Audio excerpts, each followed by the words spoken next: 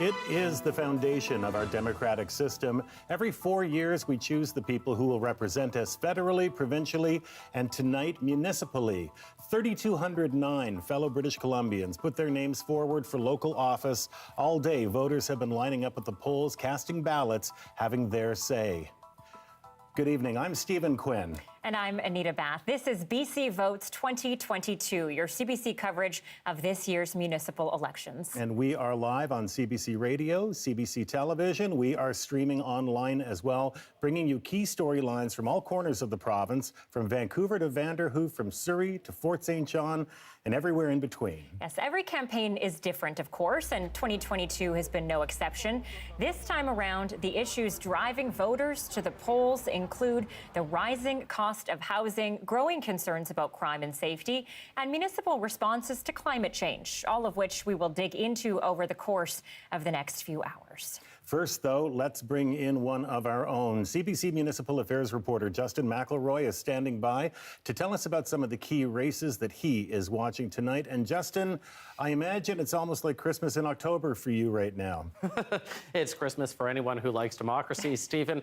There are 160 different municipalities and 27 regional governments where people are electing people tonight. City halls are going to be changing across this province, and we're going to be telling you about a lot of them over the course of the evening. But there are some that we're going to be spending a little bit more time with after the polls close at 8 p.m. So let's do a little bit of a preview of some of those. Vancouver, obviously, the biggest city in British Columbia, one where housing has been a huge issue for years and years, but increasingly crime in the downtown core, something that a lot of people have been talking about. Now, when you look at who could become mayor this evening, there are 5 main candidates that people are talking about. Mayor Kennedy Stewart, hoping to win. No mayor of Vancouver has sought re-election and lost on election night since 1980.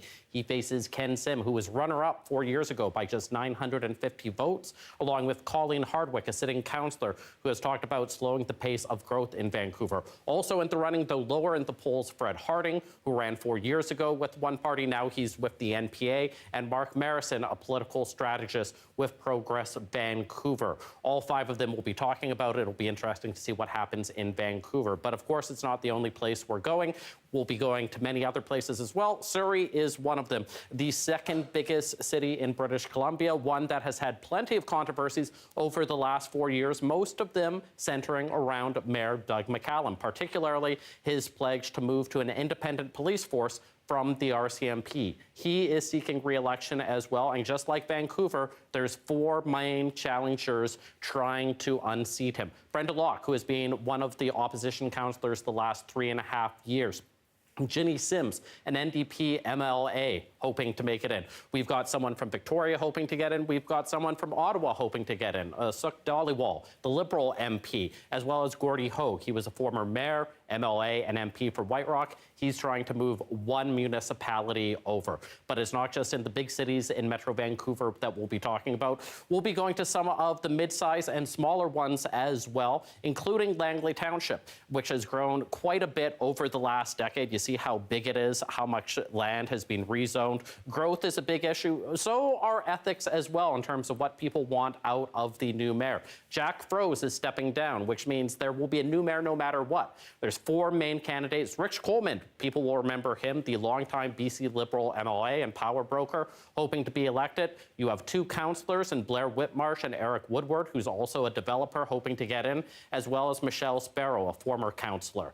Then moving to the 4th place in Metro Vancouver, we're going to be going to a fair bit this evening, is Port Moody. Smaller municipality, just about 35,000 people or so, but one that has 2 SkyTrain stations where there's been a lot of debate in recent years over what to put there, how big towers should be. Also a lot of debate over the conduct of Rob Vagromov, the mayor who is stepping down after 1 term.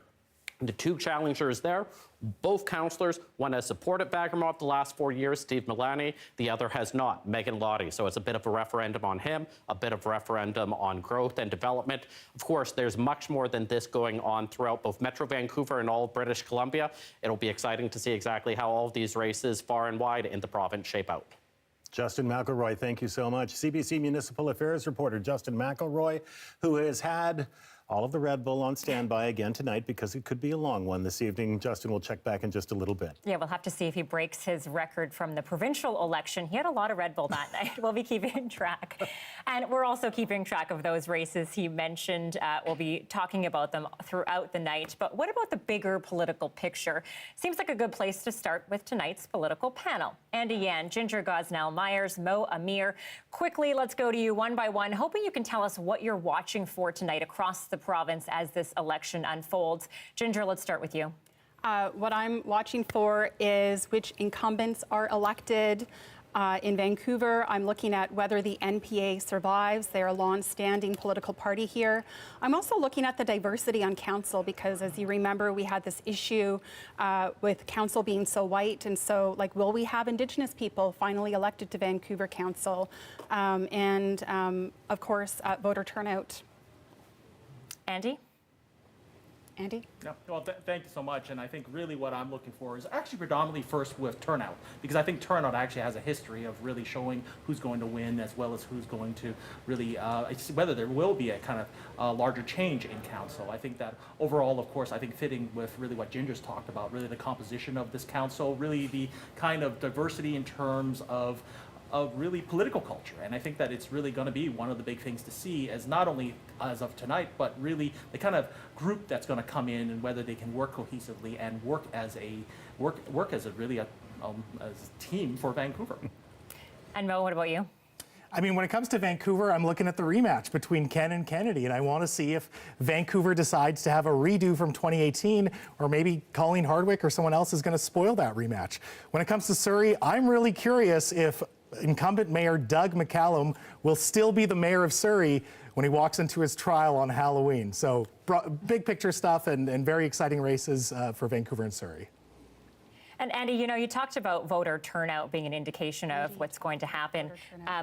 We have gotten some advance voting numbers, and in Surrey, we saw that there was a 61% increase in advance voting over the last election. I think really an indication of really what can happen in terms of really the amount of people who've kind of come out in terms of what's happening in terms of the advance vote. That's already, I think, a key indicator of, I think, really perhaps the winds of change that are going to occur. Now, of course, the question is going to be where those winds are going to be blowing.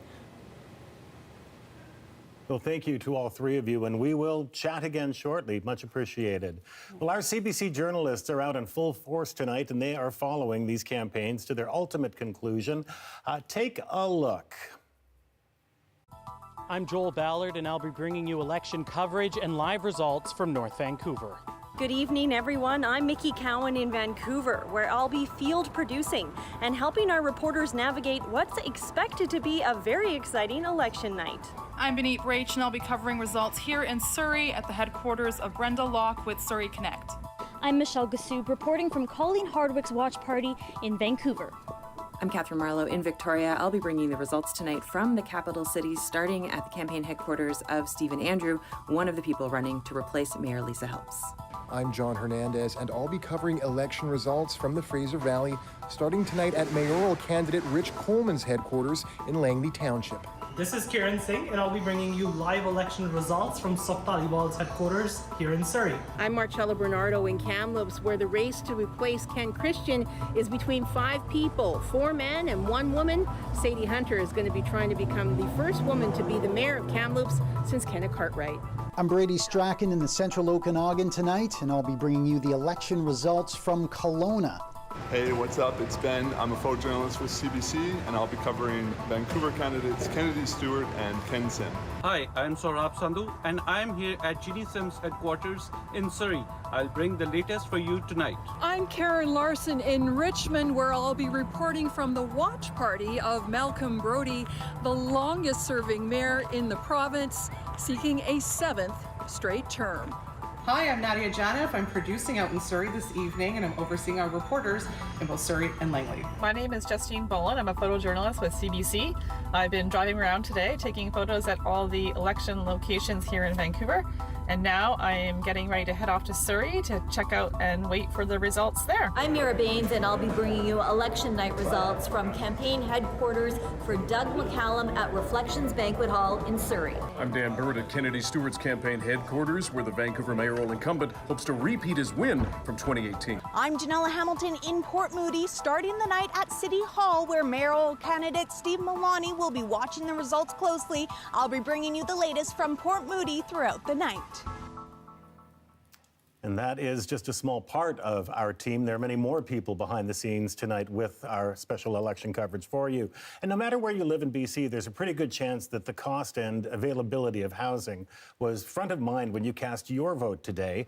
But what can individual municipalities actually do to influence the housing and rental markets in their areas? Well, as Michelle Gassoub is finding out, the answer is more complicated than you might think. In this election, there's one issue on everyone's minds, and that's housing, housing, and housing. Whether you live in Vancouver, Kelowna, or Smithers, and whether you're a homeowner or a renter, the cost of housing in this province is hitting people hard. It's not affordable, you know. For talking as a student, it's so difficult. Horrible. I live in an SRO. And my rent's $560. They've jumped the rent right up to $17.50 and $18.50, 300 square feet.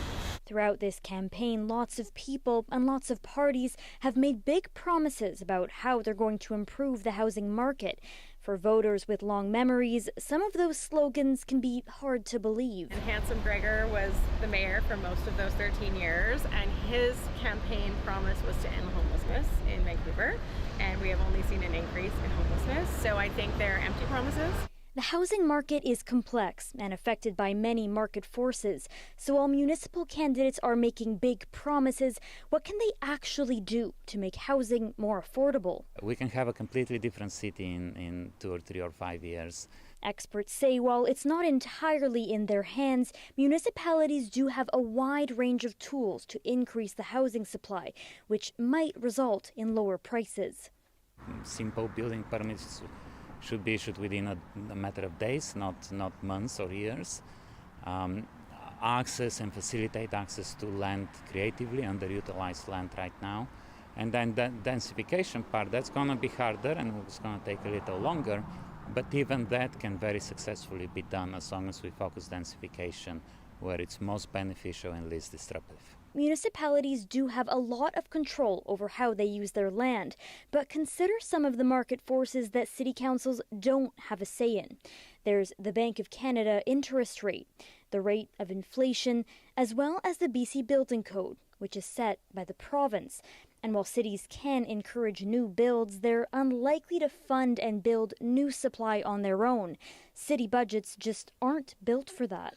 I think it's more challenging when you're looking at homelessness or units that need to be deeply subsidized on two levels. One, there's a lot of money that's required for that, and cities don't necessarily have access to the resources.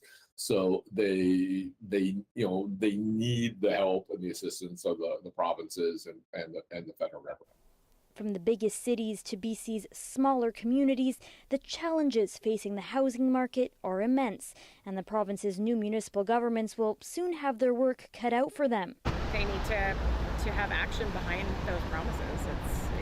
I didn't forget. To make sure the promises of this election don't end up in the stack of unkept campaign slogans. Michelle Gassoub, CBC News, Vancouver. As Michelle mentioned, Vancouver remains the unfortunate poster child for BC's affordability crisis. You can bet that housing and the overall cost of living will factor into the political calculus for a lot of voters today for this next hour as they're still casting their ballots. And it's an equation made more complicated by the fact that there are simply so many options to choose from. There are 15 mayoral candidates from 10 political parties. Now, the race for Vancouver City Hall is crowded. Incumbent Kennedy Stewart is hoping for another crack at mayor, and perhaps this time with a little more collaborative council.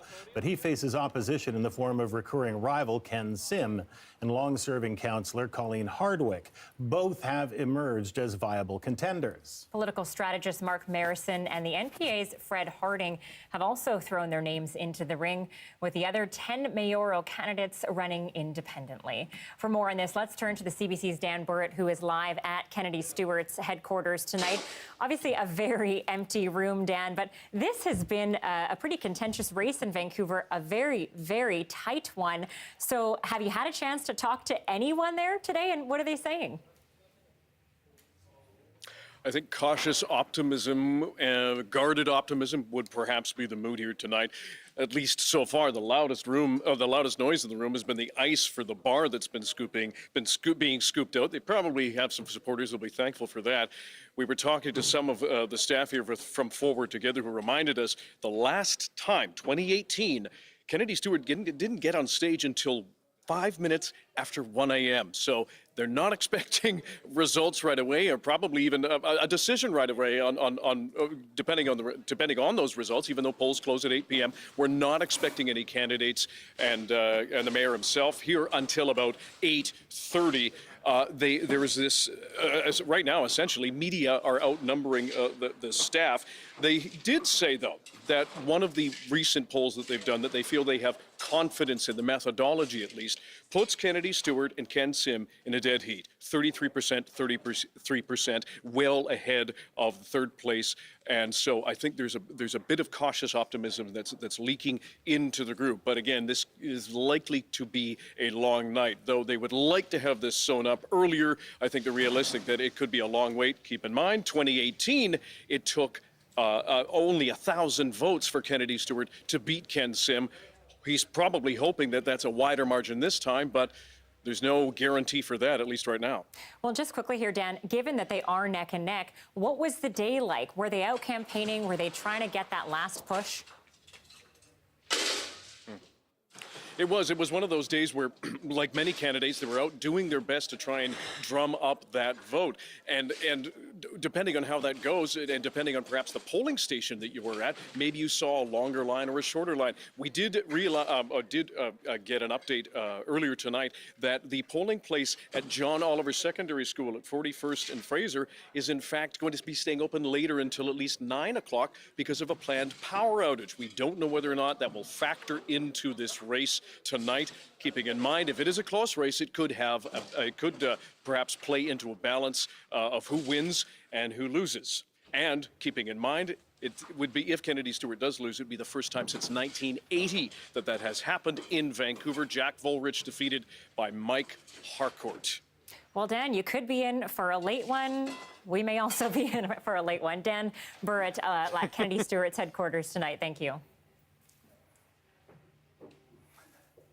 Well, the race for Vancouver mayor may be comparatively crowded, but it doesn't stop there. In fact, the province's biggest city is also boasting the biggest and longest, physically the longest ballot in all of BC tonight. And that's something that our municipal affairs reporter, Justin McElroy, has been looking into. Yeah, it's more complicated than a grade 10 chemistry test, Stephen. You know, it seems every election we talk a little bit about the Vancouver ballot and how big it is. Well, here is a chart looking at just how big Vancouver's is compared to the rest of the country. And you can see Vancouver, more than 130 names on that ballot, by far and away the biggest. But you see the next two biggest up there as well, Surrey and Victoria, both in BC. And then it falls off dramatically. Toronto next at 44. Most cities in Canada, there's just about 20 names on each person's ballot. And you might ask why that is. Well, in BC, we don't have ward systems. We don't elect councillors neighborhood by neighborhood. We elect them all at one time. Vancouver also has a park board. That's something that nowhere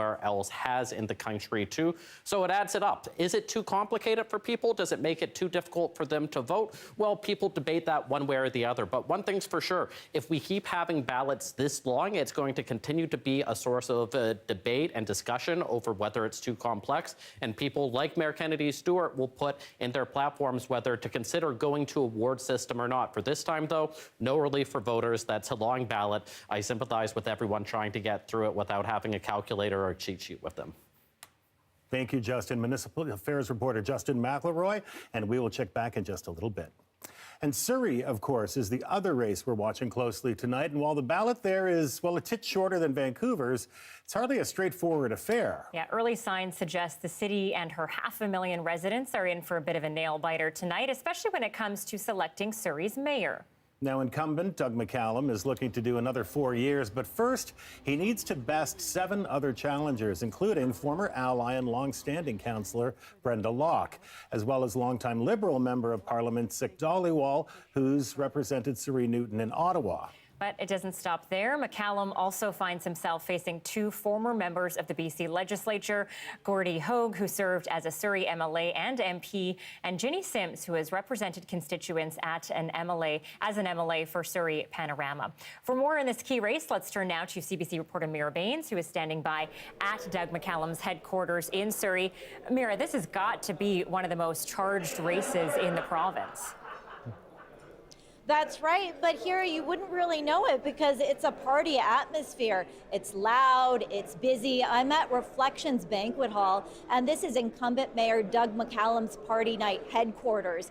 And we understand that there is a room that I was shown earlier, a private room, where he'll be watching the election results tonight. No one really knows exactly what's going to happen tonight. In the past 4 years, there's been a lot of ups and downs for incumbent Mayor Doug McCallum. On the plus side, he's been shown himself as a promise keeper in terms of promising the transition from Surrey RCMP to Surrey Police. That's well on its way. As well, he promised SkyTrain to Langley, and that's well on its way. But where he's fallen short is around revealing some of the costs and timelines surrounding the Surrey Police transition. And there are citizens that say that they haven't been allowed to speak at Surrey City Hall. And so those are some of the controversies, as well as the big one. He's going to be facing a criminal trial in 2 weeks after this election. So even if he wins, the honeymoon might not last that long. And so those are some of the things that we're considering that have been not so good, but in some ways, there have been positives for Doug McCallum. In the last election, he won by taking about 41% of the votes. And so we'll see what happens this time. Yeah, and Mira, last election, I was actually at Doug McCallum's headquarters, and I have to say, throughout the whole night, it was bumping, and it sort of looks like that's what the mood is like behind you there today, would you say? Yeah, you know, it's really interesting. I always try to go to these campaign headquarter parties and see, you know, are the people eating? Because that's usually a good sign. And they think that they're going to win, and they've been lined up over there, and they've been eating already. The dinner was served early, so they haven't opened up the bar yet, but people are in a very good mood here tonight. All right, Mira Baines live tonight at Doug McCallum's headquarters in Surrey. Thanks, Mira. Okay, we want to bring in our political panel now. Andy Yan, Ginger Gosnell-Myers, Mo Amir. Andy, you know, when you look at a race like Surrey, I wanted to ask you this before, but I know we had some issues with your microphone. How important is it that there was a 61% increase in that advance vote, and who does that benefit? I think that it's really tremendous to kind of see that kind of interest in local politics and really coming out in advance polling. I think that who's it going to benefit is actually probably not the incumbent. I think that it's any number of the new candidates that are really vying for replacing the current incumbent. And I think that really it's really, I think, an indication of the kind of, I think, growth in Surrey and how Surrey is changing. After all, it's interesting to kind of note that Surrey is one of the youngest municipalities in the province. And Ginger, one of the things that's noticeably missing in the platforms of these campaigns in Surrey is climate change, solutions to climate change, you know, reactionary measures for if something big happens in the city, because a municipality really is the first one to react when something happens. Why do you think there was not much focus on climate? I mean, I don't know why. We had a heat dome last year. We had floods that really trapped us in. Our roads were closed off. Why is this not something that candidates in Surrey are focusing on is a real mystery. It's actually a real abdication of the responsibility to the planet, frankly, and something that they should be bringing into their civic policies. They should be informing their residents about emergency preparedness measures. There's a whole range of issues that come with climate change that they absolutely should be focusing on. And it really wasn't just Surrey that had a lack of clear climate change policies. We've seen that across the board, unfortunately, and it makes me wonder, do we have a municipal system that is able to talk about climate change in a way that matters for cities and matters for residents? Because we're just not there yet. And that's what's interesting, especially after the year we've had. And Mo, why do you think that not just in Surrey, but in other races as well, we're not seeing candidates capitalize on the clear concern about climate change? I think there's a lot going on in the economic environment and day-to-day living of people. And so anytime you see an economic downturn or economic uncertainty, the priority of climate change drops a little bit for people. They're thinking more about housing. They're thinking more about cost of living. They're thinking more about their communities. When we talk about Surrey in particular, though, this is such a toxic political environment. It's all about Doug McCallum and ethics. And that's why I think Brenda Locke has pulled away from the pack, at least in preliminary polling, because she's the one that's really going after Doug McCallum. I mean, this is very much a referendum on him and his behavior. And so when you have all of these items happening at once, all these issues happening at once, unfortunately, issues like climate change and even, the drug poisoning crisis, people kind of forget about those, sadly.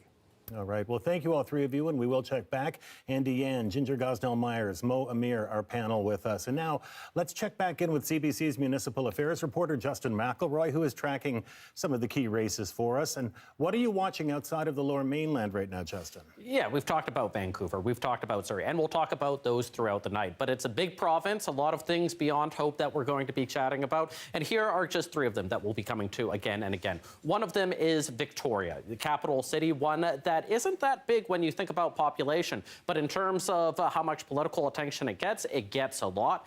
Mayor Lisa Helps, after 2 terms, stepping down, and it's 2 councillors running to replace her who are the main candidates there. Marianne Alto, who has supported much of Help's agenda over the past 8 years as a councillor, and Stephen Andrew, who won a by-election 2 years ago for council, has ran for mayor in the past and lost, who has talked more about a back-to-basics approach to local government. So it'll be interesting to see which philosophy wins there, at least with voters. Going off the island, going into the interior of the province now, Kelowna, the biggest city in the interior, growing by a lot, more than anywhere else for a major metropolitan area in Canada over the last 5 years, according to the 2021 census. There, crime and growth, big issues. Are you sensing a pattern here?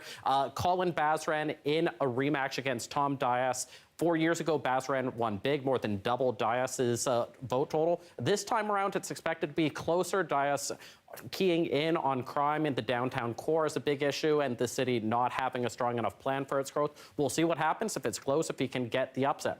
And then finally, if we take our attention to Kamloops, also in the interior, a big city as well, one where the issue of crime in the downtown core, again, something that has been discussed a lot. A McDonald's closing down because they said that there was too much crime and employees weren't safe was a big issue several months ago that sort of summed up what the fears for a lot of people in the region. There you have 5 different candidates running with a chance, 3 of whom are sitting councillors, Dieter Doody, Sadie Hunter, and Arjun Singh. And then you have 2 people who aren't councillors running, but have been running on sort of an anti-establishment, shake-em-up platform, Ray Dhaliwal and Reed Hammer-Jackson. That one, lots of people have been looking at. It's anyone's guess who might win there when you have 5 candidates, similar to Vancouver, similar to Surrey.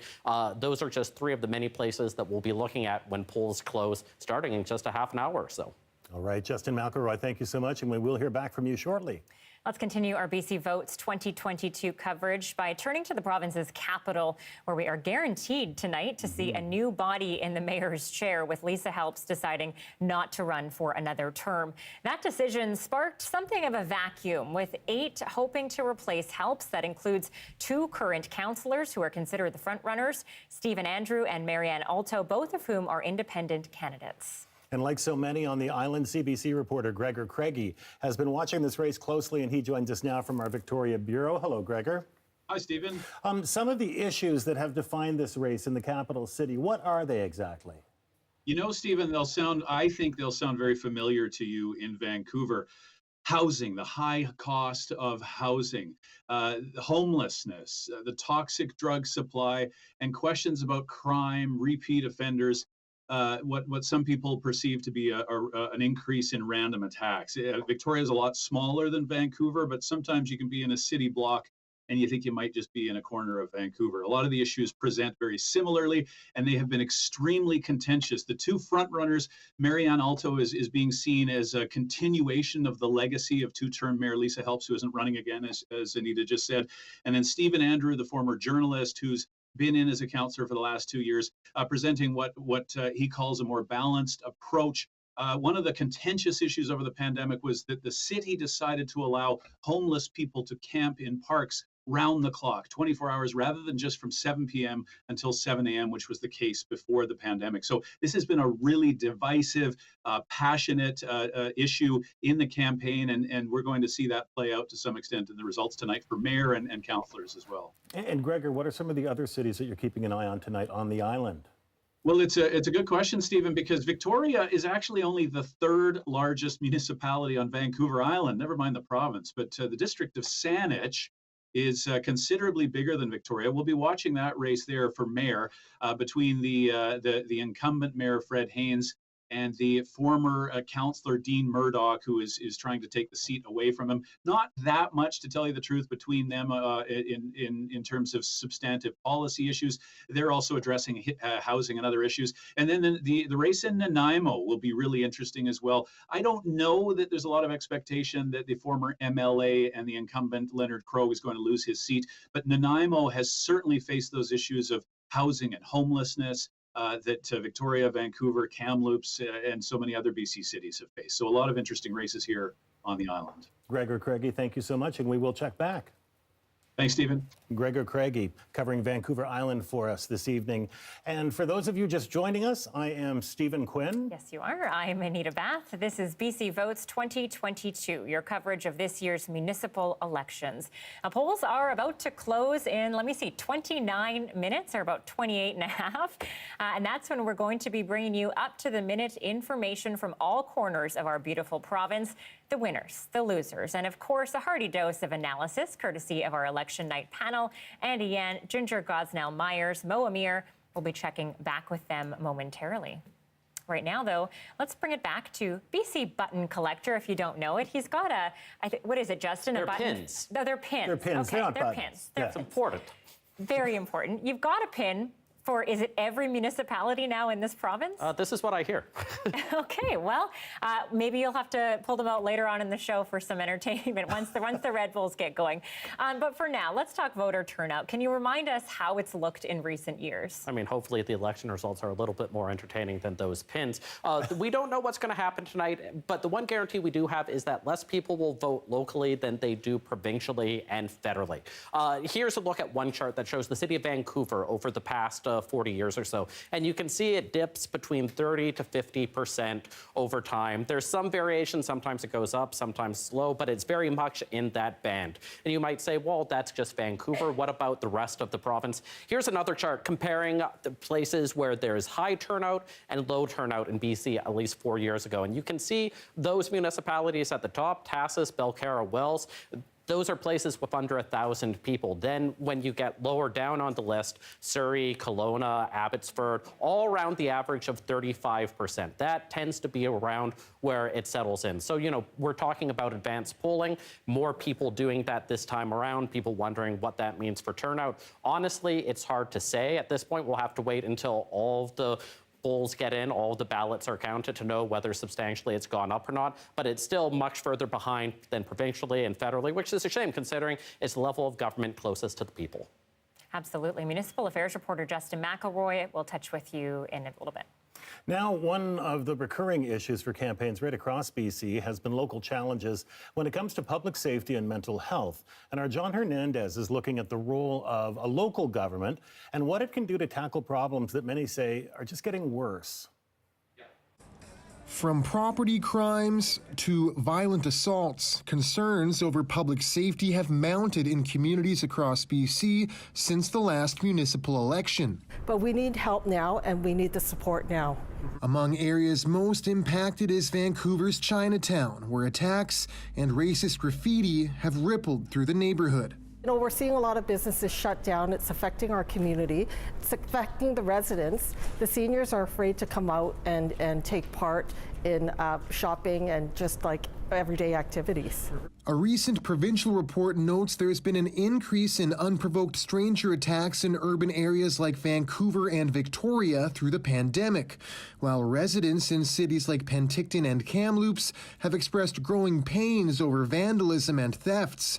But overall, crime rates have actually declined in BC. Crime, generally speaking, has trended down, right? That's just been the norm in our general kind of numbers. However, perceptions of crime is what candidates are often kind of banking on. While prominent incidents like stranger attacks have captured the attention of both the public and candidates, experts say other significant concerns have flown under the radar. The statistical reality is when we're talking about violent crime, the most prominent violent crime, especially the one that was came to the fore during the pandemic, is domestic assault. Which candidates are talking about that? Not to mention the province is struggling through an increasingly deadly opioid crisis, which public health experts say is inextricably linked to issues of street crime. So far in 2022, overdose deaths are mounting at a record-breaking pace. Advocates say the collective trauma of this crisis is taking a destructive toll on the most vulnerable. When combined with unaffordability, a lack of housing, and a shortage in support services, many people become desperate. We're seeing people pushed more and more to the margins, and survival seems increasingly bleak when you can't even rent a one-bedroom apartment. So how can municipal governments keep communities safe while also helping the most vulnerable? Solutions vary, from calls for more policing to the need for housing and support services. Right now, we would love to see more boots on the ground, not people driving around in their vehicles. I'd love to see leadership that actually questions what public safety and public safety for whom. So what if we saw leaders actually invest in some of that infrastructure that I mentioned earlier, like housing, safe supply, crisis response, affordable rent. And so you have a large concentration of people that have all these problems and need services to provide them. But you need to have those services for people before they get into this state, before the trauma. Solutions that might not all be found within any single platform, but advocates and experts agree the road to a safe community is paved with teamwork, empathy, and collective will. John Hernandez, CBC News, Vancouver. Let's take this now to our political panel. And Mo, I want to know how you would grade this campaign when it comes to crime, because really it felt for me like crime was at the forefront, not just in Vancouver, but across the province. Oh, absolutely. It's a big issue in Kamloops. It's a big issue in Surrey, certainly when they're talking about the police service and what they want to do there. It's a big issue in Vancouver. You know, some of these labels are very difficult to work with. I think, especially in Vancouver, you know, absolutely there are issues with crime and, you know, stranger attacks. The stat that keeps getting thrown out is 4 stranger attacks per day. But ultimately, there's just a lot of what I would categorize as street disorder. There's just a lot more visibility of people on the streets and just what I would categorize as disorder. And so it's not just about policing. It is ultimately about services for folks and where do folks sleep at night. And conflating the two as one, I think, is problematic as a whole. And ultimately, I hope that people across British Columbia are not just looking at policing, but they are looking at maybe some structural solutions in terms of why people are on the streets, why they reject sleeping at a SRO. These are huge issues, and I don't think that there is a silver bullet. And unfortunately, I don't think that anyone offering a silver bullet is actually going to get the job done. And Ginger, it's interesting what Mo says, because in a couple of the interviews that I've done with mayoral candidates, we've heard them conflate things like homelessness and crime and drug use and crime and poverty and crime. Do we get a clear picture of what crime really looks like in this city when the police call everything crime? I think we're getting a picture of what the police want us to think crime actually is, or what politicians want us to think crime actually is. And when we hear from certain politicians in this campaign, like Colin Hardwick saying that people move here to be homeless, it's just incredibly insensitive, and it really is not reflective of the reality of why people move to the cities. And people are on the streets because it is unaffordable, because we do have a poison drug crisis right now, and people are absolutely desperate. And when people are not supported and they are desperate, that's when bad things happen. But just calling that crime is actually not helpful, because that is no solution. That is just putting people into jails and churning them back out on the street. And any politician that tells us that policing and throwing people into jails is the answer, I think we need to take them to the side and let them know that it's really not that simple. And Andy Yan, for the first time, we have seen the Vancouver Police Union endorse a candidate. It happened to be Ken Sim from ABC in this case. What message does that send? A lot of people worry that that's a step too close between politics and policing. I think that that's a tremendous challenge, and I think that it's a problem. I think in really understanding really the role of police and really the, if you will, the monopoly of force they're supposed to have, and yet I think the tremendous need to keep them accountable, to allow the lines of accountability, I think, in a profession that I think really can, I think, do some tremendous damage towards the relations and unfortunately reflects some of the existing kind of exclusions that occur in our society.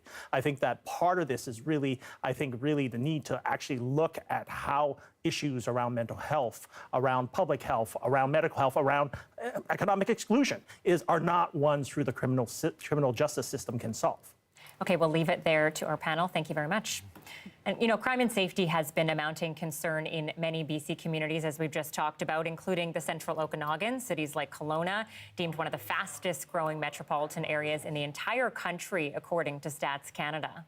Now, Kelowna incumbent Mayor Colin Bazaran is seeking a third term and once again running opposite longtime businessman Tom Dias, whom he bested in 2018. Now, the pair also face competition in the form of candidates David Habib, Glendon Charles Smedley, and Silverado Socrates. And CBC's Chris Walker joins us now from inside our Kelowna bureau. And Chris, you have followed this campaign for weeks now. How has it played out overall in Kelowna? Well, it's really been characterized, Stephen, by sharp divisions over the future of this city. Tom Dias and Colin Bazaran, they have some personal animosity. It's been a difficult political environment here for Colin Bazaran. He's been the target of some online harassment and protests. That has affected him deeply, and so it sets the stage for a really interesting race this year.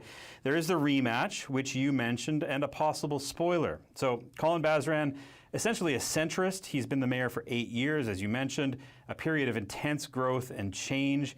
Managing that growth has been difficult. Bazaran touts his work with the province and the feds, kind of a steady hand on the tiller. He and his council have been very friendly to development, especially when it comes to downtown density, but his challengers have zeroed in on crime and community safety. Tom Dias, you mentioned him, he's more conservative. He's hammered Bazaran over and over again on crime, to some effect. In his stump speech, Tom Dias calls Kelowna the crime capital of Canada. Now, that's only half true, depending on how you look at the stats, but there's no question. He has peeled off some of Bazaran's support. Dias has run a more old-fashioned campaign, more lawn signs, less social media. He appeals to Kelowna's suburban voters, the politics that this valley is famous for. You know, pro-business, tough on crime, small government, fiscal conservative. But I mentioned that possible spoiler, David Habib. He owns a local strip club right across the street, as a matter of fact. He's been popular in the debates. He has an entertaining, casual, populist style. If he does well, that could, in fact, benefit the incumbent, Colin Bazaran. Is any of that, do you think, translating to more of a voter turnout then? Well, turnout in Kelowna is historically low, a bit lower than the provincial average, at about 33%. But it's been a glorious Okanagan day here. Crisp blue sky, shorts and t-shirts, sailboats out on the lake. And conventional wisdom holds that fine weather increases turnout.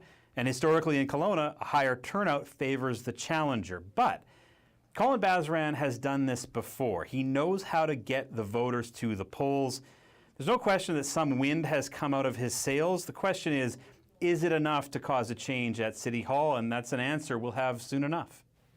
Chris Walker, thank you so much for this evening. Chris Walker in our Kelowna bureau reporting for us tonight. And if you're just joining us, welcome to BC Votes 2022, your CBC coverage of this year's municipal elections, which we are simulcasting on television, radio, and we're also streaming online. And we are getting, well, let's say very close to the polls closing. Voters still lined up, though, in many municipalities to cast their ballots in that time-honored democratic tradition. And we'll be bringing you the results as they roll in and checking in with our political panel for their expert analysis on all things politics in BC tonight. Now, at a time when reconciliation with First Nations is at the forefront of the national conversation, it appears Indigenous representation has yet to catch up at the municipal level. CBC News Indigenous Affairs reporter Wamish Hamilton walks us through the way the city of Vancouver is helping to change that. Metro Vancouver has the third largest urban Indigenous population in Canada. It's made up predominantly of BC Indigenous people and also people from outside provinces, like the prairies. Despite this, Indigenous people do not see themselves reflected on City Council. There has not been a single Indigenous person on City Council ever. The federal government is the one with jurisdiction over Indigenous people. But Indigenous people live in cities. They use transportation, housing, parks, libraries, and their children go to our schools. So they use the city's amenities, but they don't see themselves reflected in the bodies that govern them. But Vancouver is the city of reconciliation. It wants to do business with Indigenous people.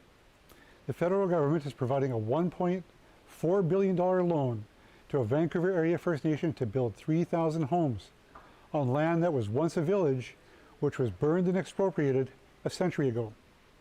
The Squamish First Nation says the development is the largest Indigenous-led housing and retail development in the history of Canada. It will be built on 10.5 acres of the nation's ancestral land in Kitsilano. So the city hires staff for positions like the Manager of Indigenous Relations. It has an Indigenous Advisory Committee, but there is still no real representation on city councils. For CBC News, I'm Wamish Hamilton.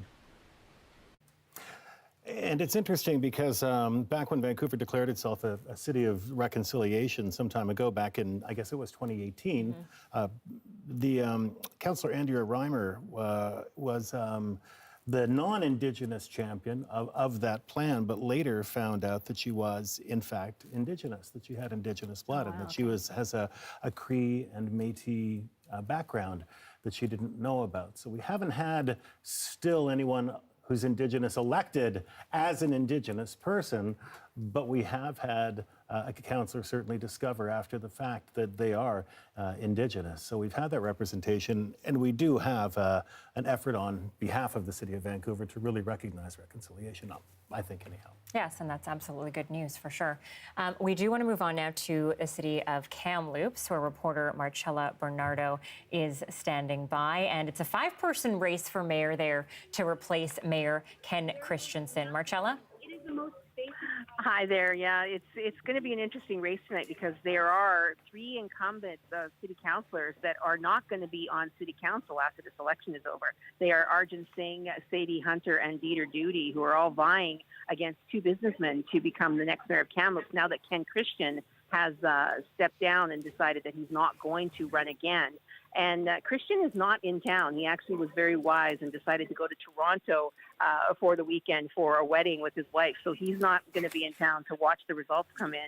But one of the key issues that we've been seeing coming up throughout the province and not just in Kamloops is street disorder and affordable housing. So those seem to be the things that people here seem to be wanting change, and they're going to get it one way or another because, again, the mayor that they've had is not going to be the mayor come November. And the interesting thing is that there's one woman running in this race. Her name is Sadie Hunter. And if she wins, she'll be the first woman to become mayor of Kamloops since Kenneth Cartwright in the 90s. Wow, and yeah, I know Justin had pointed out the other day that we have had a lot more women running in this election, but definitely not, to be on par with the number of men running at all. Marcella, what has the mood been like there today, all day throughout Kamloops? Well, I have to tell you, voter turnout has been fairly strong. And if we look at the advanced polls, there were more than 5,000 people that showed up compared to about 3,000 in 2018. So there's about 16 polling stations in Kamloops, and I've been hearing that there has been a steady stream of people voting all day long. So that's going to be the interesting story in Kamloops. Is voter turnout last time was 31%. This time, maybe it'll be 35 or higher. And a lot of people are thinking it's because we have So many people running for mayor. A lot of people I spoke to who were trying to figure out at the last minute who to vote for city council and school trustee, because there are more than 20 people running for city council and there are only 8 slots available. So one person I talked to today said he was only going to pick 5 because there were only 5 people running for council that he actually felt like could do a good job, and he wasn't going to bother trying to research everybody else. Marcella Bernardo live for us from Kamloops tonight. Thank you, Marcella. And we have got reporters in the field to track reaction as it comes in, whether it's from Vancouver, Surrey, Victoria, Kelowna, Kamloops, the Tri-Cities, so much more of the Lower Mainland and the province covered. But right now, let's head back to the Fraser Valley and BC's fastest growing large city, and that would be Surrey. Incumbent Doug McCallum is looking for another kick at the can, but will he be able to beat some of those big name challengers, including former ally and longstanding councillor Brenda Locke, as well as the Liberal Member of Parliament, Sukh Dhaliwal, who has represented Surrey Newton on Parliament Hill in Ottawa. The race also includes 2 former members of the BC legislature. That's right, Gordie Hogue, who served as Surrey MLA and MP, and Ginny Sims, who's represented constituents as an MLA for Surrey Panorama. Right now, let's turn attention back to the Fraser Valley and BC's fastest growing large city, and that's Surrey. Our reporter Benit Brach is standing by Brenda Locke's campaign headquarters. And Benit, lots of familiar faces in this really a key race. Yeah, well, Stephen, you know, the night is just getting started. We're here at Mirage Banquet Hall in Cloverdale. And just to bring you to the scene tonight, you can see here, this is the home of Brenda Locke tonight and her party, Surrey Connect. The chandeliers are lit. There's a giant disco ball right there. And lots of media are here tonight as well. And so I had a chance to just look at some supporters who are here tonight and talk to them. And I asked, how are you feeling? How are you doing? And people are in high spirits. There's optimism. They're feeling good. And people are keeping their fingers crossed. Now, we're here tonight. It's important to be here tonight because in the last election, Brenda Locke got the highest amount of votes for a city councillor in Surrey. And she has lived in Surrey for about 40 years. She has been a very anti-Doug candidate this election. She's been an opponent of his for the last 3.5 years. So we're waiting, we're watching to see if she can get that top seat tonight. Now, we heard earlier on from Mira Baines, who was at Doug McCallum's headquarters, and a very different situation there. Very festive atmosphere, lots of people up walking around on their phones, music playing. This seems to be very quiet where you are right now. Yeah, it is quiet right now, but perhaps this will pick up later in the night. We're going to see. Just recently, you know, staff picked up the tables and chairs and they put them to the side because they're anticipating a lot more people to come. But again, we're going to wait and see. It's still early on in the night. Thank you, Benit. Benit Brach in Surrey for us tonight. And meantime, we have some early results from Cranbrook to share with you now, where it is, well, where are we? About 8:50 Mountain Time, 8:52 Mountain Time. And Justin. Yeah, polls close at 8 o'clock everywhere around British Columbia, but it's not the same time zone for the entire province. Of course, the Peace region, East Kootenays, one time zone ahead, which means that they started having results trickling in 50 minutes ago or so, and Cranbrook, the biggest of those cities, has some preliminary results. And look at that. Lee Pratt, the 2-term mayor, is down by about 1,000 votes to Wayne Price. Now, Pratt has been reelected before.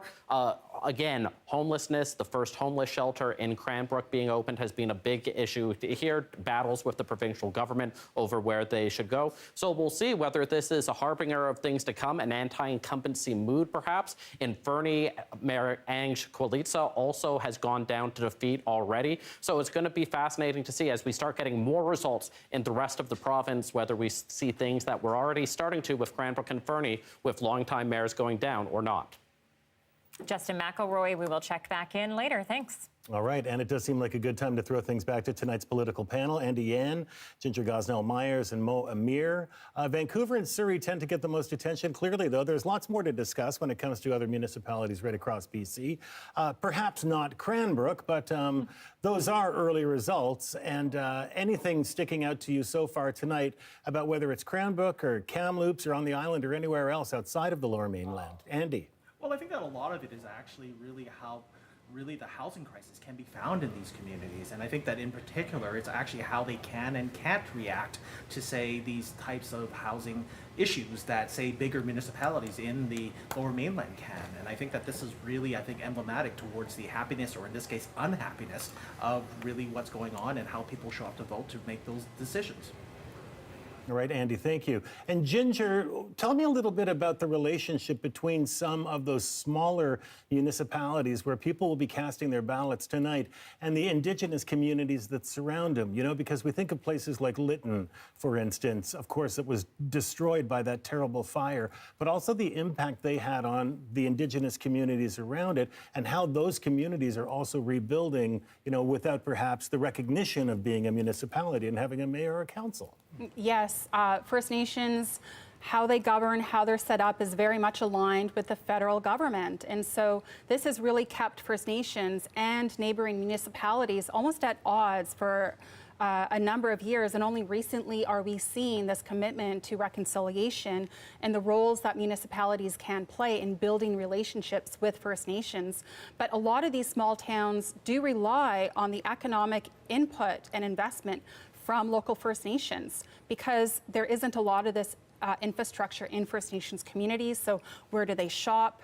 You know, where do they eat out? You know, where do they go for their entertainment? They're dropping all of their money in municipalities. And so I think we need to see more work done between First Nations and municipalities, because we're also seeing instances where sometimes a First Nation will have better health infrastructure than the local municipality. And so, you know, how can we see smaller communities really start to work together to ensure that their needs are met? Because as Andy said, they're facing pressures that usually we see in big cities, like homelessness, like unaffordability. And so it's going to require all levels of government working together, and let's not forget First Nations governments in that equation. Yeah, and Mo, how important is it for the person who's elected in a small town that is experiencing, you know, a lot of the things that Ginger talked about, to have that strong relationship with the province to actually get things done, move forward? I think if you're in a small municipality, you can't go it alone. Collaboration and cooperation with other municipalities is key. I'll give you a prime example. Terrace wrote a letter to the province complaining about repeat offenders, and what you hear is this catch and release that the province has. And it took them 4 or 5 months to actually get a response, and it was not covered in media at all. But then you had the BC Urban Mayors Caucus write a very similar letter, and it got a ton of media attention, and it suddenly put the fire under the feet of the BC NDP to actually address this issue. So I think when it comes to a smaller municipality, they have to look at collaboration, and there is a certain reliance on larger municipalities as well to take that leadership role, whether it is Vancouver or Surrey or Kelowna. So if you're a smaller municipality, you do have to look to others, and I think that's just the reality of the situation. And Ginger, do we ever see municipalities actually competing with First Nations for resources? Because I guess in neither case are they considered to be real entities of government by the federal government. You know, that's a really good question. That isn't something that I've really heard come up, because, again, you know, First Nations have this very strong relationship with the federal government, and this is usually, you know, the Department of Indian Affairs, or, you know, Indigenous Relations, or whatever they call it today. They keep changing the name on us. I think that municipalities are very much looking at all different levels of government and departments. Indigenous communities, however, are looking at one singular department, and so there's not really that competition. However, you know, there is a benefit to sharing resources and sharing information, especially when we're looking at things like emergency response and for coastal communities, sea level rise. So, you know, there are some issues that are coming up that absolutely require the sharing of resources. All right, thank you, Ginger, and thank you all, Mo and Andy as well. Our panel with us throughout the evening. Pace yourself, guys, pace yourself. Time to check in with Leanne Young, who is with Ken Sim, or at Ken Sim headquarters right now. And Ken Sim, of course, challenging Kennedy Stewart for the mayoralty of Vancouver. And Leanne, tell me what's going on there. What's the atmosphere like? Looks fairly quiet. Well, Stephen, I can tell you it looks pretty quiet because we've got our eye on the stage, but over to the side, we've actually seen lots of people come through. They just started serving food, so lots of people are crowded over. There's cold cuts, there's chai here, there's hot food with samosas in the back. I'm here at South Hall in Southeast Vancouver, where this is campaign headquarters for ABC Vancouver, and I can tell you the mood here is practically jovial. They are feeling very confident about tonight. They're expecting a big win, as the campaign director tells me. They say their polls show that they are going to be winning by big numbers is what they're hoping for, but we'll see if that actually pans out. And Leanne, I would expect there would be bagels there as well right now, of course, too. Am I right? Sorry, Stephen, it's so loud here already. I just missed your question. If you want to ask it one more time. I'm making a terrible joke about Ken Sim and bagels, I'm afraid. It's the only thing I could come up with. Well, of course, we should say he is the owner of Rosemary Rock Rosemary Rock Salt Bagels, yes. I assumed everybody knew that already. Yes. I always assume. Oh, maybe not. Okay. And what about the other candidates? I did know that, yes, he's... And what about the other candidates, Leanne, on the ticket along with Ken Sim? How confident are those candidates feeling of being a part of this, new political movement, new slate? Yeah, so I just ran into Sarah Kirby-Young, so she's an incumbent, and she's telling me, she was looking a little bit more cautiously optimistic. She's excited for what's ahead, but she said, she's like, we're going to watch and see what happens. What she wants is a big win for the party tonight, not just for herself. Leanne, thank you so much. We'll check back with you as things start heating up. Thank you. Our reporter, Leanne Young. And if you're just joining us, good evening. I'm Stephen Quinn. And I'm Anita Bathe. This is BC Votes 2022, your CBC coverage of this year's municipal elections. Now, polls across BC are now closed, and we are eagerly awaiting results, which will bring you across our CBC platforms on CBC Radio, television, and streaming live on cbc.ca/BC as well. Yeah, we're also on YouTube, we're on CBC Gem, we're everywhere tonight, actually. Political preferences are always nuanced, but this time around, voters seem to have zeroed in on a few key issues: the rising cost of housing, growing concerns about crime and safety, and municipal responses to climate change. Now, we spoke to some voters earlier and asked them what was top of mind to vote when it came to voting, and what are the changes they want to see after the election. Housing, climate change, reconciliation, these are the things that come top of mind for me. I hope to see more housing built, and I hope to see more projects. I hope to see some zoning reform done. Most of Vancouver is zoned for exclusively single-family homes. And while that's great for families, it's not very good for young people. It's not very good for single people or young couples that are trying to get their feet into the real estate market. I would love to see developers not having city council in their back pocket. Probably the Surrey RCMP transition.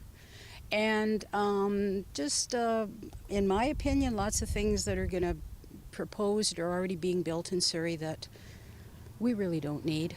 There's things we need first, like better roads, more schools. Housing is a big issue. I've pretty much lived here all my life.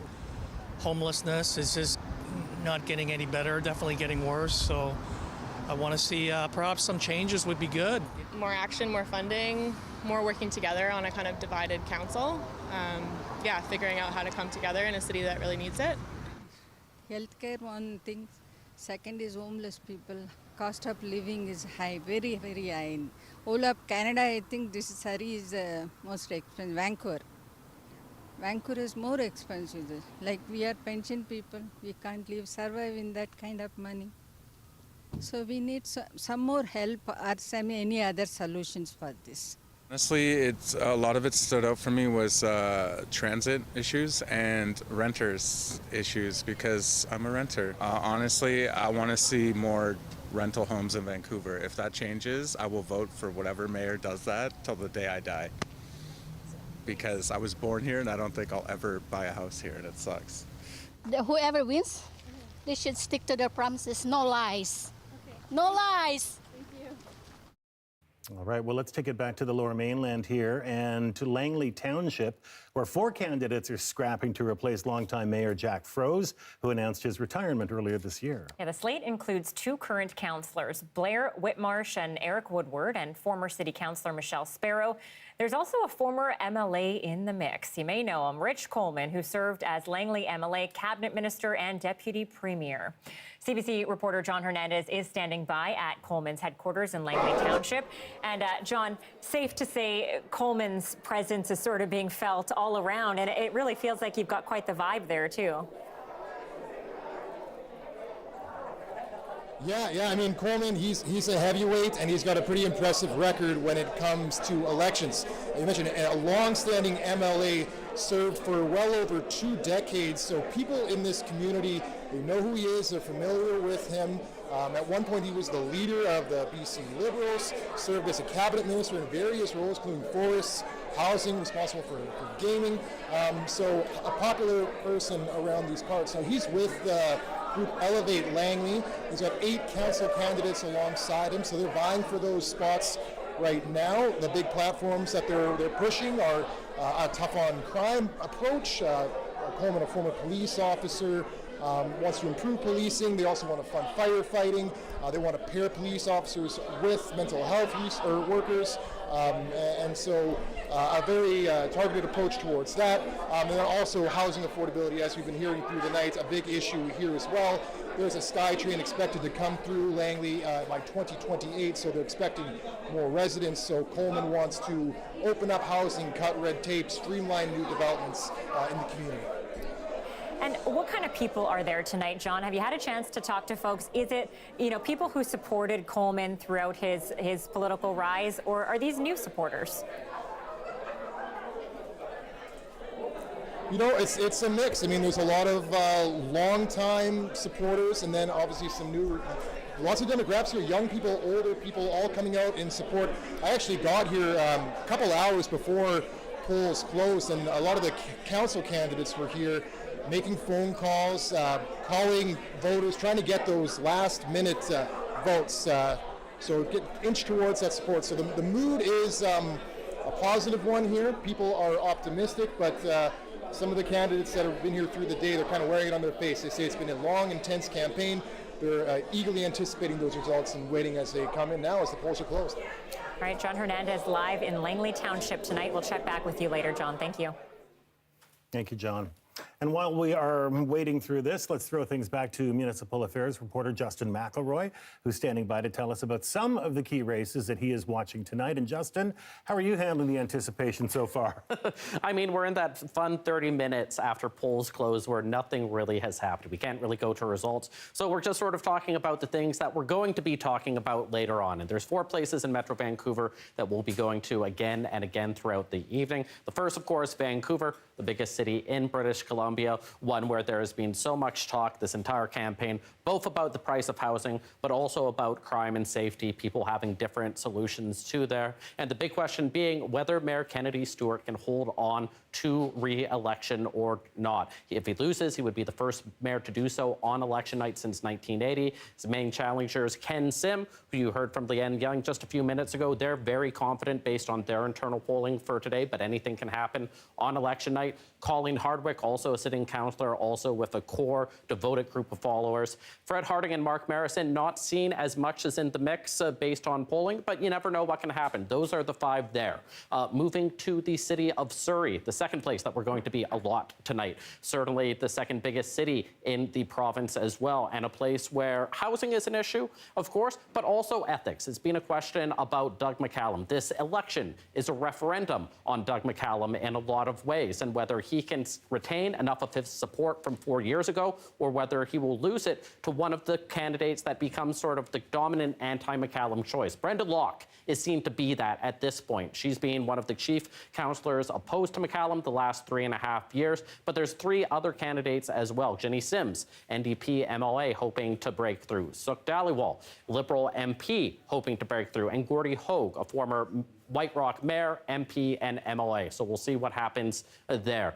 We just talked about the Township of Langley. We'll quickly show that as well. Obviously, growth and how to handle all of those new people moving in, a big topic of conversation there.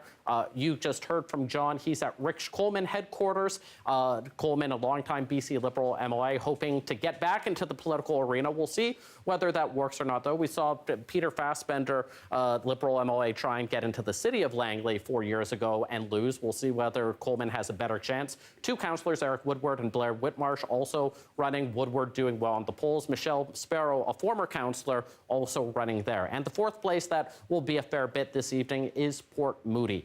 That's been one of the fiercest, some might say nastiest, campaigns in all of British Columbia over the last month. Big questions over the pace of growth. Two SkyTrain stations that haven't had a lot of development around them quite yet. A debate over how much those new towers that are going to come in presumably should be, whether they should focus on residential or business. Megan Lottie, the more of a pro-growth councillor. Steve Maloney, more of a slow growth councillor. Lottie has been an opponent of Mayor Rob Bagramov the last 4 years, Melania supporter. So those are just four of the places, and slowly we'll start seeing the results come in. First as a trickle, and then it's going to be just a stream of them for 30, 40, 50 minutes. At the end of that, we should have a much better sense of how this night is going to play out. A trickle. Okay, so I know that you have the Red Bull standing by, and once things start to ramp up, I think it's going to kick in, isn't it? Yeah, we might be back a little bit more, and we'll try and keep the volume a little bit lower. All right, Justin, we are going to go now to a story from Brady Strachan in Kelowna, looking at transportation and how transportation and climate change didn't play as big of a role this election. Whether it's commuting to work or riding an electric scooter to the gym, a municipality's transportation network affects the daily life of nearly every resident. Transportation in general is a critical element for a city because it's closely related to the economic growth of a city. For example, it provides an option, a means to travel, to work, to move goods between point A and B.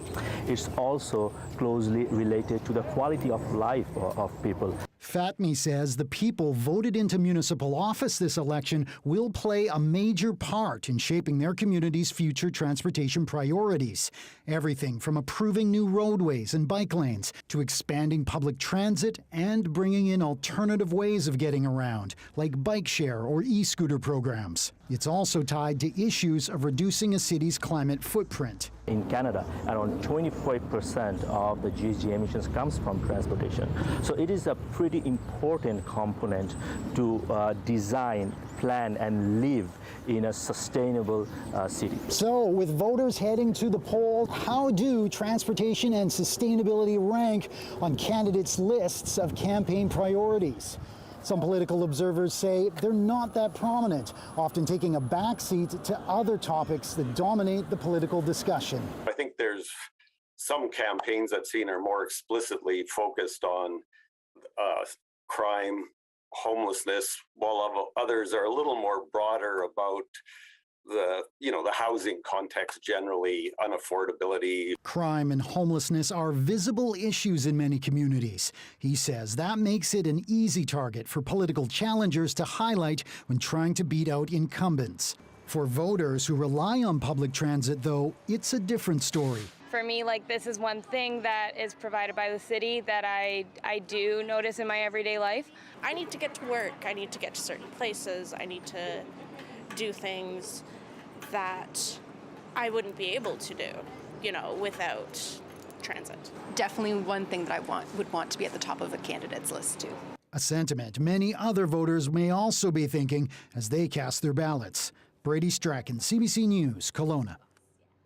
Brady, and now from Kelowna, where people want more transportation, to West Vancouver, where, well, at least council said no to a bus line service over the course of this last term. And Zara Premji joins us now, and she is at the headquarters of Marianne Booth, the mayor, and running again for re-election, and someone who didn't like the idea of the B line coming to that municipality. Yeah, Stephen, it's definitely been an interesting race in this area. Like you mentioned, transportation has been top of mind in the West Vancouver community. Behind me, though, you can see quite a lot of people here. I'd say maybe about 70 to 80 people have piled into Delaney's coffee shop, a staple in this neighborhood. But the mood is pretty calm, a little bit nervous. People aren't sure how to feel. If you remember from the last election, Marianne Booth won by 21 votes. So we chatted with her, we've chatted with her husband. They just don't know how to feel going forward right now. It's a bit of an interesting vibe here right now. It's not that typical headquarters party vibe. There isn't a sign or anything. There's people in here, whether they are here to support her, whether they're here to just see what's going to happen next, really not sure. So it is an interesting vibe here right now, Stephen. And Zara, do we see housing being the issue in West Vancouver that it is just about everywhere else in the province right now? Of course, housing is a big concern here right now. I think they say the median price for a house, $2.5 million. At that point, I don't even know if it's shocking anymore. But basically, housing, transportation, top of mind, not just here in West Vancouver, but all over the North Shore, but definitely a conversation happening here. I think I've even heard a few conversations back here at Delaney's coffee shop talking about housing, talking about what's coming next. So let's see who becomes the next mayor. We are at the incumbent's location, like you mentioned, Marianne Booth, but there are 3 other people running at this point, so your guess is as good as mine. Zara Premju, thank you. We are going to see results coming in shortly, and we will take you back to West Vancouver as soon as we get results. And actually, we're going to stay facing this way, Stephen, because now we have Leanne Young in the monitor, who is at Ken Sim's headquarters. And Leanne, we just have a little technical issue there, but Leanne is going to come back. And standing by with Leanne in a moment, she's going to be talking to the campaign director of Ken Sim's party. Now, I imagine, okay, we have Leanne back. So, Leanne, you have a guess there. What is he saying about the campaign so far and how it went? Well, Anita, let's ask him ourselves. I have Kareem Ali with us. So tell us, you're the campaign director for ABC Together. You weren't here in 2018. You joined the party more recently for this campaign. What do you make of what's unfolded thus far, or what are you looking for tonight? We're looking for voter higher turnout rates in the polls that we think that we're going to do well in. So Yaletown, Cole Harbour, Strathcona, these are neighborhoods that we're watching very closely. We're seeing higher than expected turnout results, which is good for us. And then some of the neighborhoods that maybe our campaign hadn't reached as well, we're seeing lower voter turnout numbers. So we're expecting a really good night tonight. And so as you were doing your campaigning, what did you find were some of the issues that resonated the most with voters? Absolutely. Housing affordability, public safety. But Vancouverites are still a unique bunch when looking at the rest of the region. Sustainability really polls higher than any other area in the Lower Mainland. And so, you know, when it comes to crime and public safety, so many people have been so concerned about that issue. And, you know, Ken has certainly taken a position on it, this idea of bringing in 100 new police officers, 100 new mental health nurses, and this endorsement from the Vancouver Police Union. That's caused a bit of controversy. Just days ago, we saw that protest that ended up shutting down your campaign office. Do you think that's going to hurt your results tonight? No, I think it'll do the inverse. I think people in this city respect the frontline service workers in our city. We didn't get the endorsement from the firefighters. We didn't get an endorsement from the nurses, but we did get the endorsement from the police union, and we're honored to have that endorsement. I think at the end of the day, public safety in Vancouver, we've all seen what's happened in our streets. We don't think it's a policing solution. We think it's a mental health solution, but we've heard loud and clear from our nurses they will not go into these neighborhoods without a police escort. Okay, and you've been spending some time with Ken. He's upstairs right now here at South Hall. How's he feeling? He's watching this whole thing unfold with his family, right? Yeah, he's upstairs watching the results with his family. He's feeling optimistic. He made a lot of phone calls today. He knocked on a lot of doors, as did our wonderful team of 18 candidates. ABC ran more candidates than any other party this election. And we think that the extra phone calls that we could make and the extra legs that we had to knock on doors is going to make a difference tonight. And see, just looking around this room, it's actually very diverse. You know, we're kind of in the heart of the South Asian community here at South Hall, the Southeast Vancouver, right on the edge of Marine Drive. But I see a lot of Chinese Canadian faces here as well. Just a real diverse amount of diverse range of folks in here. What was that? Was that a big part of your strategy? Yeah, when ABC started, it wasn't a party that went to federal Liberals and federal Conservatives and New Democrats reaching out for support. It was a party that decided to reach directly into the communities that weren't represented on City Council or in the Parks Board and on the school board. And we pulled what I believe is the most diverse set of candidates from the LGBTQ community, from the South Asian community, from the Chinese community. The results and the people and the faces that you see here in the crowd are really representative of the work that we've done. And so when we look at where your party sits, you're considered center-right, and if we look at the number of candidates on that side, there's quite a few. We're talking about Colleen Hardwick, Fred Harding from the NPA. Are you concerned that that could be to your detriment, that there could be vote splitting on the center-right that could lead to Kennedy Stewart's, an election victory for him again? Absolutely not. We've never been concerned about Colleen Hardwick or Fred Harding from day one. When I started this campaign and we looked at the landscape, those parties have definitely moved to the right. Kennedy Stewart had definitely moved to the left, and we've been campaigning on day one in the middle, which is where I believe the vast majority of Vancouver voters are. And I think that that strategy, that approach is going to yield some strong results for us tonight. All right, we will watch those results live. We are on the screens here at South Hall, so thank you so much, Karim, for talking to us. He's the campaign director for ABC Vancouver. Back to you, Stephen and Anita in studio. Leanne Young live for us tonight at Ken Sims headquarters in Vancouver. Thanks, Leanne. And as our municipal affairs reporter Justin McElroy said, we are expecting at first a trickle and then a steady stream of results coming in. But he's got something to tell us about Burnaby right now. Justin? Yeah, people might be thinking we're talking about Vancouver, we're talking about Surrey.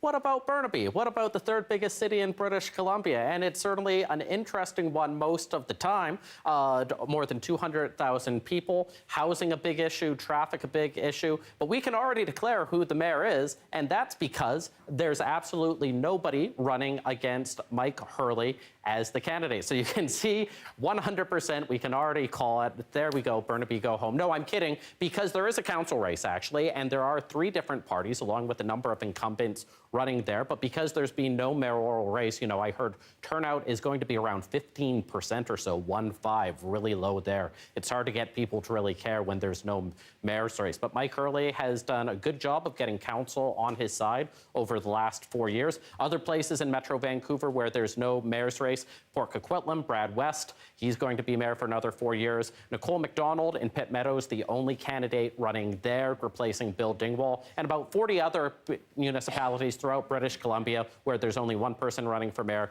Burnaby, the biggest of them, so congrats to Mike Hurley. It will be interesting to see what council looks like at the end of it, but this is one where voters who care at least about the mayor's race can turn in early for Burnaby. All right, thank you very much, Justin. And you've answered a question for me because I was curious about what happens to the rest of the votes when you've already got a mayor acclaimed, as Mike Hurley was. Time to head back to our political panel now. Mo Amir, Ginger Gosnell-Myers, and Andy Yan. And we have heard a lot about transportation. I spoke briefly about West Vancouver, but also from people in Kelowna as well. We heard that from Brady Strachan. And I'm wondering, we've heard everything from reasonable transportation proposals here in the Lower Mainland to some, pretty harebrained loops out there.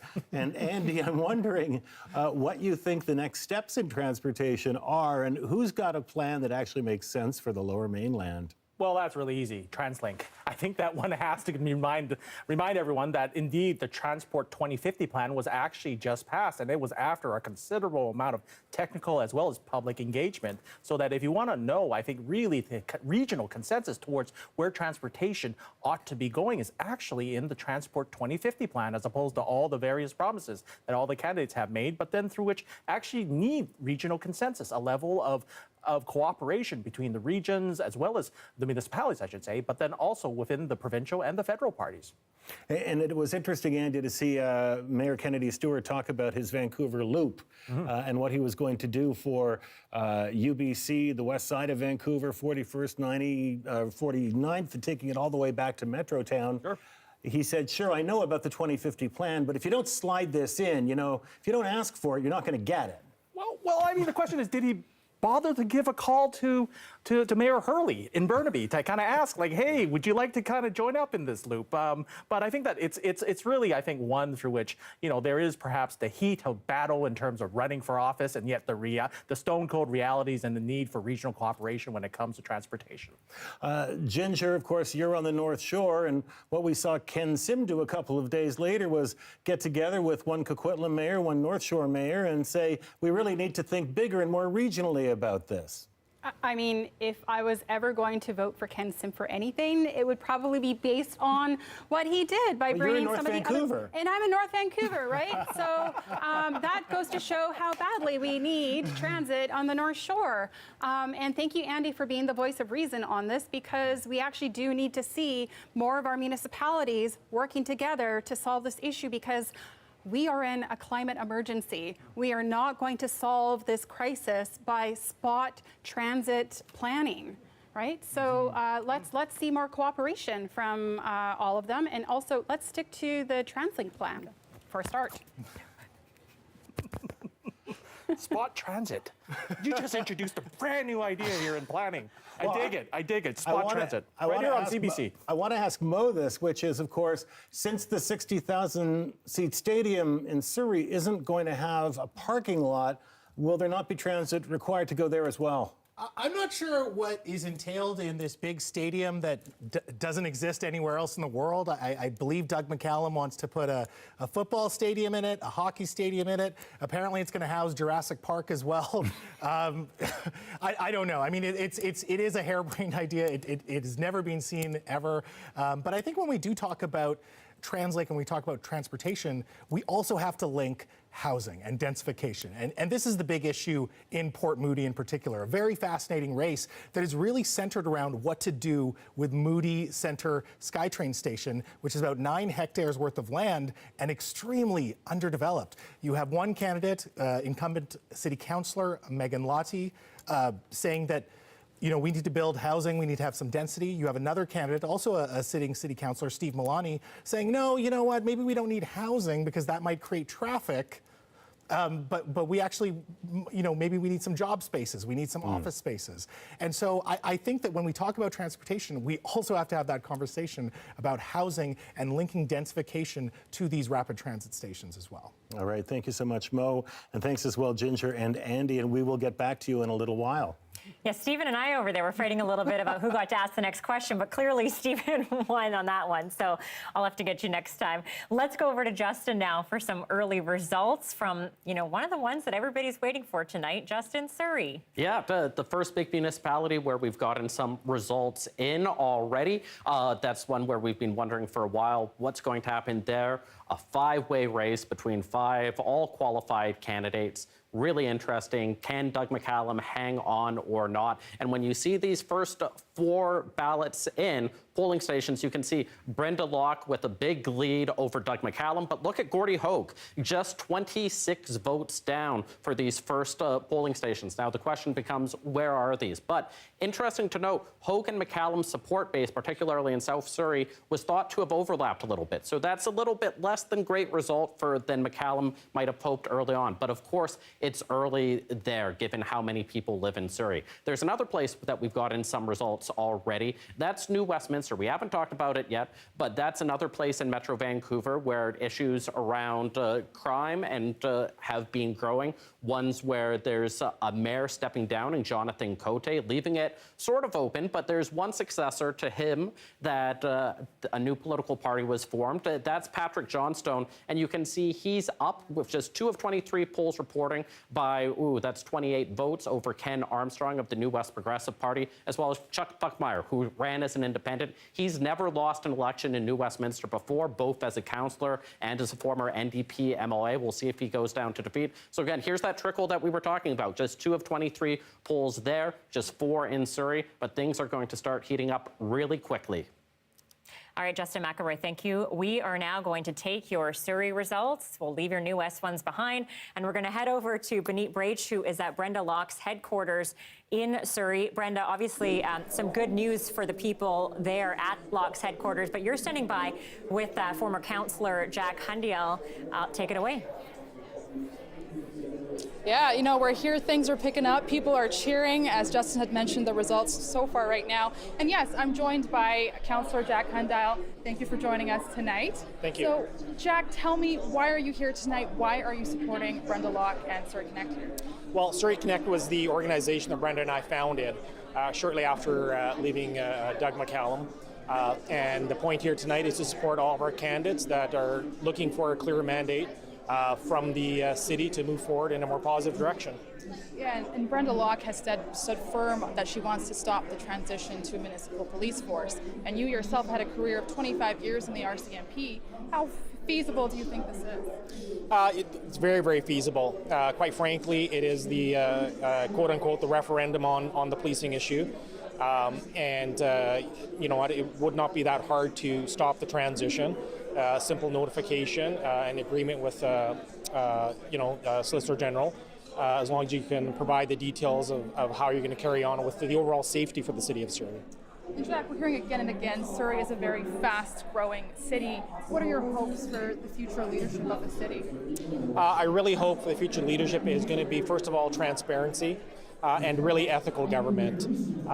It's so important nowadays for a city of this size that is, like you said, growing so fast, where literally you're sitting at council and you are really making millionaires by your decisions overnight. So it is so important, I think. Thank you so much, Jack. And again, we're hearing more cheers in the room tonight, but this is Jack Handel. Thank you so much for joining us. Anita? Benit, thank you. I imagine we'll check back with you if results continue to stay the way they are. Thank you, Benit, at Brenda Locke's headquarters in Surrey. And you are listening to and watching BC Votes 2022. I'm Stephen Quinn from the early edition on CBC Radio 1. And I'm Anita Bathe. We're on radio tonight. We're on television. We're also streaming everywhere you can imagine. CBC Gem. We're on YouTube. Where else are we? Facebook as well. I think Justin McElroy said we might be on the Facebooks. Wow. Okay. So really, there's no excuse not to watch us tonight, is there? We're everywhere. And we are taking you around various campaign headquarters this evening. And right now, we're going to head to Karen Larson, who is in Richmond. And Karen is there. Hi, Karen. Hi, Stephen. Tell me a little bit about the atmosphere there right now. Well, I'm at the Sheraton Four Points in Richmond. This is the watch party for incumbent Mayor Malcolm Brodie. He in search of his 7th straight term, 21 years serving so far, looking to keep that stretch going. So as you can see, the party is starting. There's a really good smelling buffet over there. They're expecting about 200 people here.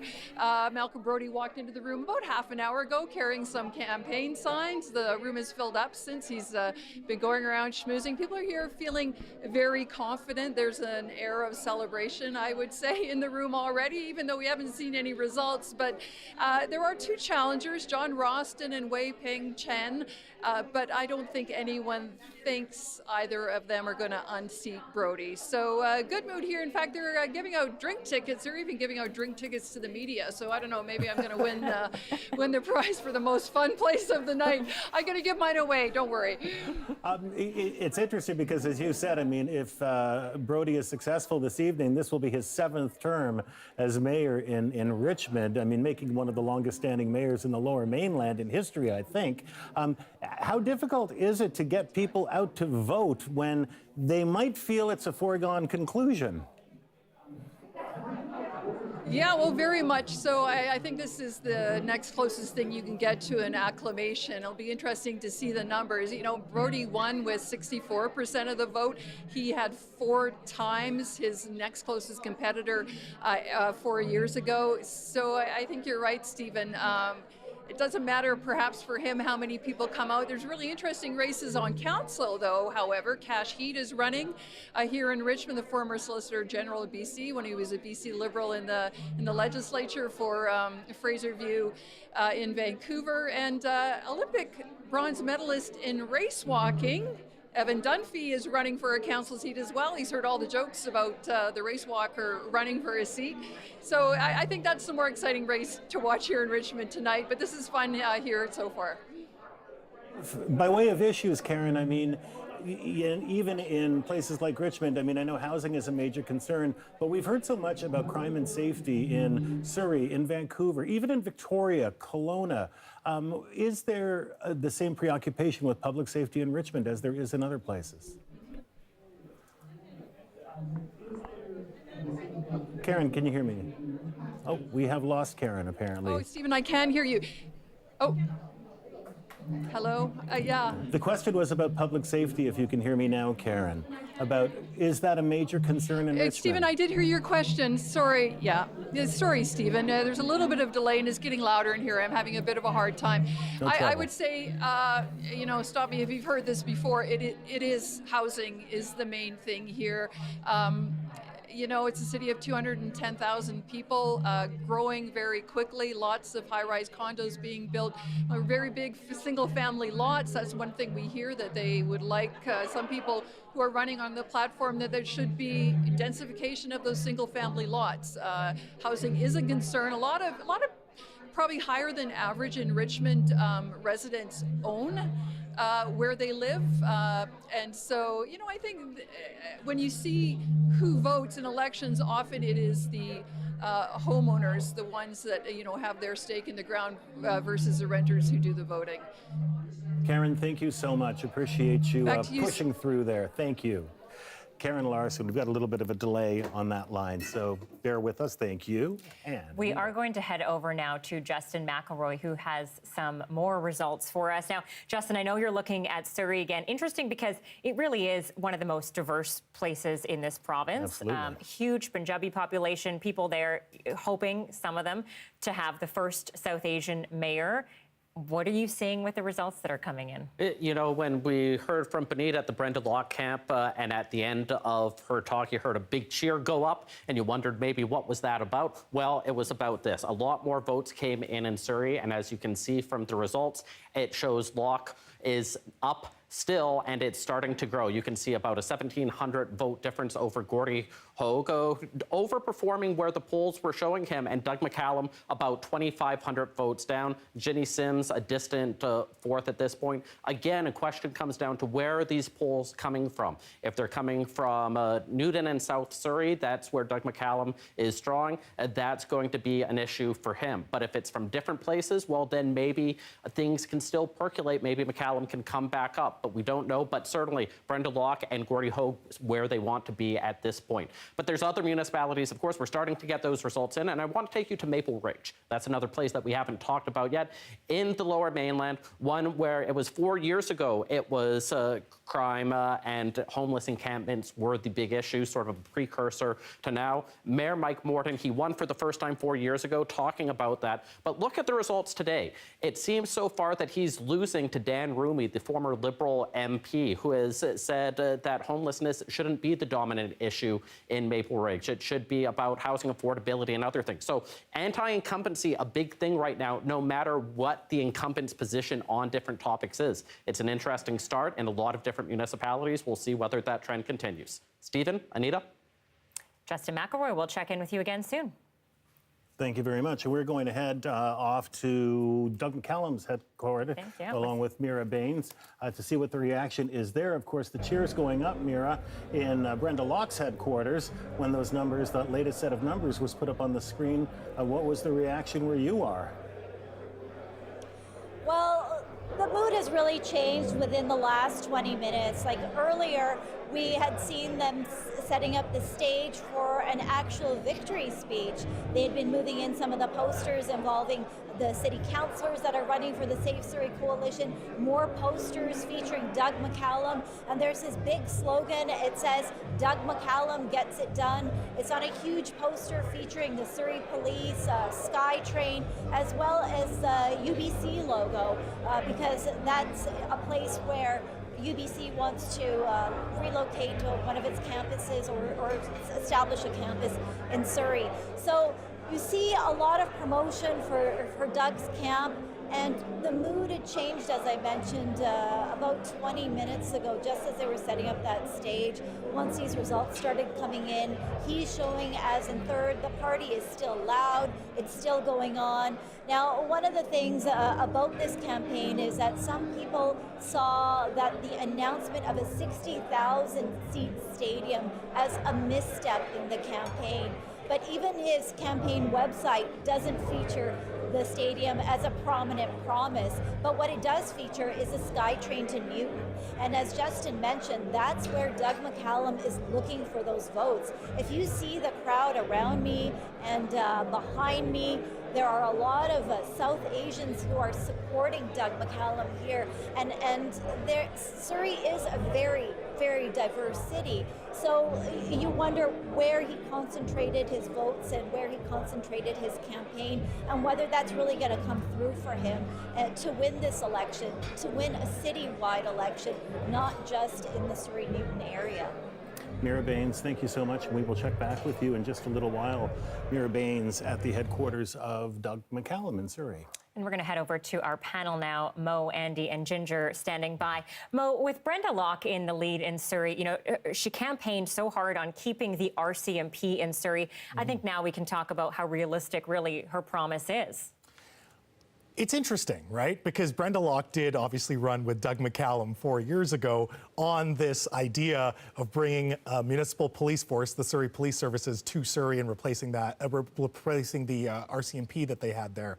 And now she's completely changed her mind and said, no, we want to detransition. And she's taken the firmest position on that idea of, no, let's bring back the RCMP. You've seen Ginny Sims and a few others saying, okay, maybe we'll look at it, but she's really taken that firm position. And I would also say she's taken the firmest position against a lot of the antics that we've seen from Doug McCallum. She's the only one saying that we need to recoup the legal costs that the people of Surrey paid in terms of all his legal troubles. And I think it's resonating with voters. And they're kind of forgetting, you know, that she was pro Surrey Police Services 4 years ago. And she's really tapping into that very angry crowd that is angry with Doug McCallum. Mo, do we know what the sunk costs are so far of that transition and how much money we might be looking at were they to go back to keeping the RCMP in Surrey? Stephen, you're asking me a Justin McElroy question. I'm not a facts and stats guy. What are you doing to me, man? I was wondering when he asked you that if you were going to know it. But I will say that Brenda Locke has basically said that this will save them money over the long run. And so that's the pitch she's making. Is it true? Again, that's a McElroy question, or maybe even one for Andy Ann. I don't imagine anybody else on the panel can answer that question then either. Andy, are you game? That's a McElroy question. McElroy, please. That's a full-on McElroy question.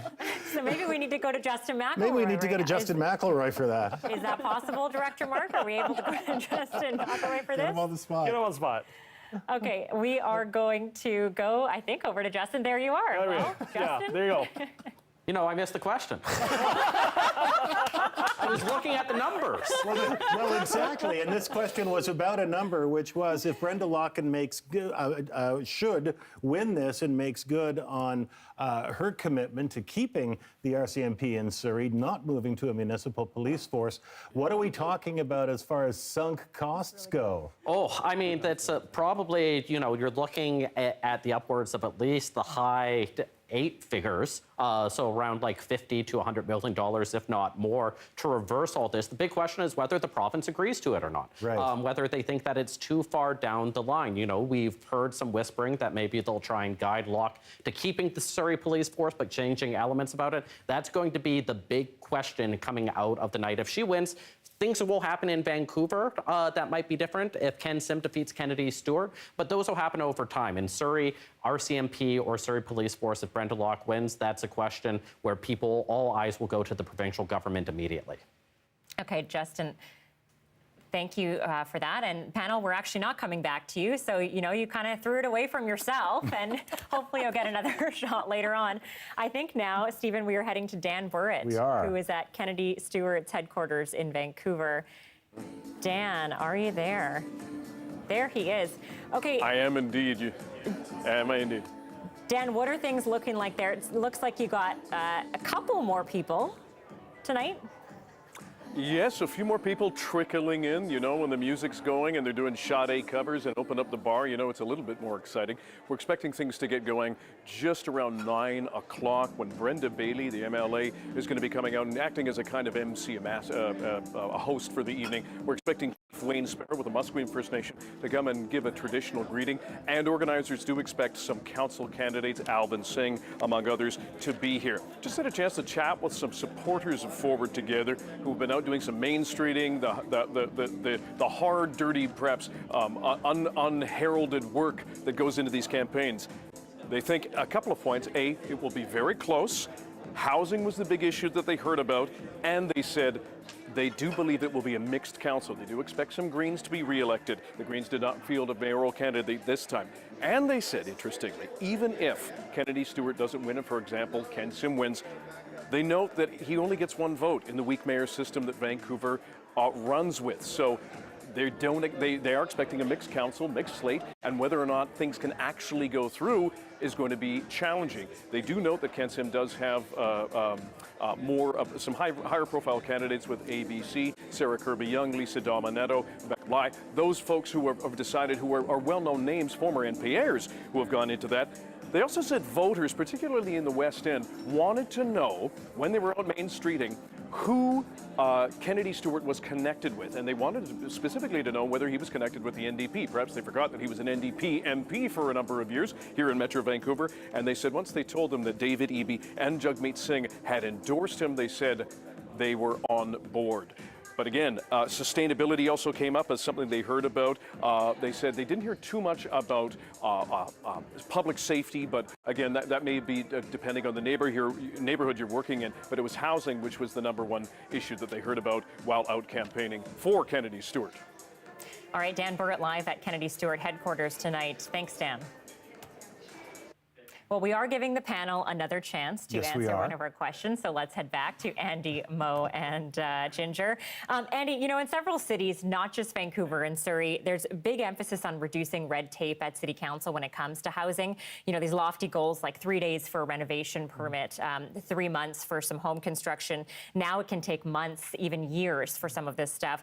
How realistic is it to drastically change a system like this? Well, I think that it's really, understanding the overall processes and what happens in these cities. I think that for some of it is it actually one of labor issues? The fact that are you hiring enough inspectors, enough ground, if you will, planners on really at the front desk of processing these permits that I think really kind of come into that kind of question as opposed to overall processes. I mean, you kind of think about it that most people don't like to be electrocuted when taking a shower in the morning, so you kind of want to have building inspectors be careful and thorough about their inspections. So I think that it's really part of, the job of many of these newly elected councillors and mayors, if you will, to really understand how their city works. Can I jump in there for a second? Because I think Andy is absolutely right. And when we're talking about any sort of process of production, the only way to speed it up, there's actually 2 ways to speed it up. First, as Andy said, you add more labor, right? So oftentimes when a lot of these mayoral candidates talk about,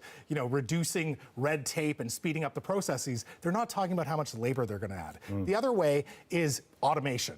And I don't know if we're at a point where we can automate or we should automate a lot of these processes. So I feel like when any mayoral candidate, politician comes out and says, we're going to cut red tape and we're going to make things, you know, streamlined and make it quicker, it's kind of the shallow way out. It's a way to have a housing policy without actually having a housing policy. But what we get often, and Ginger, I'll put this to you, what we get often is, you know, simple solutions to complex problems. And we've heard, well, the simple solution in Vancouver when it comes to permitting and expediting the construction of homes is to have a bunch of sort of cookie cutter designs. A home builder can choose one, it will be pre-approved, and you'll be able to get the plans for it and build it over a short period of time. We've heard the same proposed in Surrey as well. How realistic is that? If only it were that simple. And it's not. You know, Vancouver is on unceded Musqueam, Squamish, and Tsleil-Waututh lands. So are there archaeological issues that need to be uncovered, right? Are there ancestors underneath the land that you're trying to redevelop? There are a lot of homes in Vancouver that actually aren't allowed to update certain aspects of their houses because of the cultural and archaeological sensitivity that they have to deal with. You cannot rush something like that. And that is just one issue. If we're talking about sea level rise, if we're talking about climate change, all of these other aspects need to be considered. When you take them away, we start to get a lot of chaos. We start to get a lot of inconsistencies with our larger goals as a society for living healthy, living well, being connected, being accessible. If we allowed developers to just create whatever it was they wanted, we wouldn't see the spectrum of diversity that we are starting to see creep into our housing supply. We are so early in this journey of ensuring that people with disabilities are able to have a home that suits their needs, or that large families have homes that suit their needs. And so you cannot rush the process. I wish that politicians would stop saying that they can. It kind of indicates that maybe they don't know the job as well as they should. Right. And then building upon what Ginger has said, actually one of the interesting things about cutting red tape in the city of Vancouver has actually meant the cutting of trees. That actually you kind of see a level of deforestation in neighborhoods through which they thought that they would be accelerating the permitting of housing, but then actually what actually has occurred is actually a decline in the urban forestry of the city. And this is at the same time we're trying to deal with a heat dome through which we know that the most straightforward answer are more trees. So I think that it's really then understanding the nature of the problem as opposed to having really simple solutions that really attempt to really solve complicated problems. All right, Andy, thank you, and Ginger, thank you, and Mo, all three of you, we will get back to you on our panel this evening. Now we're going to head over back to Justin McElroy because he does have more results. They're just coming in fast. It's really, that trickle is really speeding up, Justin. I think the trickle is gone, Anita. Okay, we're past that now. It's a rush now, and let's go through just some of them quickly here. We've talked all night about Surrey, and we can see we've now got more than half the votes in, and take a look at that. Friendalock with the lead, about 2,500 votes up on Doug McCallum. Now, that can be reversed. That's not a large enough lead where we can say Friendalock is going to be mayor of Surrey. It's not large enough where we can even start talking about that decision being made. But Locke has to feel comfortable with this. The margin by percentage is what we were seeing in some of the polls in the final week. And again, Gordie Hogue doing better than expected. So we'll keep going to that all night. Let's take a look now at Port Moody. We've talked about that, and we can see Megan Lottie, more of the pro-growth candidate, leading over Steve Milani, who was more of the slower growth and supported Rob Vagromov. That's an interesting result happening there. But outside of Metro Vancouver, there's races to look at as well. Let's take a look now at Kamloops. Certainly a very interesting race. One of the biggest cities outside of Metro Vancouver, one where crime has been a big issue. The mayor, Ken Christian, stepping down. There's 5 candidates running to replace him. And if you take a look at the results so far, you can see it's anyone's race. Reed Hammer-Jackson, not a councillor, more of an insurgent candidate. More votes than Dieter Duty, Sadie Hunter, Arjun Singh, all councillors right now. So it's fascinating to see. We are seeing a lot of incumbents go down to defeat so far. We're seeing a lot of people asking for fresh, new ideas in their municipalities. But again, 160 different races happening, a bunch of different results happening as well. You know, Justin's looking at Surrey there and noticeably missing off the board, obviously, is Suk Dhaliwal, not even really registering on Justin's board, but I know you looked that up. He's got 7%. He's now up to 8%, as a matter of fact. But I did just refresh the screen here. Friendalock now 29%, Doug McCallum 25%, Gordie Hogue 23% so far. So very close race for second. Second doesn't actually count for anything, though. No. And then Jenny Sims with 12%. And you had Suk Dhaliwal, perhaps surprising in how little support he's actually getting. Yeah, and really, Stephen, we said this earlier, he's got nothing to lose, right? I mean, if he doesn't win tonight, and it doesn't look like he's going to, he goes back to his MP seat. He goes back to Ottawa after this. Well, right. And I find it fascinating where there are people who do have something to lose. Brenda Locke, of course, who is, an active Surrey City Councillor, was before the election. She's putting everything on the line with this. We see that in Vancouver as well with Colleen Hardwick as well, you know, a sitting city councillor who has put everything on the line, thinking that she has, you know, and obviously you must think you have a legitimate chance at winning when you do that. Absolutely, and it's funny you mentioned Colleen Hardwick because I am just getting word that we actually are going to Michelle Gussoub now, who is at Colleen Hardwick's headquarters. We're here at Colleen Hardwick's watch party tonight. This is at the Pink Pearl Chinese Seafood Restaurant in East Vancouver. Now, this isn't typically a Hardwick stronghold. We associate her more closely with Kitsilano and the West Side, but this is where the party is. It was pretty quiet to start out. Now, as you can see, more and more people have joined, and people are actually sitting down to a full multi-course dinner. So that's the kind of party that is here tonight.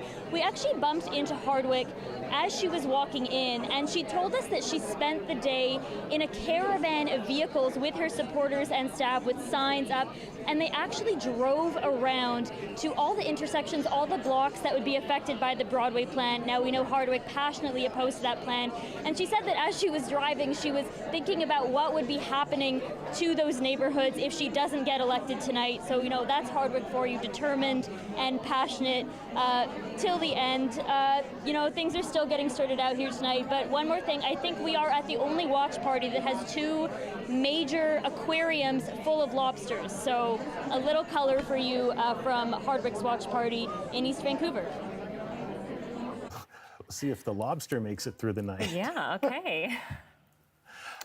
We'll go now to Justin McElroy, who has got some results now from Vernon and from Kelowna. Justin. Yeah, we just don't have results. We have full-on a finished election. Wow. They do electronic counting there, I suppose, in Vernon, doing faster than anywhere else. You saw that board a little bit early on, and we can say incumbent Mayor Victor Cumming has won. If we take a look right now, he defeated a popular councillor, Scott Anderson, sort of a challenge from his right, another place where concerns about homelessness, a dominant topic of the campaign, but people liked what Victor was doing on this, evidently. Incumbents aren't going down everywhere. And remember, incumbents tend to win about 75% of the time if they seek re-election.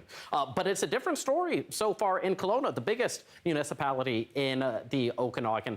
If we take a look at the map, you can see a place where there is Colin Bazaran, the incumbent mayor, seeking re-election. He won by a lot last time, but crime and growth, big issues. And if you take a look at the results right now, again, this isn't like Vernon, it's not done. It's just 2 of 26 polls, but Dias with a big lead over Bazaran early on. We'll see if that gets reversed, but certainly, again, we've been talking about this wave of anti-incumbency places. Kelowna, biggest city outside of Metro Vancouver, one where Bazaran, so popular 4 years ago, now looking like he will be in a tough fight for the rest of the night. Anita, Stephen? Justin, thank you so much. Let's take that over now to our panel, Andy, Ginger, and Mo. Mo, what do you make of that? You know, Colin Bazaran, I think some expected him to do a little better than that at this point, but he's clearly down by quite a bit. Yeah, I mean, the results are early so far. It is an interesting race that's happening in Kelowna because Colin Bazaran is very much pro-development. And I think in a place like Kelowna, you have to be. It's the fastest growing city in the entire country. However, his opponents say, you know, maybe he's a little too cozy with developers. And maybe, you know, Thomas Dias, who's leading so far in the early polls, Thomas Dias is talking about things like controlled growth and maybe not developing as much. So there is that interesting divide, and it is interesting that, at least so far, the people of Kelowna are rejecting this idea of accommodating the growth that you see in that area. I want to flip the script for 1 second, though. Stephen, I got to ask you a question. You are surprised that Sukh Dhaliwal is not doing well in Surrey? You are surprised that the people of Surrey don't want to replace an alleged criminal with someone who pled guilty to tax evasion? Did I hear you correctly? I said I'm not surprised. I said that I'm surprised that he's just at 8%.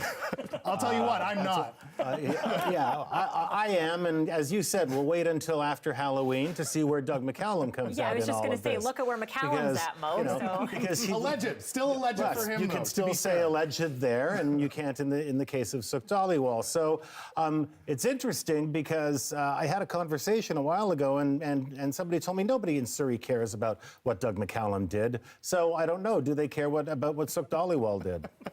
They just, well, I mean, that conversation finished with they just want things to get They done. just want things to get done, and that's what we've heard. But it's interesting to watch Brenda Locke there pull so far ahead as she is right now. And, you know, I wonder about the difference in campaigns. I don't know. Andy, have you been watching that campaign closely enough that you can talk about the difference in the sort of campaign styles or campaign methods there? Well, I think that it's all about, I think, the ability to kind of reach out towards a city that is growing, I think, immensely. I think that it's interesting to kind of see how you have both Surrey and Kelowna in this kind of conversation and the kind of political twists and turns that has occurred. You have to look at, say, a place like Kelowna, actually, it grew by 14% in 5 years. So, you know, that tremendous growth and that kind of question of change for existing residents, and yet the new residents perhaps not necessarily wanting to kind of take to the direction that the traditional population has, or existing population has kind of taken that city, and really how much that is also part of the Surrey kind of electorate. That really, I think within Surrey, it really touches upon really an incredibly diverse community, an incredibly young and dynamic population, through which I think that they're trying to kind of reach out and trying to offer that, and that in one way. One party is really reaching out to, say, Surrey's past and the memories of what happened before, and then really others that are really talking about a different future. So I think that that's really what's coming out in Surrey, and then we'll see really what will come out in terms of what vision for that city will occur. All right. Andy, thank you. And Ginger and Mo, we will get back to all three of you very shortly. And I think now we're going to go to a live shot at Brenda Locke's headquarters. You can see there a lot of people have gathered, trickling in as those results have come in. But I'm just seeing now that we're getting word that Brenda Locke's lead is actually slipping. You know, she had a lead of well over 2,000 votes, now leading by just about 1,123. Doug McCallum is tightening the race with each result. But still, I mean, you look at this scene and people still look confident. There's some high fives there. People are excited at Locke's headquarters. But, you know, we saw earlier when Mira was at Doug's, it is much of the same scene at Doug's headquarters as well. Well, right, and Gordie Hogue really making a big difference here. I mean, holding on to 22% of the vote right now, and I'm treading on Justin's territory as we get into these numbers. And Justin McElroy, what are you making of those numbers out of Surrey right now? Oh, what are we seeing on the monitor now? Oh, Brenda Locke seems to be coming in, actually, I think. So everybody's got their cell phones out, waiting for her to walk in. They're clapping, cheering. So although her lead is slipping, Stephen, they seem to be pretty happy with what's happening there, and the fact that she showed up this early in the night. And I don't know if somehow or someone has declared victory for Brenda Locke with, as far as we can see, just 1 percentage point between them right now. Brenda Locke with 28% of the vote tallied so far. Doug McCallum with 27% of that vote. Yeah, I mean, the confidence there is just clear. But, Stephen, in your experience, how often do you see a candidate in this tight of a race actually show up to their headquarters at this time? Well, that would be very unusual, and especially just an hour into this. And, of course, as we're seeing tonight, I mean, we've got quite fulsome results coming in from places like Surrey, and so far 0 results coming in from Vancouver. And as Justin said earlier on, both Vernon and Kelowna have already made declarations. But we're keeping an eye on what's going on right now at Brenda Locke's headquarters, because there is something happening. It does look as though certainly she might be under the impression, or it has somehow been confirmed or called, that she has won this again. And you can see a sign there, kick Doug McCallum out of Surrey. That is certainly the feeling of her entire campaign, really. Justin, maybe you can help us shed a little bit of light on this.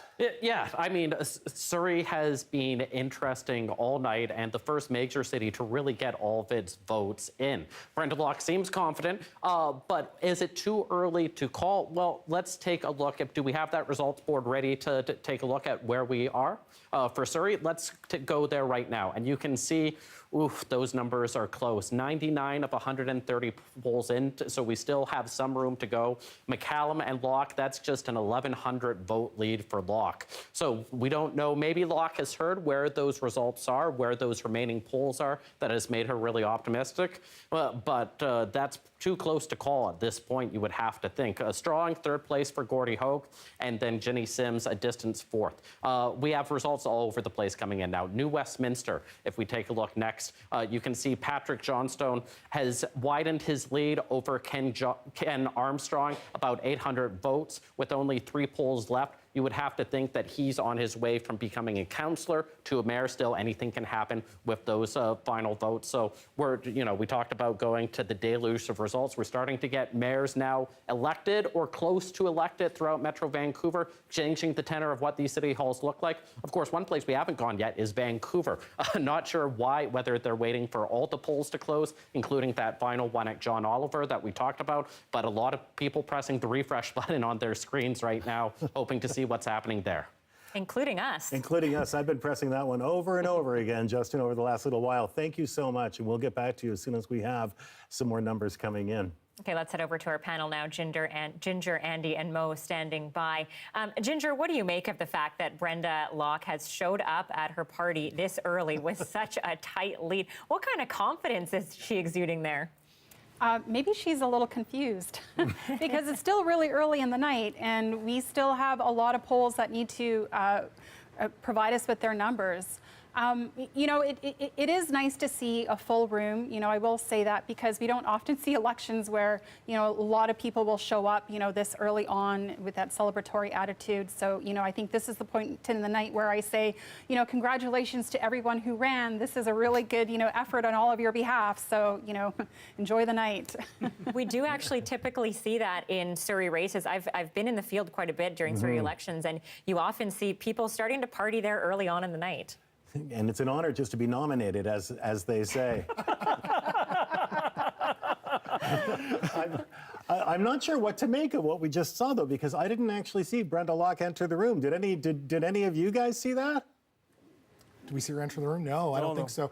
I wonder what the food situation is there. Yeah. All these Surrey parties seem to have a really good spreads at their campaign parties. So maybe she hadn't had dinner and just wanted a bite, Yeah, and lobsters looking woefully into an audience over at one party in Vancouver. So, one kind of wonders. Well, the food spread is always good out there. They're typically at a hall in Surrey, and you've got not only a huge buffet of Indian food, but the drinks are always flowing too. And we saw that behind Mira at Doug McCallum's. Actually, right now, we're going to Brenda Locke's headquarters. She is about to speak. She's taken the stage, and we're going to listen in. This is crazy.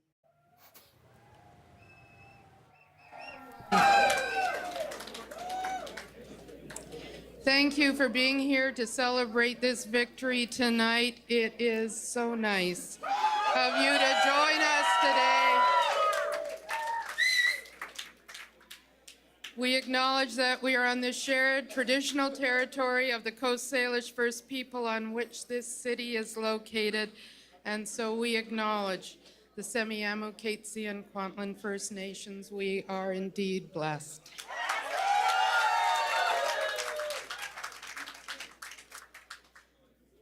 Well, wow. Surrey, you sure did have something to say, and you said it tonight.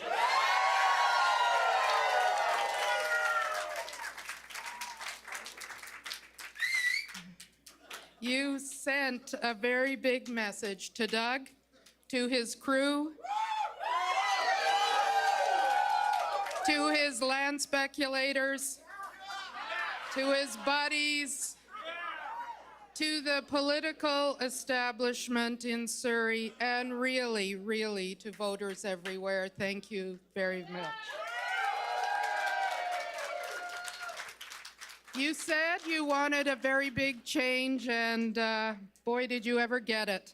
You have made it happen right here in Surrey. It is truly amazing. Surrey Connect is on a very big change.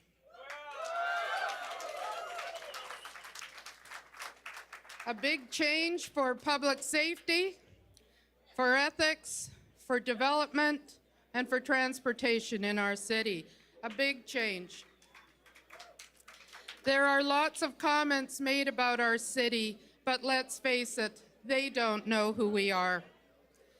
They don't know that we are the city of parks, we are the city of agriculture, we are the city of post-secondary education, the city of industry with international, and I mean international, manufacturers in wood products, furniture, windows, plumbing components, furniture, concrete, everything. Surrey rocks.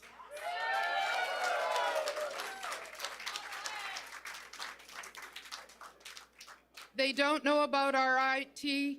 They don't know about Innovation Boulevard incubators. They don't know we have 2 airports right close by. We're close to a river and an ocean. We are the 2 largest by land border crossings. The world's best buttered chicken in North America, and I'm not kidding about that.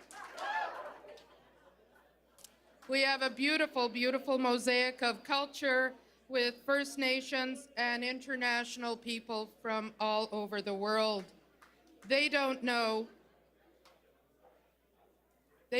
yet how really amazing we are in Surrey. We are going to show them.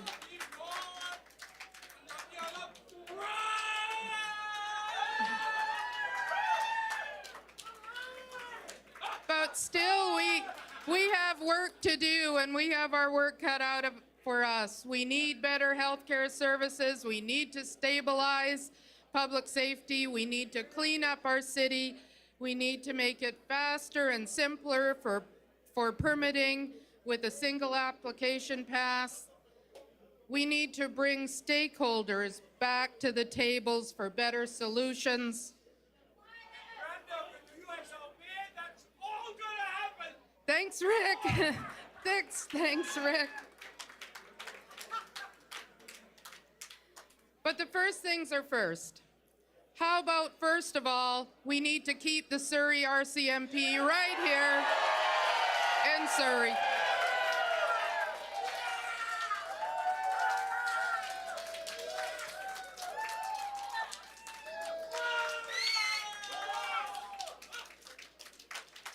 We need to do better resourcing for our fire services because that's also a public safety priority.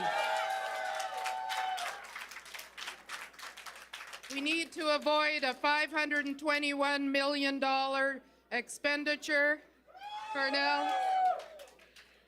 And let's not pass on another $500 tax increase to people, especially at this time, especially to families.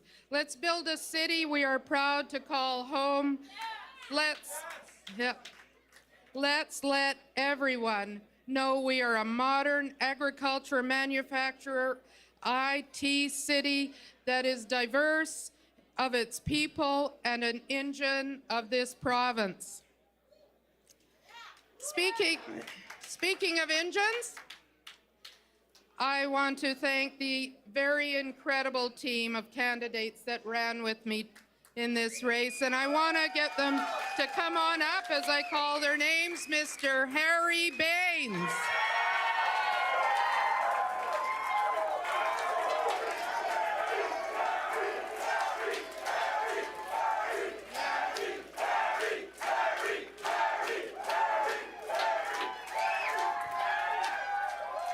Mr. Gordon Hepner.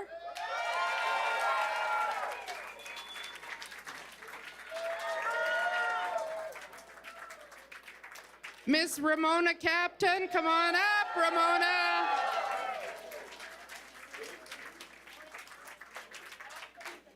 Ms. Pardeep Cooner.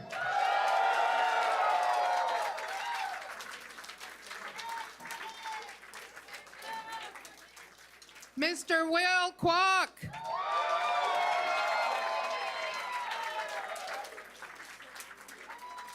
Ms. Rochelle Prasad.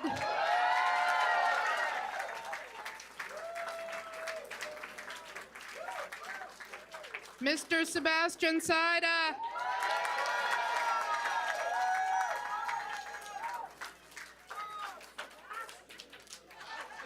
And Mr. Rob Stott.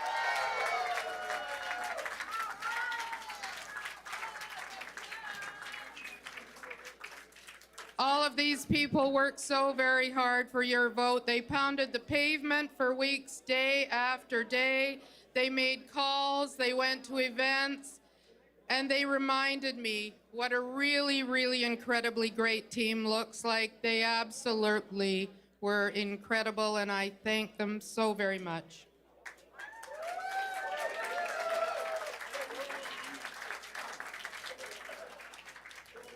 And I want to also thank all the volunteers who made this happen, the generosity of your time, your support. We could not have done this without you. Today was a culmination of that. We had over 200 people out there on the huskings. Thank you. Thank you all.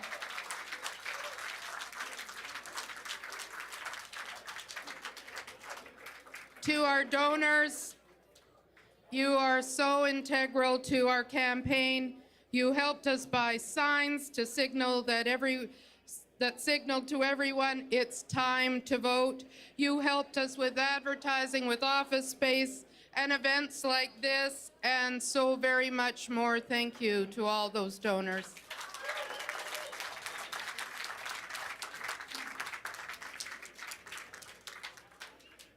I want to thank some of the larger teams that really helped us out there. I really want to take a big thank you to the people of Kittrus.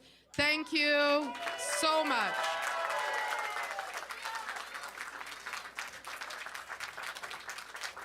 Thank you to the Friends of Bear Creek Park. You're amazing.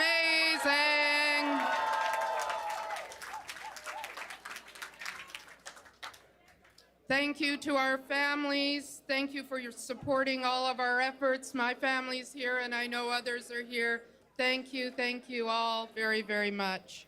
Thank you for being a part of this actually very, very incredible journey. And there you have it. Brenda Locke, formerly Surrey City Councillor, now the Mayor of elect Surrey. CPC has projected that Brenda Locke will defeat Doug McCallum to become the next Mayor of Surrey. And that was news that, well, we suspected as much had happened. We just had not run all the official numbers yet. But clearly Brenda Locke's party Clearly, had. Glenda, yes. You know, though, she said that Surrey sent a big message to Doug, but I really have to question whether they did, because Doug, I think you're going to pull up the results there, though. I mean, Doug is not too far away in second place behind her, is he? No, he's not. I mean, right now, you know, she's elected with 28.5% of the vote. Doug McCallum is at 26.5% of the vote, so 2 percentage points away. And again, the spoiler maker here is Gordie Hogue, who took a full 21% of the vote. And so, I mean, that was a significant amount. And, you know, I mean, if a little bit of that had been thrown in either direction, it could have made a big difference. Absolutely. And Brenda, of course, before we get to Justin here, just recapping, you know, talking about the big change, getting rid of the land speculators and changing ethics and the changing face of the city. She really did talk about its reputation and its image, didn't she? She did. And when she got right into it, I mean, she said, you know, you wanted us to make a change and you wanted to get rid of McCallum, and, you know, so that we're saying goodbye to his crew and his land speculators and his buddies as well, she said. And, you know, she said that's something that everybody in Surrey wanted. Again, this is somebody, and I don't know how much of a difference it made to the campaign itself, but this is someone who campaigned on reversing the decision to create a municipal police service. She said that they would go back to the RCMP. My recollection is that they would hold a referendum on whether to go back to the RCMP. But when you look at that, you have 352 employees of the new Surrey Police Service right now. And are you going to hand out, you know, pink slips to your almost 300 sworn officers and your almost 60 civilian staff that you have there? Are you going to throw away the, you know, potentially, well in excess of $100 million that's already been spent for this transition? And will the province allow them to stop the transition in the middle of it? So lots to hear on that. Looking forward to talking about that on Monday. Yeah, we know it's a much more complex issue than just saying that I'm going to get rid of the Surrey Police Force and go back to the RCMP. Okay, on all of this, let's go back to Justin McElroy, who is itching to give us the rest of the results in Surrey. Justin?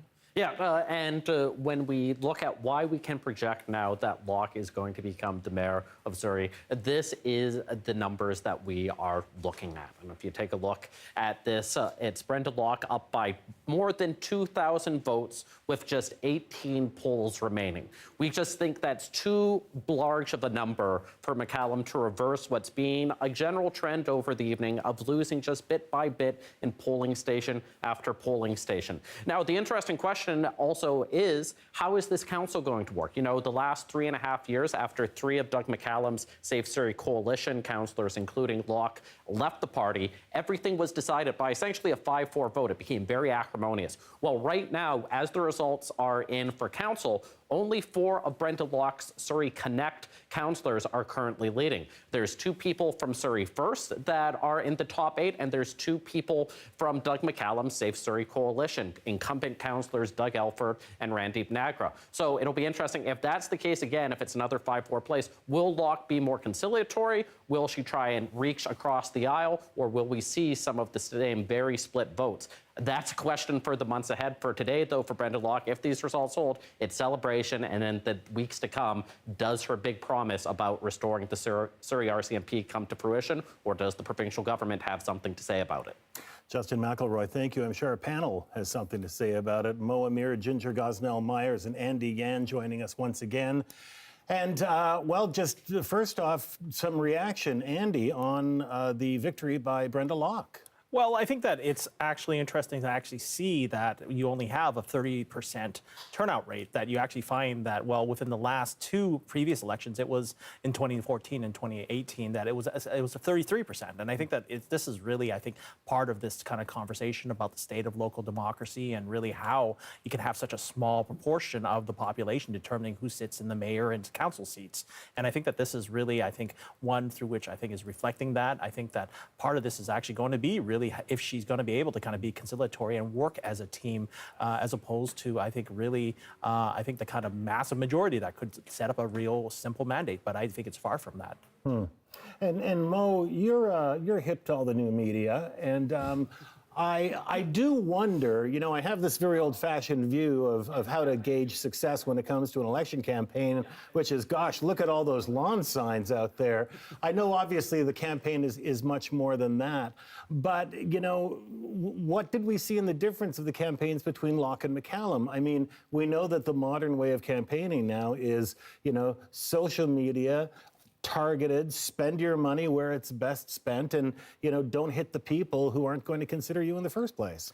Sure, and it's, from my understanding, you know, Doug McCallum and Safe Surrey, they put a lot of money into Facebook advertisements, and I actually think they did pretty well in this election. If you had asked me, you know, a month ago, if Doug McCallum gets 25% of the popular vote, is he going to win the mayor's seat? I would have said, yeah, probably, just based on, you know, 5 strong candidates in this race. So I think he actually did, he outperformed expectations. I was actually quite surprised at the numbers that he's posting. But again, I think when it comes to just the messaging of Brenda Locke, again, hitting on the detransition from the Surrey Police Service back to the RCMP, an issue that people in Surrey are so passionate about. And then really trying to, you know, get a pound of flesh from Doug McCallum in terms of the legal costs that the people of Surrey have had to pay for him. I think she just hit some really visceral things, and it connected with enough people in Surrey to put her over the top. Ginger, I just want to bring something to you, which is a lot of people aren't aware of the fact that Surrey has the biggest Indigenous population in all of the Lower Mainland. And again, we didn't hear a whole lot of campaigning on Indigenous issues from anyone in this campaign. We heard a lot about policing, though. Yeah. And, you know, I always question how well do these candidates actually know their populations? You know, if we don't hear other communities reflected in these platforms, then that indicates a disconnect. And as a growing city, you know, Surrey is attracting a lot of young people, a lot of young families, a lot of Indigenous peoples, a lot of diverse communities. If they don't see themselves reflected in the city, it's going to create worse problems down the road.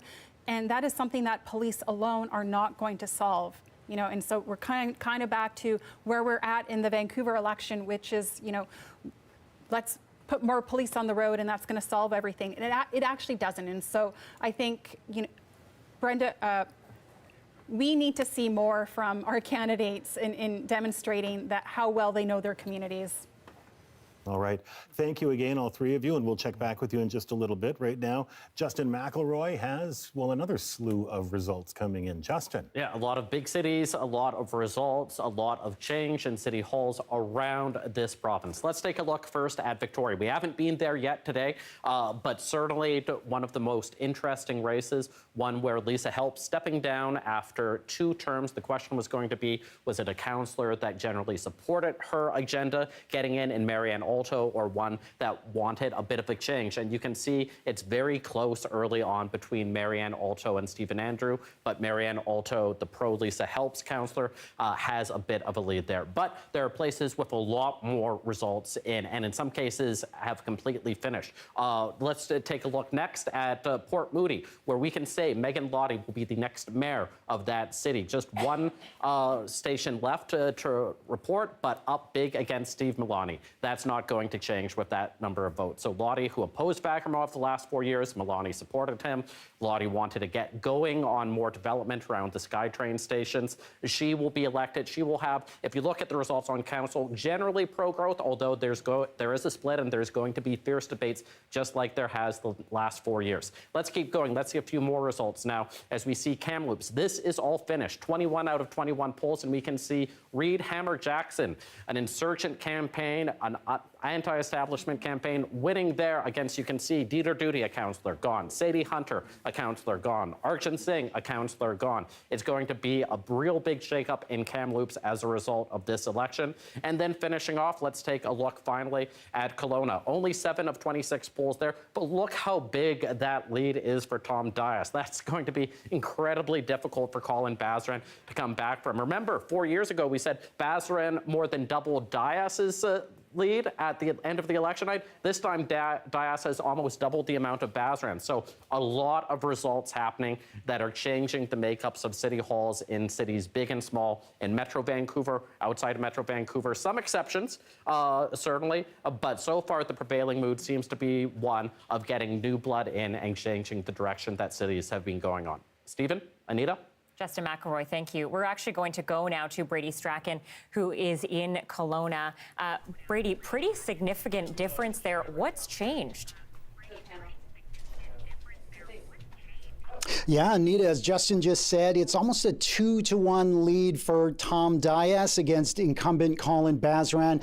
Now, this is a face-off between these two candidates that happened 4 years ago in 2018. That time, Colin Bazaran was victorious by a 2-to-1 lead.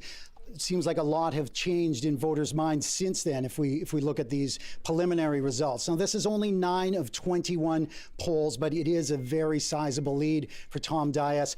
Tom Dias came into this election campaign hitting really hard on crime and pointing out that Kelowna, or the Central Okanagan, has the highest crime rate in Canada. Now, he repeatedly told that message to voters and saying that the existing leadership wasn't doing enough on this, and that he would be the new face of change to help tackle this issue. And it seems like that is working. We do see a lot of visible crime, street crime and that in Kelowna. That is something that has, on the social media feeds, a lot of voters have been talking about and questions about that in the election. So it looks like Dias has struck a chord with what voters want to hear. We could see change here in Kelowna. And it's not like Tom Dias is a completely new face to the people of Kelowna. He is the past president of the Chamber of Commerce here, so he has a lot of ties within the business community. He also led the campaign to bring the Memorial Cup championship to Kelowna. That's the WHL hockey championship. He was successful in winning that bid to bring it here 2 years ago, but the pandemic derailed that tournament and it never happened. But basically, he's been within the eyes of voters since the last election, when he lost by half as many votes to Colin Bazaran. And it certainly seems, at least with these preliminary results, that he has made himself visible to voters, and his message is definitely registering. Anita? Okay, and Brady, just quickly here, how does development play into all of this? Because that was sort of Colin Bazaran's bread and butter, and yet Diaz, like you mentioned, focused solely on crime. So does this mean that the people of Kelowna aren't pro-development? Yeah, I mean, it is interesting there because, as you say, Colin Bazaran was a very pro-development candidate or mayor. I mean, I imagine Tom Dias is also very pro-development with his ties within the business community, being on the Chamber of Commerce. So I think it's more of just a different look for that kind of, business-oriented candidate here. And maybe it's just really a look for change. It seems like voters here want a different face to lead the city with a different vision, or at least that's what the preliminary polls are telling us. Right, Brady, thank you so much. Brady Strachan in Kelowna. All right, thank you. An eye on the race there, where we're seeing almost a reversal of what happened last year. Let's go now to our political panel once again. Andy Yan, Ginger Gosnell-Myers, Mo Amir, and we are just waiting for the first Vancouver results to make it in right now. But what do you make of what we've seen? Well, we've already talked about Surrey, but in Kelowna, again, you have someone there who is focusing on crime and public safety this time around, and what we see is them basically doubling what they did last time around, reversing the position of a sitting mayor. Andy. Well, I think that, again, tremendously goes into the unfortunate kind of capacity when it comes to new and growing communities to default into public safety, that we're not necessarily going into really the larger issues that I think growing communities do face in terms of affordability, in terms of the kind of economic development that you see, in terms of really the kinds of things that I think really new communities are facing in British Columbia. So I think that, unfortunately, it's really seeing how the default is to policing, and really it's unfortunate, but then I think really how there is a need to kind of expand that in our community. We are going to get to the rest of the panel in just a moment. Oh, we are not going to. We're going to stick with you guys for a moment. Ginger, your thoughts on that, on a place like Kelowna where you've got a lot of tension about development, but when somebody comes in and starts banging the hammer of public safety, ends up doing very well. Yeah, it's almost a NIMBY attitude that we're seeing. We know that, as our larger cities become more unaffordable, that people look to, some of the smaller, more desirable towns as a place to raise their families and start their careers. And as Andy was saying, like if you're a growing city and you're growing maybe a little bit too fast, a natural default issue is on public safety, but there are other issues that they should be focusing on that create the type of community well-being that people are moving there for. And I think that this is something that more municipalities are going to be seeing over the next number of years. And hopefully we start planning for future generations in a way that actually meets the needs of our population today and for the future. Mo, can you talk a little bit more about that as well? Are we seeing that in other small to medium-sized towns where crime is really coming to the forefront and really dominating the conversation? Yeah, I mean, earlier in the program, I talked about Terrace writing a letter to the province as well. Certainly the BC Urban Mayors Caucus has lobbied the province to help on disorder or crime, however you want to categorize it.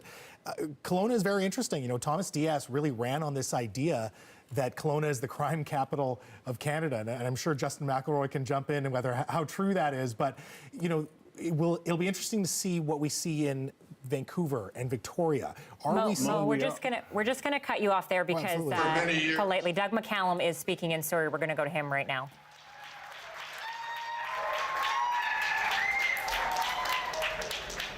And maybe it's time for me to finally put my feet up a little bit and enjoy life. So thank you very, very much again for all of you being here.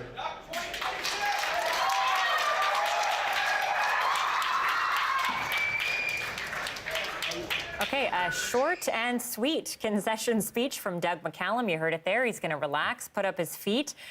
Mo, what do you make of that? I mean, do we expect someone who comes in second to have much more to say, really? That was the best election concession speech I've ever seen. I'm just going to leave it at that. That was excellent. Thank you, Mayor McCallum. I am sorry that we won't have Jurassic Park in Surrey. I think because it's Doug McCallum, I just expected something a lot longer. I did. I did as well. After interviewing him on many occasions, he tends to go on. And this case, not so much. Again, it feels like we got to that just a couple of seconds late. I don't know how much there was before that, but we did have it up on screen, and I don't think he was behind that podium for very long. Perhaps he'll set an example for all concession speeches this evening. I hope so. We will wait and see. Now, between the three of you, we're still waiting to hear live from Friendalock. We have a reporter there, of course, at her headquarters. Again, I mean, in her speech, some swipes at McCallum, I suppose, though. I don't know, what do you think of, the comments about his crew and, the people who are following him? I was waiting for him to say, lock him up. I was waiting for those chants to break out at the Lock campaign. And she should be focusing on, the road ahead. Now she is the mayor of one of the fastest growing cities in the West. And, is the province going to be looking at these numbers and saying, this is something that we're going to throw millions and millions of dollars at and allow, a decision that you made just a few years ago to actually, move to the side. So, I think she has some other things that she needs to be focusing on. Well, it's also the relationship to our council, and I think that this is one who has to be very careful towards, I think, claiming, a level of victory. But yet, at the same time, there are, I think, memories of McCallum in council, and really how it is actually the need to build a constructive relationship between the various council members. Yeah, how is she going to make that work, Mo? She might just be looking at the Safe Surrey Coalition having possibly just 2 council members and not really caring about it. I mean, it looks like, at least so far, that she will have a majority on council. Things could obviously change by the end of the night, but it looks like she will have found 4 councillors to support her agenda. So I'm not sure if she's necessarily taking that into consideration quite just yet. Yeah, and that's what we're seeing right now, is that out of the 8 councillors who are leading right now, the last two of them are with the Mayor's Safe Surrey Coalition, and so if anybody gets bumped off or anybody moves up, we could see that change. Yep. Okay, and we are going to leave you there because we are going live to Friendalock's headquarters, where our Benit Brach is standing by. And Benit, I imagine the mood. Oh, you have Friendalock with you. Wonderful. Okay, well, take it away. I have her right here. Well, it's been quite a night tonight. Friendalock, tell me what's going on in your heart right now. I am so excited. I am so humbled to be given this honor by the residents of Surrey, and so there's all kinds of things going through my head, but honestly, I just want to get to work. I want to get to work tomorrow, and we will. You said in your speech you're going to get to work tomorrow morning. Yep. So what are your priorities? I am actually going to be meeting tomorrow with the police and starting that process and getting some advice from them, and then we will continue on. We have a budget to present to the residents, and I'm going to take it out to the town centers, so we have to get that in place, and we have to get it in place very quickly because the budget has to be, budget consultation takes some time, so yeah, we're very excited to go out and start talking to people in Surrey. Yeah, and you've spent so much time, knocking on doors, interacting with the residents here in Surrey. What have been some of the main things you've heard at the doorsteps from people? The number one issue, without a question about it, was the integrity at City Hall. They were so concerned and embarrassed by this mayor. Surrey is an amazing place. It's a great city, and we want to make the residents proud of this city once again. Yeah, and what do you think tonight's vote says about Surrey? Oh, I think this was a very definitive vote. I think the public absolutely voted for public safety and for integrity in our city, and we will deliver that. We will be reaching out, starting the process for the Ethics Commissioner to bring that back to Surrey. We will be looking at how we're going to make the transition work back to the RCMP. We will be looking at how we can build more transportation in our city, so TransLink, we're coming. And we also want to talk about this region generally. and it's time. It's Surrey's time. We're going to be the largest city in Metro Vancouver, and it's time for Surrey to get its fair share. So all of those pieces are going to be on the docket coming up very soon. And I want to go back to the transition that you talked about. How feasible would this be? How long do you think this would take? What would be these next steps for you? Well, it won't take very long, really, because the transition has never been really started. They have failed at every benchmark they set for themselves. So there's 150 officers on the street. We will absorb them and figure out how to move ahead. But I can tell you, it will be our first order of business. Absolutely. First order of business. Now, I gotta ask you. So Doug McElroy said his stadium would be 60,000 seats. Jenny Sim said 10,000. How big would your stadium be? We will build services and facilities and amenities for children, families, and youth in our city. We are not going to build grand examples for millionaire athletes. That's not what we are. We're a city of families, and we're going to do what's right for families. Friendalock, thank you so much for your time tonight. And thank you. Thank you very much. Anita, you know, the night here is still a lot of celebratory mood here. People are happy, cheering, a lot of drinks are flowing, but we'll stick around for a little bit longer. And back to you, Anita. Benit Brach live in Surrey at Friendalock's headquarters, where Friendalock has been declared the next mayor of Surrey. Indeed, she has, in a very close race there. Justin McElroy is with us now, our municipal affairs reporter, to talk about some results, finally, from Vancouver. Some early results, Justin. So, some early results, but some pretty dominating results for Ken Sim so far. So again, these are just the first 10 polling stations. That's less than 10% of results overall. So these could be in places like Shaughnessy. They could be places like Kerrisdale. But look at that. More than a 2,500 vote lead, more than double Kennedy Stewart right now. That's a huge amount. Ken Sim has to be extremely pleased with that start. We heard that his internal polling showed that they were on to a commanding victory tonight. If this holds, that will be true. Kennedy Stewart certainly in a lot of trouble with these first results. But again, we don't know quite where these are, so things could change a little bit. But if you're Ken Sim, you have to love where you are with these first batch of results. And of course, it's not just mayor that matters, it's council. And if you take a look at where we are with these first 10 polling results in terms of the council, all 7 ABC candidates are at the top of the polls right now. 2 Greens, Adrian Carr and Pete Fry, and then Christine Boyle of One City in 10th place. If that holds, and again, it's just 10 results, so 10 polling stations so far, but if that holds, that's a dominant result for Ken Sim and ABC, a repudiation of Kennedy Stewart, and it would be a significantly different city hall if this holds. All right, Justin, thank you so much. Justin McElroy, our civic affairs reporter. I think now we're going live to Leanne Young, who is at Ken Sim's headquarters. Leanne, what is the reaction there right now? What's the mood like upon getting these pretty, big early results? Anita, you know what? I'm going to let the room speak for itself. Look at all the happy people behind me. Just seconds ago, people were jumping up, cheering, clapping. People were chanting, ABC, ABC. People are absolutely elated. I mean, like you and Stephen, we've all been tapping the results refresh button all night, and these are the very first polls to report, so everyone already very excited.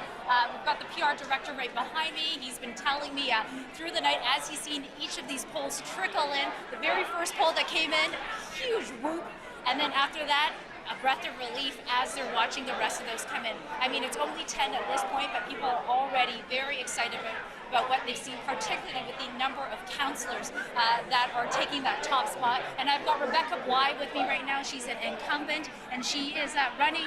This is her second time running. You've just seen the results. What are you thinking? How are you feeling? We are absolutely, obviously incredibly hopeful. It's still early, we know. But Ken Sim has pulled a very, very strong first result coming out of the initial polls. And we're really excited. We worked hard. We gave Vancouver another option, and they've responded with some initial voting. And what's it been like for you? I know you've been feeling a bit nervous about it, and you haven't been quite as joyous as some of the supporters behind us. What's it been like for you watching these initial polls come in? I learned in the first go in 2018 that a lot can happen, when all polls are counted. I think that our mayoral candidate in Ken Sim has shown very, very strong results and extremely positive results for all 7 of our council candidates. We just got to hold on to that as we have the rest of the results come in from the polls. Yeah, I mean, I'm jittery, I'm nervous, I'm hopeful. We've worked very hard, and we really want to get the best result we can. And so after having experienced the last 4 years at City Hall, seeing that you may actually have a majority council this time with ABC Vancouver, how is that going to change the work that you're looking to do? You know, Vancouver is at a precipice. We're at a critical point in Vancouver's history. We need to be able to make decisions quickly and work together across party lines, of course, and make sure that we have diversity of thought in the council chambers. But we got to get some decisions made and not spend hours and hours in the chambers going back and forth. I think this really gives us the opportunity to have a clear and cohesive group, a government that can set Vancouver back on the right path. And so, you know, I think you and a number of the incumbents have expressed your frustration over the last 4 years of just the challenge of trying to move things forward. How do you think this will change this time around? You know, I think that with the minority government, what we had in the past 4 years, there was a lot of competing priorities, a lot of discourse that was unhelpful within chambers. Having a majority allows us to be able to listen to the views of residents, look at the policies that are going to help set us on the right path, as I mentioned already, and just get rid of some of that politicking and posturing and things that really slow down the business of council.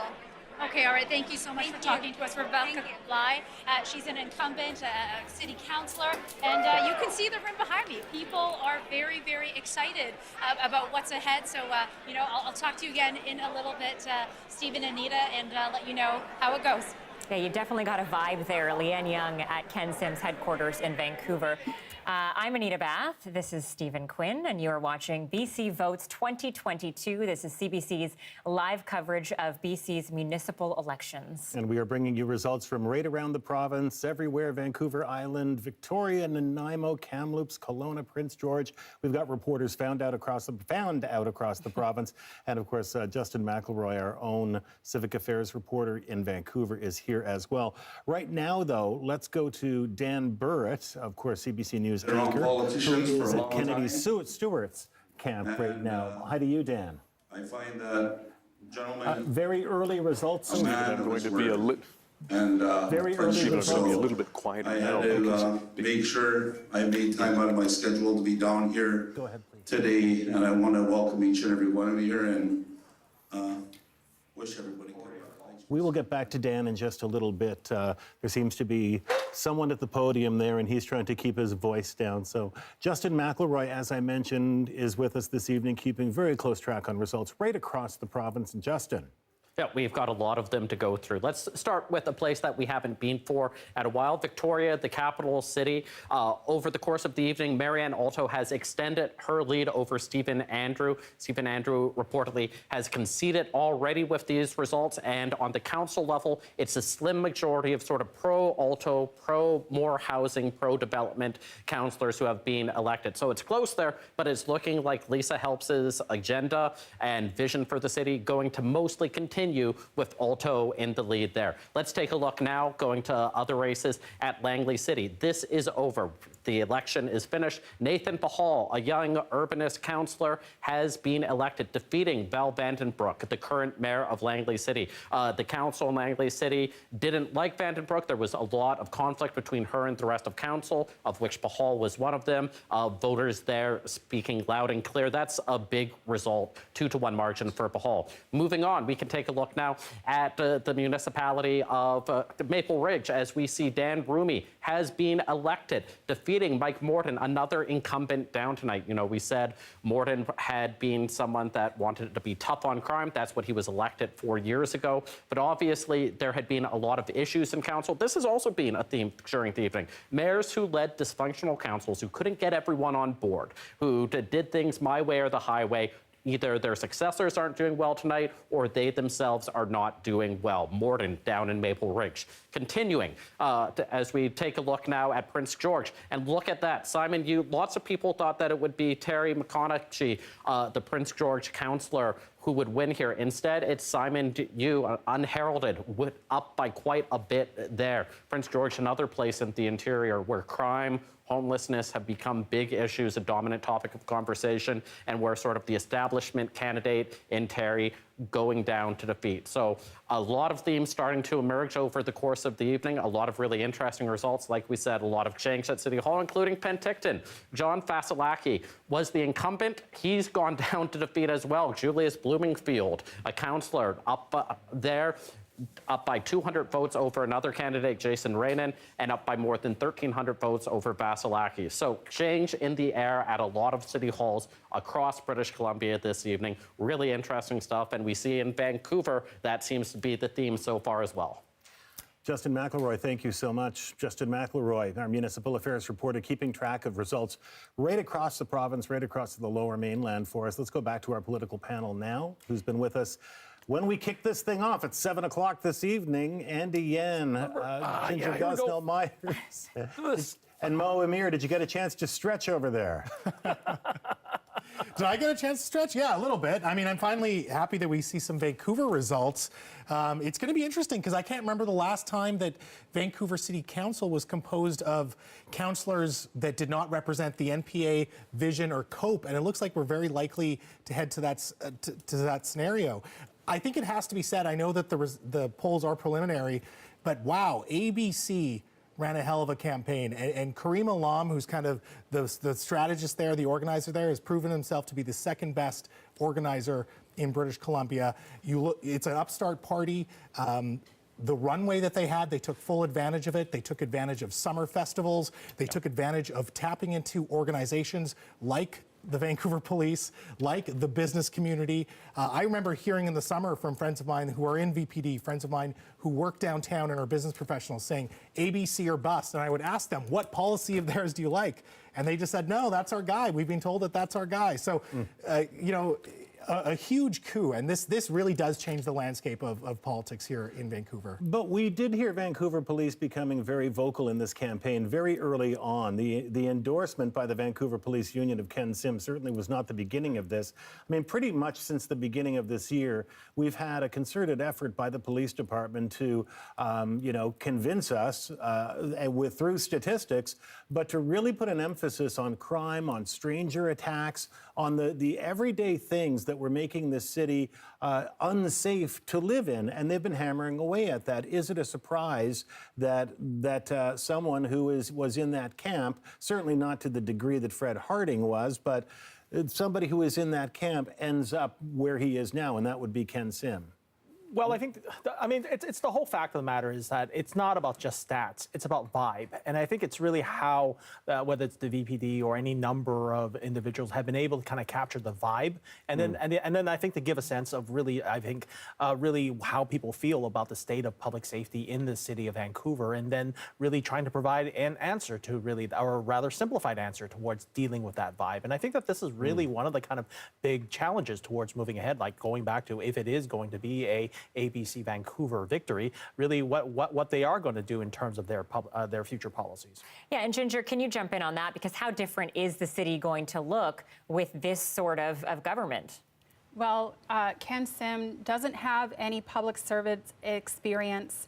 I think he has that as a bit of a barrier for him really jumping in and getting things rolling. However, he does have, he is bringing some council members with him who do have a lot of experience, right? So he's not going in, you know, with any sort of handicap in that sense.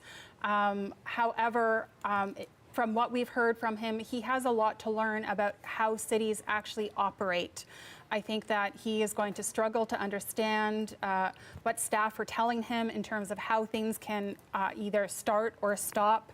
I think he's going to have some ambitious next steps that he's going to want to take on, and he's going to be told, actually, there's a lot of reasons why we cannot do that. And so, you know, this is going to be a bit of a learning curve for him, unfortunately.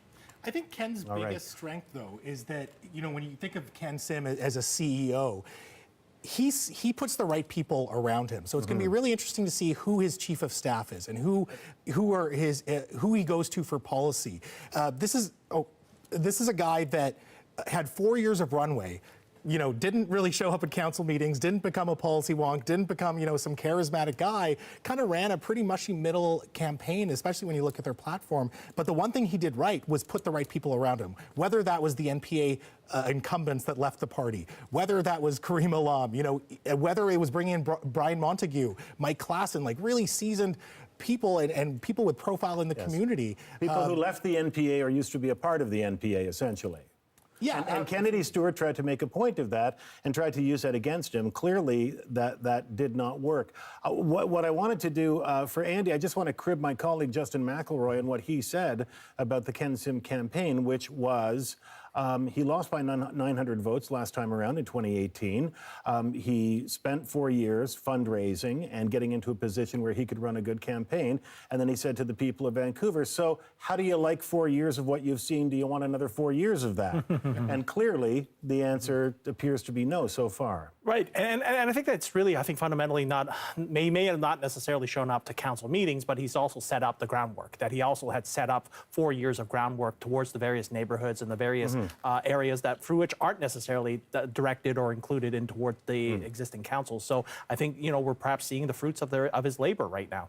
Yeah, but he didn't go to a council meeting in that 4 years. He might have watched some tape.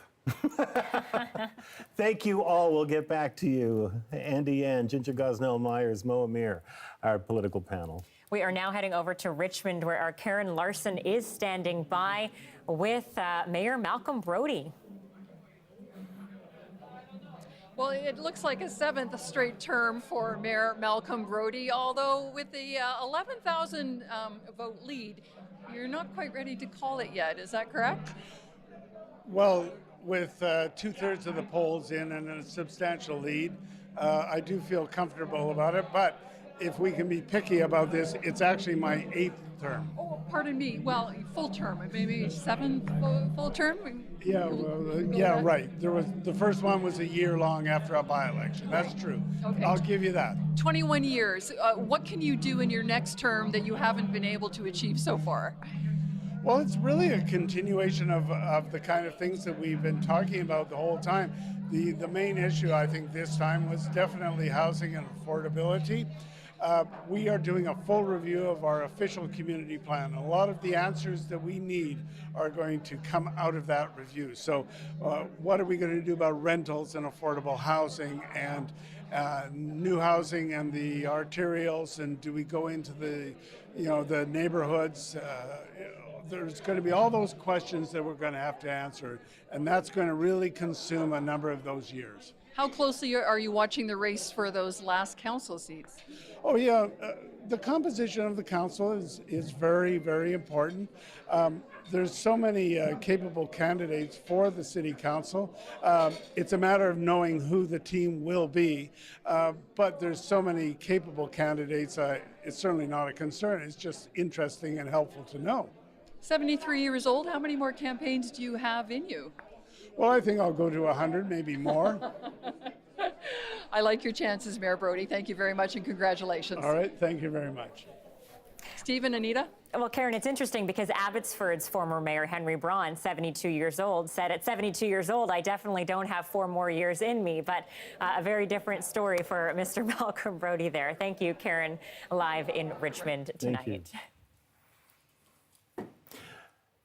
And now we will go back to Justin McElroy, who has, results from Vancouver and elsewhere right now. Justin. Yeah, more results coming in Vancouver, more results that are extremely good for Ken Sim and the ABC party. We've now got about a quarter of the votes in overall, or at least polling stations, a fifth, I should say. And look at that, Ken Sim, a 3,000 vote lead. We're starting to get into the conversation of where a decision desk starts having some conversations, but still a lot of votes left to be in. But certainly Kennedy Stewart not cutting into that Ken Sim lead as much as he needs to, continues to be all 7 people on council for Sim and ABC as well at this point. We'll see what the rest of the night brings there. But we've got lots of results all across the province. We go next to Langford. Look at this. Stu Young has been mayor of Langford since 1993. That's the entire time that Langford has been a city. It's grown by a ton, but this time he faced a challenge. There were a lot of people that said it was too much of a my way or the highway approach. They wanted a little bit more regulations. They wanted a little bit more focus on community development and trees, and Stu Young has gone down to defeat. That's an earthquake in Langford. Moving on to another part of the province, let's take a look now at New Westminster. This result, a little bit more expected. Patrick Johnstone has been a popular councillor in New Westminster for the last 8 years. A little bit more close than he would have liked, but the majority of his team will also be on council, and he will be mayor. And then if we take a look now at a place that we haven't looked at so far this evening, we're going to now look at Lytton. And look at that. Is that a tie so far? It is indeed. 87 votes for Denise O'Connor, 87 votes for Edith Loring Kahunga. 4 years ago, it was a tie in Peachland. It required people to draw a name out of the hat at the end to determine who wins. I'm going to have to look at the Lytton municipal bylaws to see what they do in a tie vote. We're going to also have to see whether that's the final results or not. But Lytton, a place where rebuilding the community is top of mind, of course. Both of the main candidates are saying that the province and federal government needs to act faster. That's a much different municipal race than everywhere else in the province, but one that is extremely close as it can be at this point. Justin McElroy, thank you. We're going to go now to our political panel, Mo, Ginger, and Andy standing by. Mo, with Ken having such a significant lead at this point, we've got to talk about the history that could be made tonight, not only with this potentially being the first time since 1980 that a sitting mayor has lost on election night, but for me, a really big one here is the first time a person of color would be mayor of Vancouver. What do you say about that? Yeah, for Vancouver's diversity, I mean, it's a little shocking to think that people of color have not sat at the mayor's seat. Again, I know council is still being determined, so it'll be interesting to see what the makeup is. And I know in 2018, that was a big criticism that we didn't see enough racial diversity on council. And so it is monumentous. It's monumentous for several reasons, as you said. Like you said, incumbent Vancouver mayor hasn't been voted out in 40 years. Like I noted before, when's the last time we had a council without any representation from the NPA, from COPE, and Vision Vancouver? This is big. I mean, this is a new party. It looks like they're poised to sweep, and it looks like Vancouver will finally have its first person of color sitting in the mayor's seat. Right. And Ginger, I'd like you to react to that as well. First time a person of color as the mayor of Vancouver. Incredible history being made and a big deal for a lot of people in this diverse city.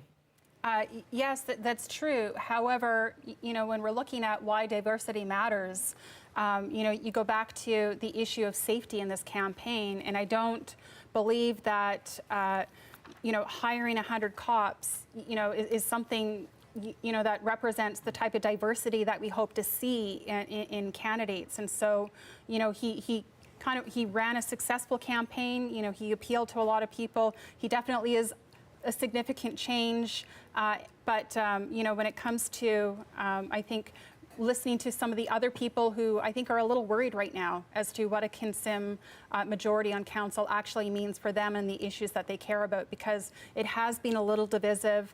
I think that there are people who are marginalized that feel a little worried tonight. And racial diversity and racial equity are two different things, right? And I think that's what you're saying, is that diversity isn't necessarily equal equity. No, not at all. No. We're gonna leave it there for now because we've got some action over at Kinsim headquarters. We've got 55 out of 106 polls reporting so far. Kinsim's got 51% of the vote, at least 4,000 votes or 5,000 votes ahead of Kennedy Stewart right now. With 55 out of 106 polls exactly reporting right now. We're getting into making a call territory. Leanne Young joins us now from Kinsim headquarters. There's some activity there. Leanne. Let me tell you, there has been some, Stephen, let me tell you, there has been some activity here. People are already elated. If you can see behind me, this is the stage where we're expecting Kinsim to come up to give a speech, whether it be concession, but it's looking like it'll be a victory speech. As soon as those first polls dropped, you could see the mood in this room already shift. People started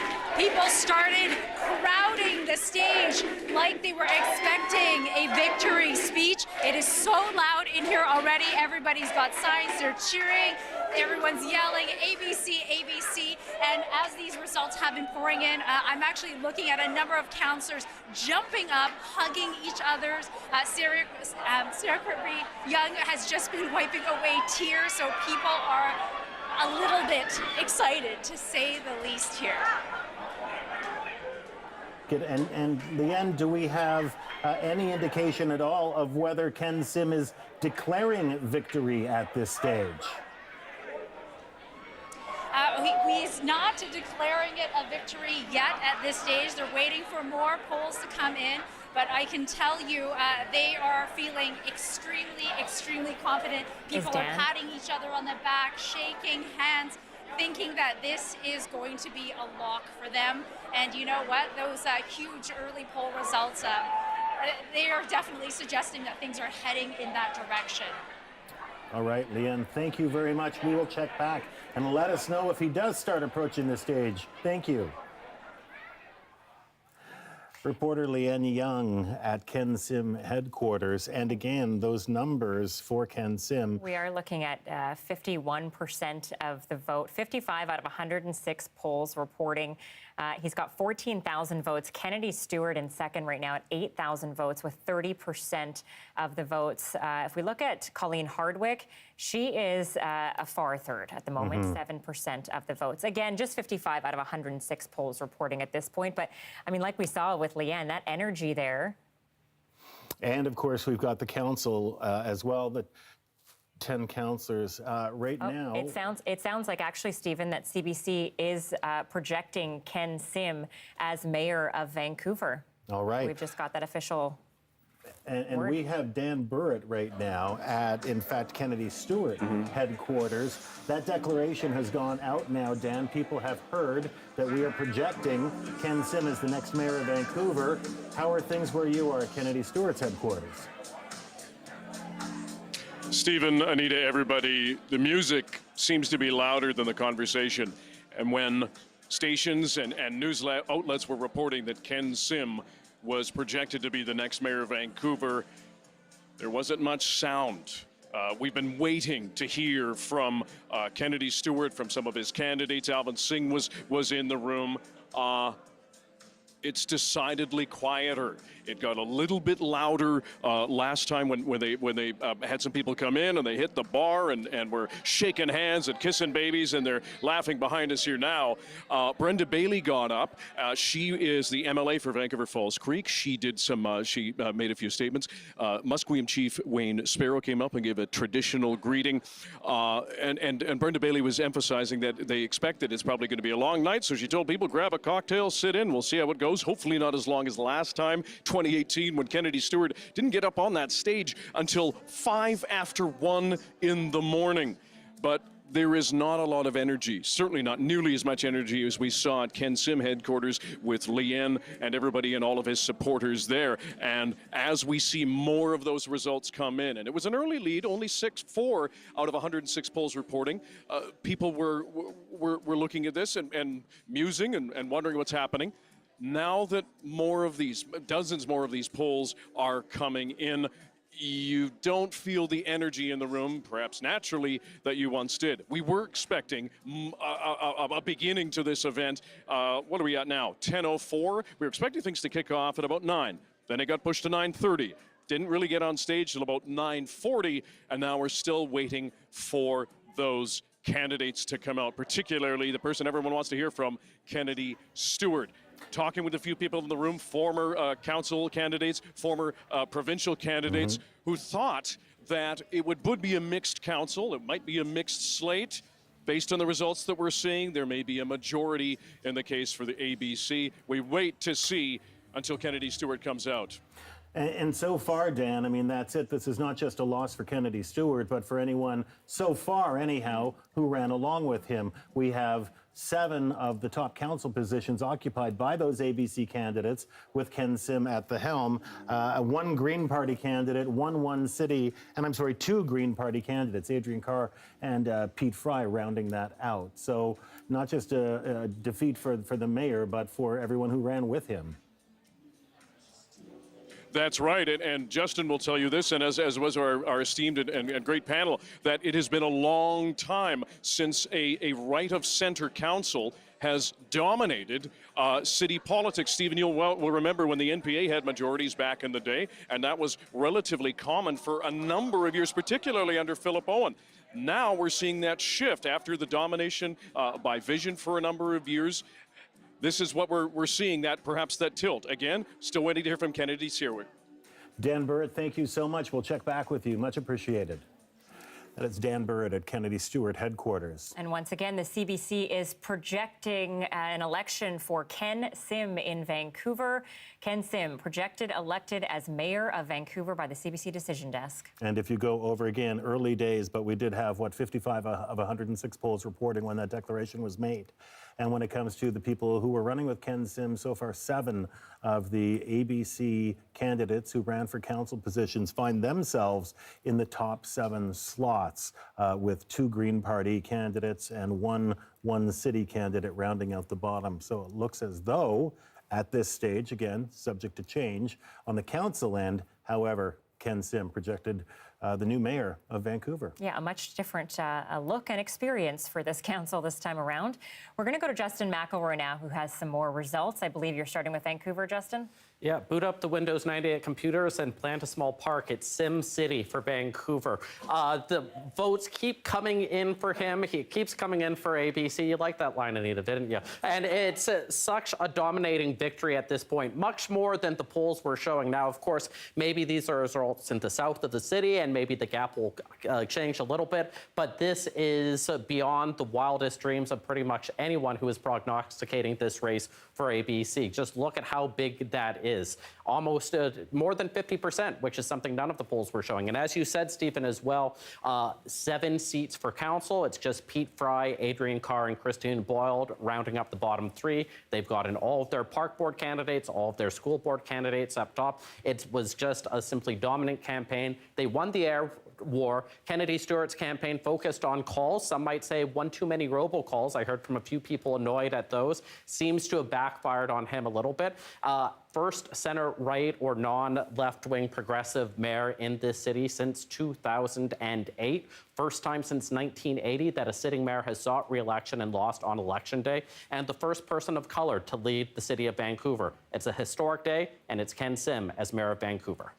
All right, Justin, thank you. And I know Stephen's going to throw to the panel now, and you have some, you're going to be taking Andy up on his geographical knowledge that he sent us. Well, that's all moot now. This was back when we were 55 polls reporting, and there wasn't I was right. But there wasn't a declaration made yet. I was trying to let you, he really wanted to get tables in the back. The correlation tables in the back. I got it. Sorry. We had moved on from that.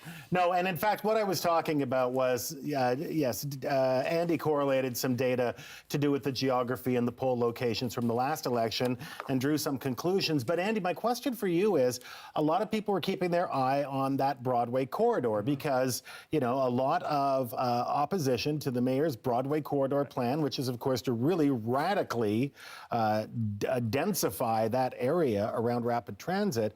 Right. Did we see anything? Well, it's too early to tell, but do we expect that those polls voted against Stewart to tell him they don't want it?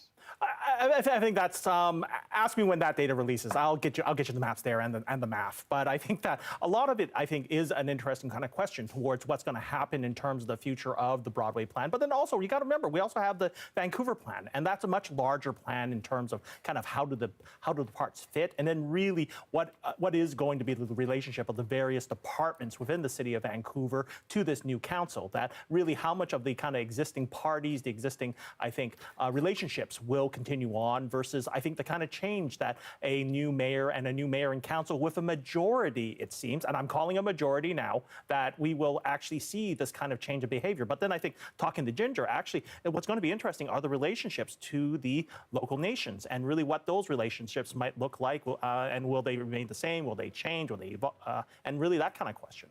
And Ginger, what is your prediction there? What do you think is going to happen? Well, This is the city of Vancouver. It's on unceded Musqueam, Squamish, and Tsleil-Waututh land. That is undisputable, and no mayor has the ability or authority to deny that important truth. And I think Vancouverites really demand some commitment to reconciliation. And of course, Ken Sim and ABC and his team, they actually do have a reconciliation platform within their election platform. So that is very good to see.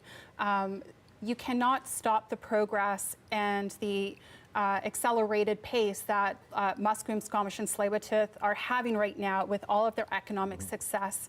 And frankly, it's about time. You can't put that genie back in the bottle. Their time has come, regardless of who is mayor. All right, we'll have to leave it there for now. We're going to go back to Justin for more results. Thank you, and Mo, we'll get you next time around. Appreciate all three of you being here. Justin McElroy with some more results. Yeah, so Vancouver, we've told the story of. Surrey, we've told the story of. What about Victoria, you might ask? And if you take a look at the results there, more polling stations are coming in, and you can see that we now have the check mark with the elect, Marianne Alto, winning there, defeating Stephen Andrew, a battle of councillors, a battle of the vision for Victoria. And again, this is the story that we talk about. It is not one pan-BC story where everyone is going one way. Certainly, Stephen Andrew talked a lot about crime. He talked a lot about back-to-basic government, and yet it was also winning in Victoria. Different places have different political cultures, and it's important to remember it on a night like this. As for, do we have any other results coming in?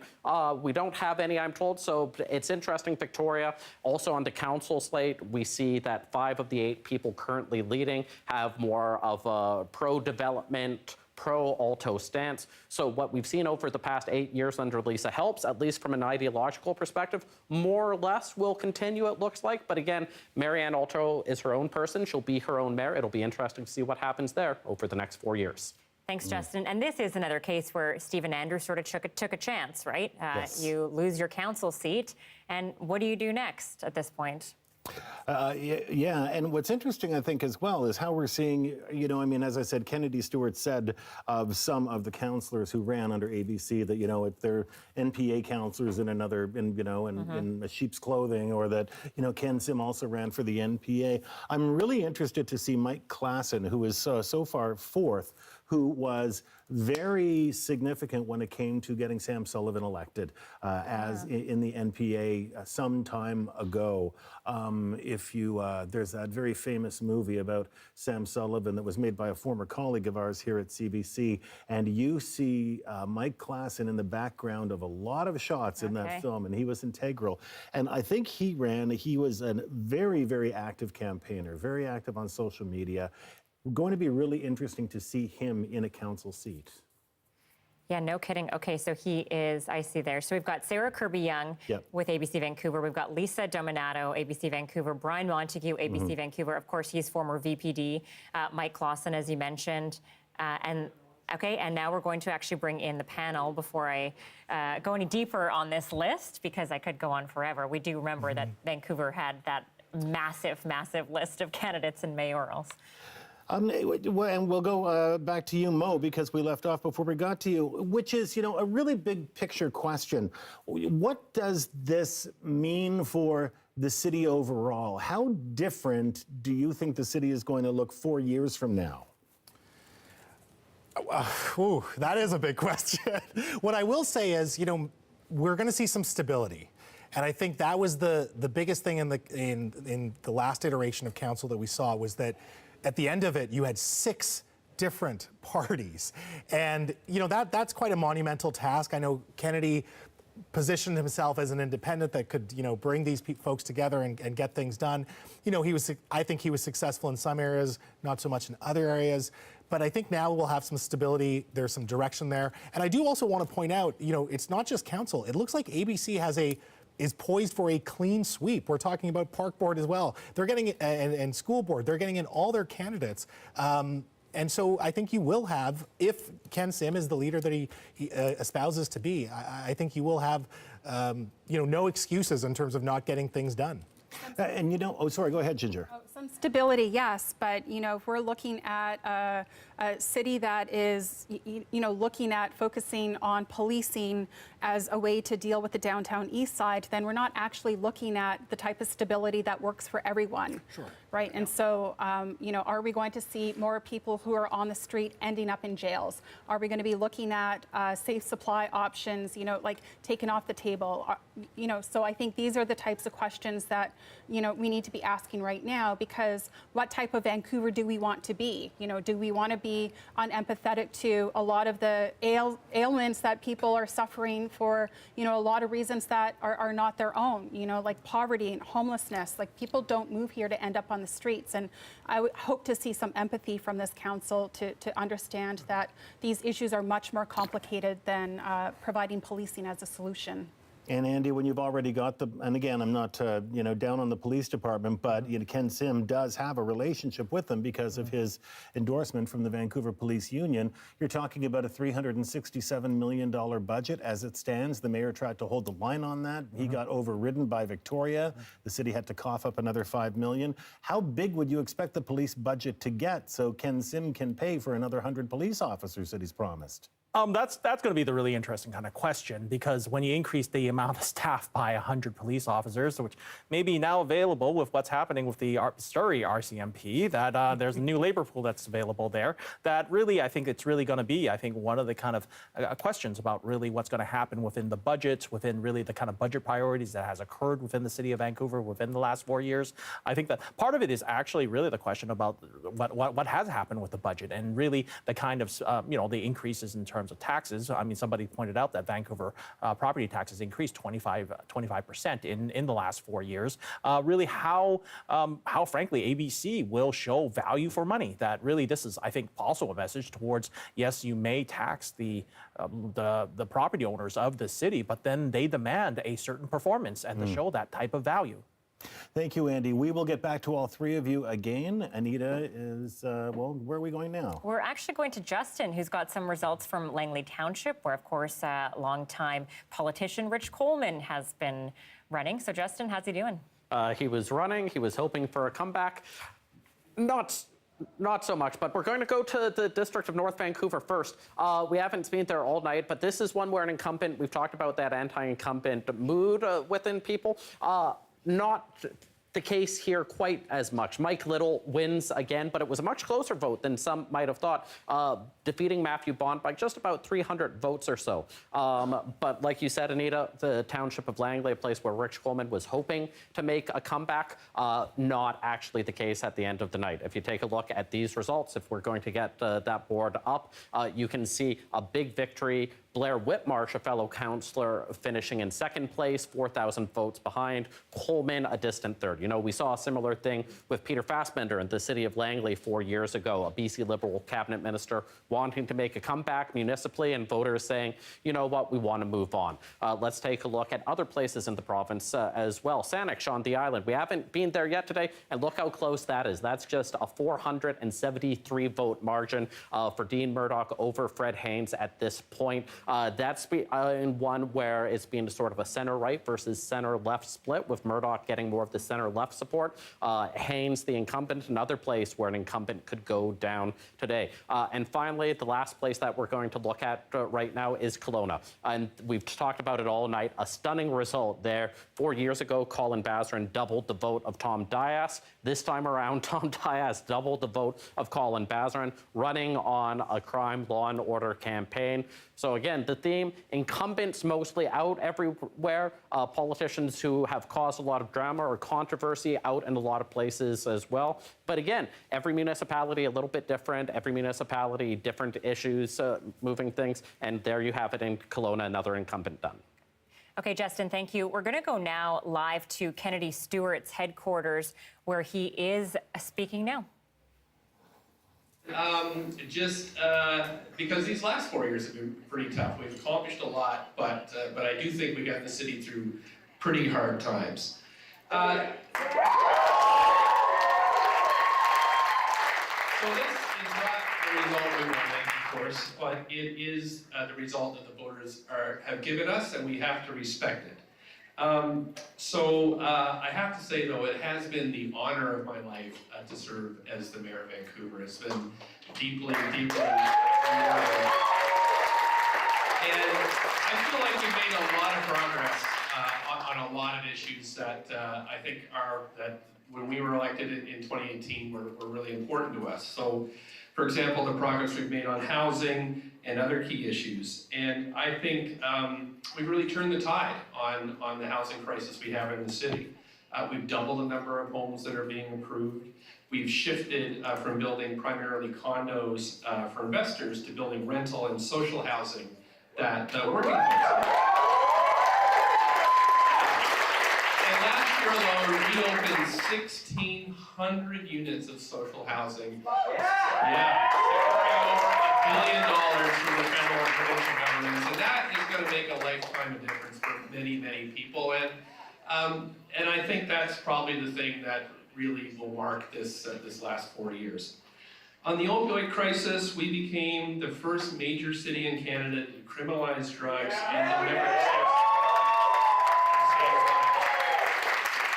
we passed Christine Boyle's Climate Emergency Action Plan, which will reduce Vancouver's carbon pollution by 50% by 2030, and we supported the legal fight to sue Big Oil. And we got to see the COVID-19 pandemic with some of the lowest case counts in North America, and a shout out to Dr. Penny Ballum and Dr. Bonnie Henry and Dr. Patricia Daly for all their work through the pandemic. And we're having one of the earliest and strongest economic recoveries, which I'm really proud of.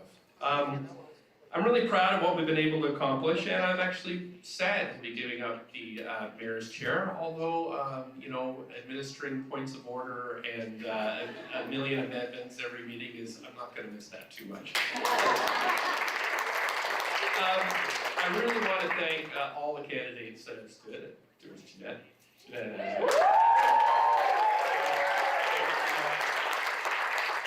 Hillary Brown.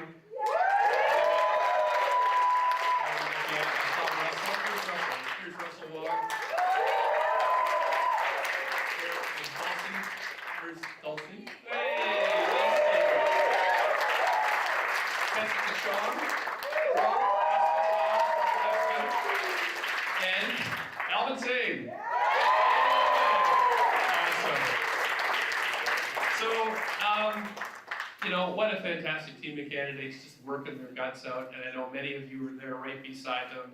And just, listening to folks and really providing, I think, the progressive leadership that's going to be needed over the next 4 years. But thank you so much for the candidates for all their work. It's a tough slog, but really proud to be with you all the way through. Let's thank all the volunteers.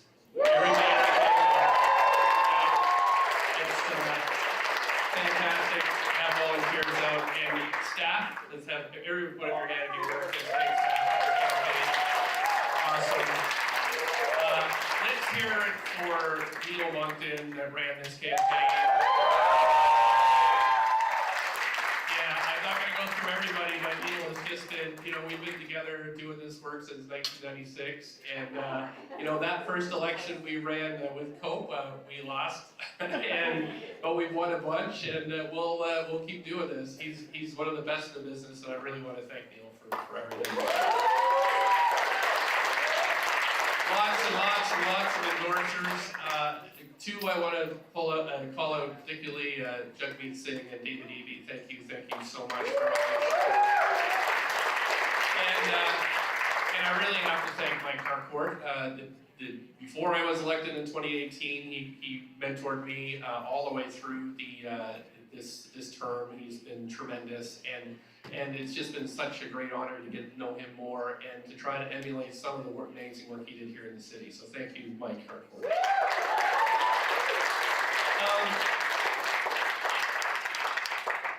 I want to thank my family, who aren't here except my brother, of course, Evan. The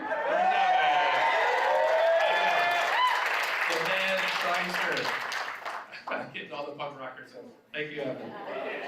So this campaign I'm also really extremely proud about. I remember Jack Layton, my first election was in 2004 with Jack Layton, and I remember him telling us directly, no opposition without proposition.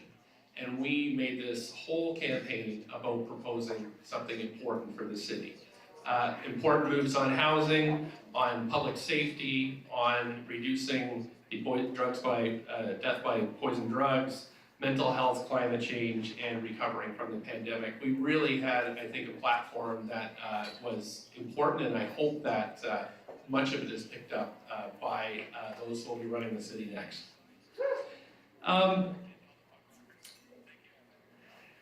I think that's it for me. I mean, I'm just really proud of the work everybody's done. I really think. 4 years in Vancouver.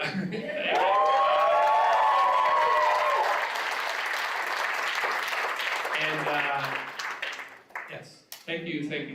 And I'll just be talking to each and every one of you for. Why doesn't the team come up? Come on. While we're waiting for everybody to come up, here's Libby Davies, everybody. Look, it's Libby Davies. Libby Davies. She's just a rock behind us this whole time. Okay, everybody, awesome candidate. That is Kennedy Stewart, defeated tonight by Ken Sim, saying that he's proud of a lot of things that he accomplished. So let's go over to the panel now. Mo, what say you when you look at the city after 4 years of Kennedy Stewart? He says he's proud. Should he be proud of what he accomplished? I guess, sure. I mean, he hit his housing targets. He did push for decriminalization quite hard. I think ultimately, Mayor Kennedy Stewart, or former Mayor Kennedy Stewart, just seemed really deflated for the last few months. I mean, where was he this whole summer? Everyone was hitting the summer festivals and being out there. He wasn't even visible. And I think that was kind of his biggest problem, that he just wasn't out there, even during COVID. And I'm not saying that the mayor needs to grandstand all the time, but there needs to be some level of political savvy where you are visible, and he just wasn't. And so, you know, is it because he was not particularly proud of his record? I don't know, but I think that's kind of the story here, and why he did not make himself as available to the public is really going to be a question that I'm sure a lot of people will opine on this week. Right.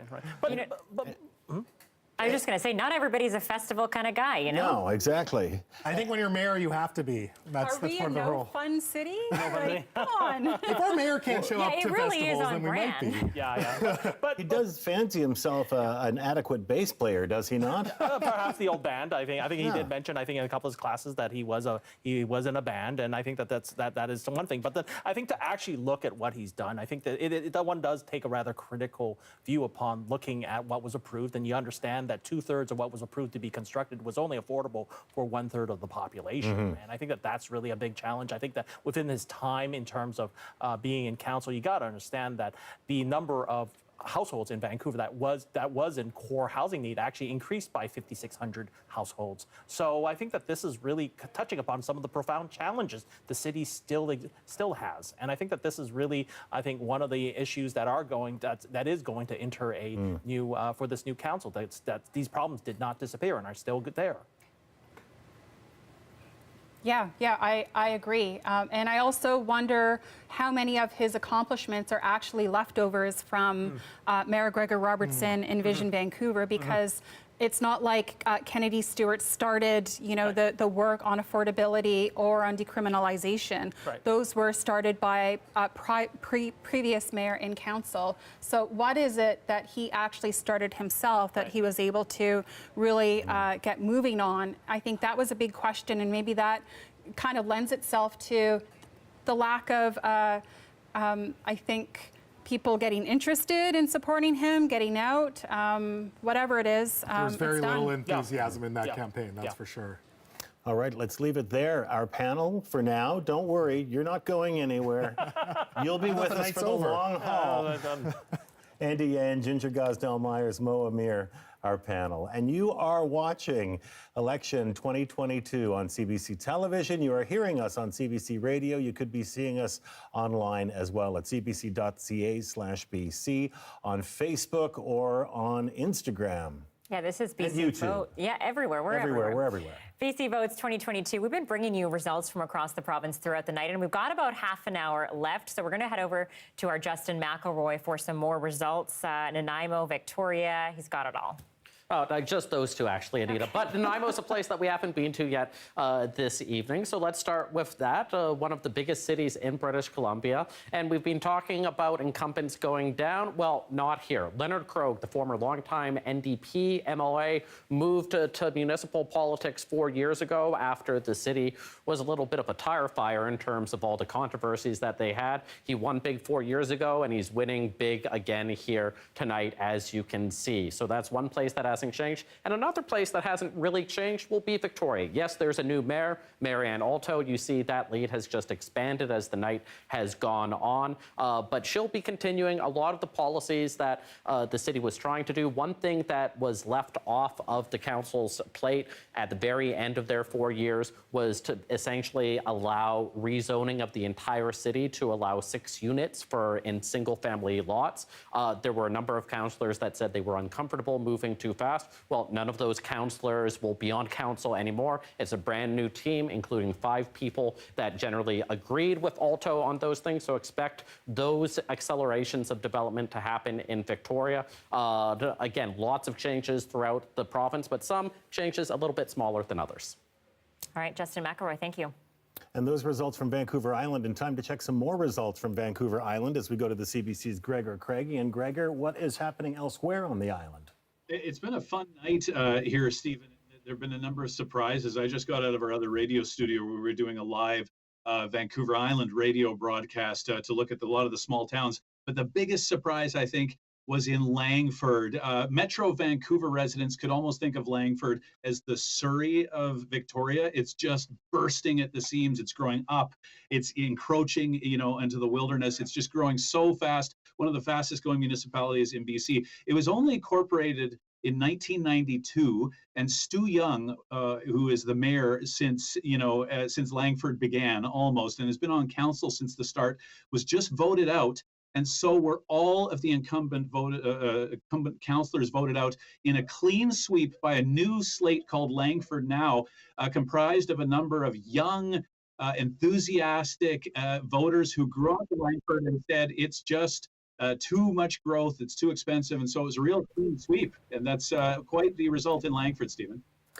Gregor, thank you so much. Much appreciated. My pleasure. Gregor Craigie in Victoria with more results from Vancouver Island. Of course, what we've been waiting for, now that we've heard a concession speech from Kennedy Stewart, is a concession speech from Ken Sim. And we are watching Ken Sim making his way now through the crowd. There he is. Heading up to the stage. Heading up to the stage. Lots of people with their phones out. Before we actually get to Ken Sim, we're going to do a quick tour back to Surrey. We missed Doug McCallum's most of his speech, so we have a little clip of that we're going to play for you now as we wait for Ken Sim to get on stage.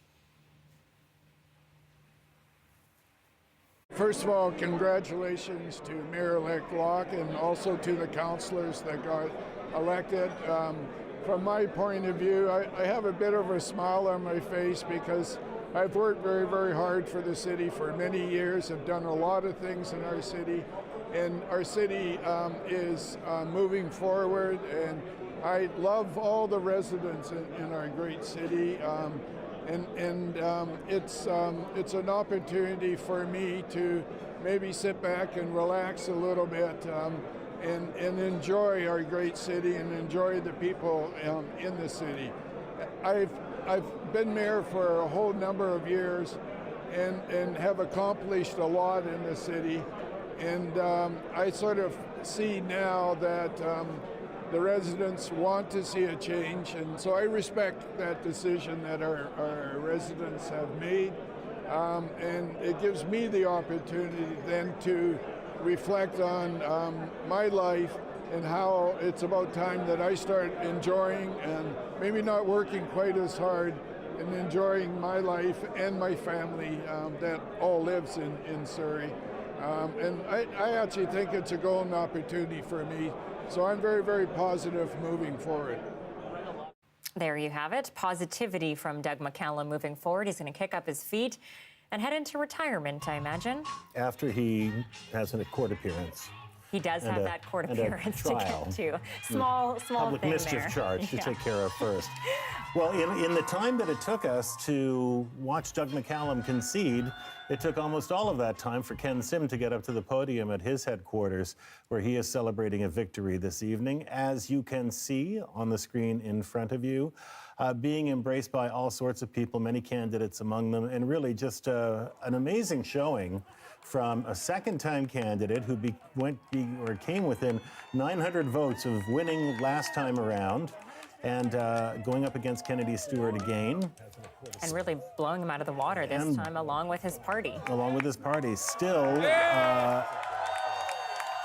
just a number of polls reporting for the council seats, but still 7 ABC councillors dominating the 10 council positions right now. And that's rounded out by Adrian Carr and Pete Fry of the Green Party and Christine Boyle now. Again, subject to change. And here is Ken Sim now finally at the podium.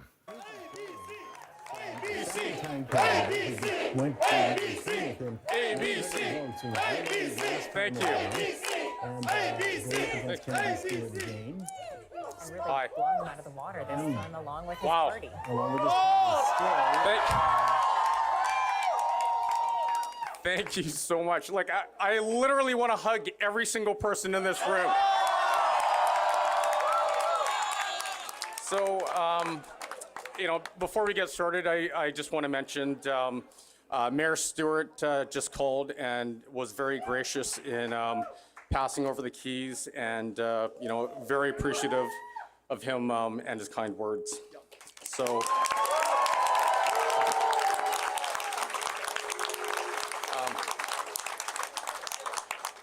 4.5 years. The longest job interview ever.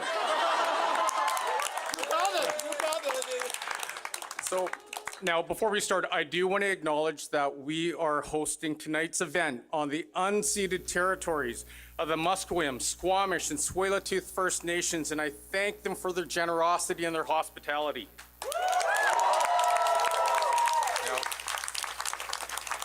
Now, you can't lose if you never give up.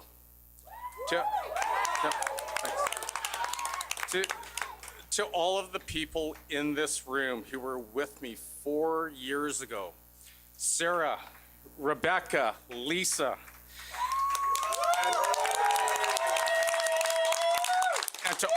and to all of you, thank you for not giving up on the promise that together we can make Vancouver a better city. Yes! Yes! Together! Yeah. Now the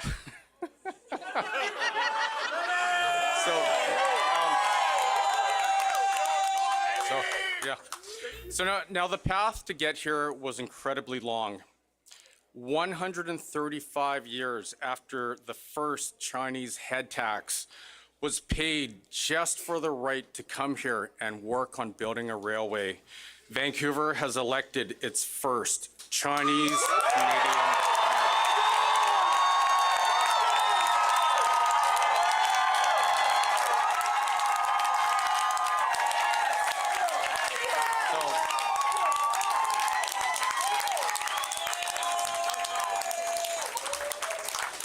So now, the history of this moment isn't lost on me, but the honor really goes to those whose shoulders I stand on. Douglas Jung, Tung Chan, I don't know if Tung's here. Tung, go Tung! Yeah. But also Raymond Louis, Kerry Jang, David Lam, B.C. Lee, the late B.C. Lee, he was such a great guy. Art Lee, Sophia Leung, thank you for paving the way for tonight.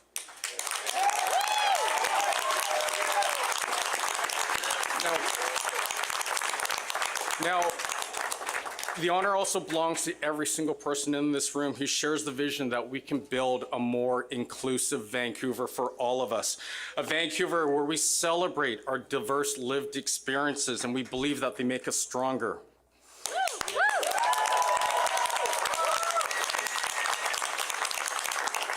Now, for us, that shared vision only came together very recently. 500 days ago, ABC Vancouver was just an idea. Now, while being BC's newest political party, tonight we are now the largest municipal party in our great province. Yeah.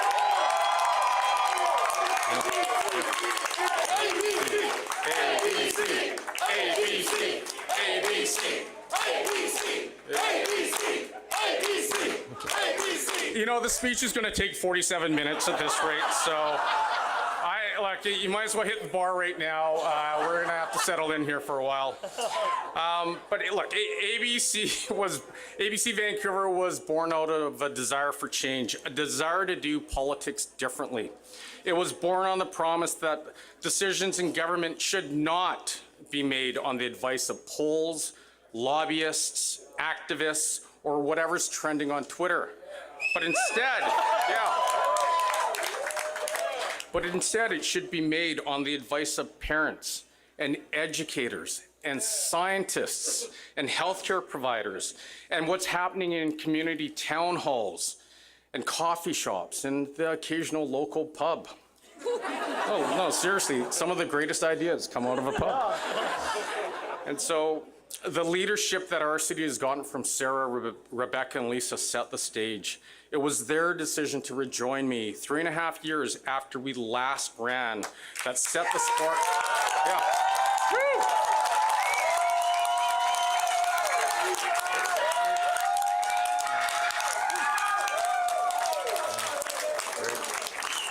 We're literally at an hour now. Okay. But look, needless to say, every moment since that day, everything's gotten better and better. Look, you can't lose if you never give up. Because not long after they decided to join, Peter Meisner joined the movement. Yeah. And then what? Yeah, Peter. Yeah, he's got good-looking eyes. Like, let me tell you, they're pretty beautiful, actually. So, yeah, you're welcome. Yeah. And then my old high school buddy, and actually elementary school buddy, Brian Montague, joined the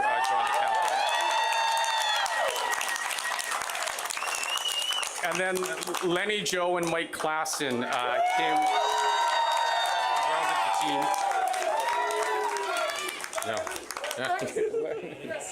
He has his own fan club too. So after that, I lost the most weight. Yeah. 20 pounds.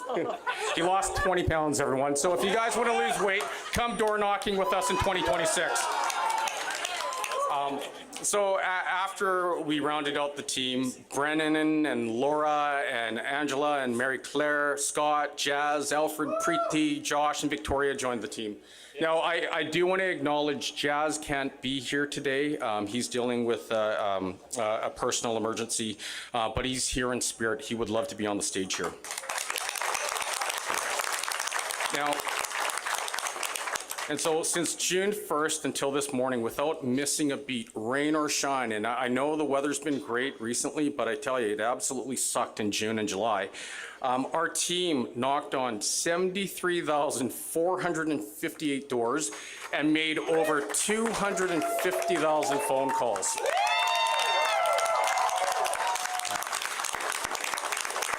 So when people ask us how ABC came out of nowhere, the answer is simple. We just worked really, really hard.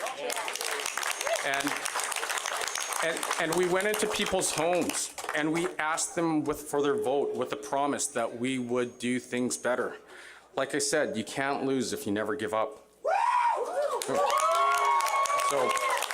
So now we heard loud and clear that from people that they wanted change, and change in Vancouver is here. On day one, we are going to requisition for 100 new police officers and 100 new mental health nurses. We are going to stop the road tax. We're going to plant the first of 100,000 new trees, and we're... Yeah, thanks. Awesome. Yeah, we got some tree lovers here. That's great. And Parking, well, we'll get there. We'll get there. You know what? We got a lot of work on. Like, I got like pages of this stuff here.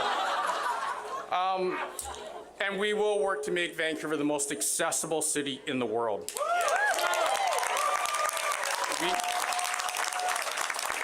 We're going to start the work day one to reduce permit times on building new homes and starting new businesses.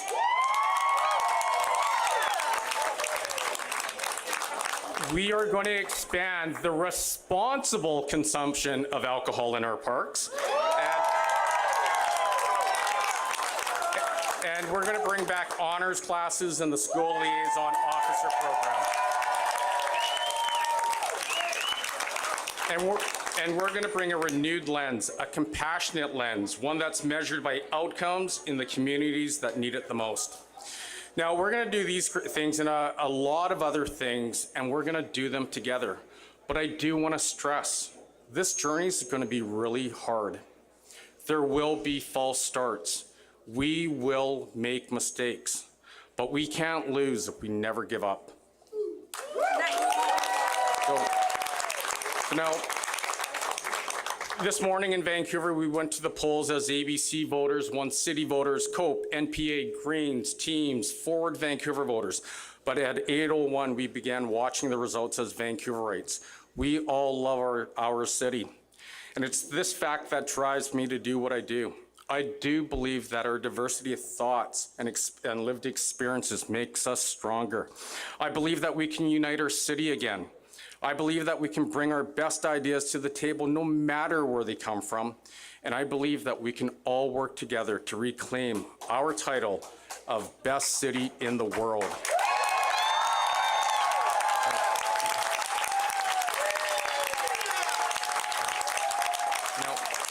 Now, I do want to congratulate everyone who was elected tonight, but not just in Vancouver, but across the region. Look, we are all neighbors and partners in this journey together, and we all look forward to working with our neighbors. So to Christine Boyle, Jean Swanson, Pete Fry, Adrian Carr, and Mike Wiebe, we just, we look so forward to working with you as partners on this journey, regardless if you are elected or not. To Mark Marison, you ran a very spirited campaign. I hope you stay engaged in our city. To Colleen, no, seriously, look, look, anyone who runs for political office, I have a lot of respect for, no matter what your political affiliations are. So, on that note, to Colleen Hardwick, we ran once together. We ran against each other once. Colleen, if you decide to do this again, I hope we get to work together. And to Kennedy Stewart, you are at the helm of our city during one of its darkest times. The pressure of guiding our city during a global pandemic is impossible to measure. And on behalf of myself, ABC Vancouver, and everyone in Vancouver, we are grateful for your service. Now, to all the candidates who decided to put their lives on hold for public service and didn't get elected tonight, I have one simple message for you. Don't give up on your ambitions to make Vancouver a better place. You can't lose if you never give up. I also want to thank our amazing teams of volunteers and supporters and everyone on the campaign team and our board of directors and every single person that ran for council, park, and school board and all of their families. Whether you hosted a get-together in your living room, or you pounded the pavement, rain or shine, or you picked up the phone, or you delivered a lawn sign, or you donated to the cause, you did all the big and small things that made this victory possible. That is Ken Sim, the mayor-elect of the city of Vancouver, handily defeating Kennedy Stewart tonight in the election. And it also appears he's on the podium there, surrounded by candidates for council. And it looks as though, at this point, that he will have a majority on council as well with his ABC slate. That really just a completely decisive victory for Ken Sim tonight. Yeah, the story of the night is change for sure. We also heard him talk about the fact that he is now the first mayor of color for the city of Vancouver. And I really want to emphasize that again, how important that is for a city that's so diverse in this province. Okay, we want to bring in our panel. Mo, Ginger, Andy, you're standing by. We want your final thoughts. Ginger, let's start with you. You know, I guess we do need a lot of change in the city of Vancouver. I have a lot of hope for Ken Sim. You know, we do have a right-wing mayor in council right now. I don't think that they're as far right as, you know, as the NPA would have been or his team would have been. So, you know, I think that there are some there is room for the type of progressive initiatives that we need to continue to see around climate change, around ensuring that housing meets the need of people with disabilities, people from diverse backgrounds. I hope that Ken Sim recognizes that the city is growing and that we can't be ideological with what we want it to be, but we have to meet people where they're at, and that includes not leaving people out. I guess, Andy, in your final thoughts, I'm just curious, when we saw Ken Sim there, we do have a very specific set of goals and promises to measure him by as he starts out on this journey as mayor of the city.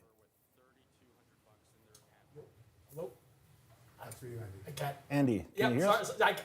Yep, go for it. Sorry, you were saying the specific goals. No, just he has a very set of, I mean, we heard his speech there, very specific set of goals and promises that he has outlined throughout this campaign, something that he can be measured by here. How do you think that's going to serve him as he embarks on this journey? Well, I think that it's going to be, something that he will be held to account. That we'll see in 48 months what he'll be able to accomplish. But I think that really in his observation about being the first mayor of color, I think that there's an important understanding.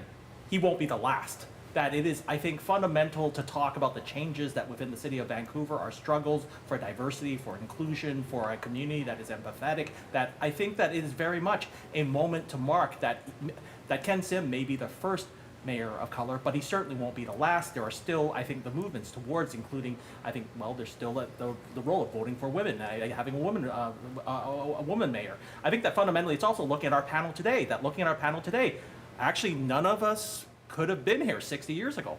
That we are, I think, representing really how much our city has changed and really the possibilities that are occurring here. And really, finally, the first three things that they need to do in the first 50 days, I hope they do, is to look, to listen, and to learn from staff, from the communities that they're seeking to serve. Andy, I appreciate those thoughts. You know, we were talking earlier about the fact that even in Surrey today, our 4 reporters based in Surrey are all Punjabi. So, you know, you said we wouldn't be here 60 years ago, and that's absolutely true. There are so many milestones that we should talk about and recognize. One white guy left in the room, but I'm on my way out soon. You're part of the community. You're part of the community here. Mo, your thoughts as we wrap this up. I'm surprised I got through 4 hours without making a Rich Coleman joke. You know, that is my favorite guy to dunk on, and I went this long. You never set me up, Stephen. I'm a little disappointed.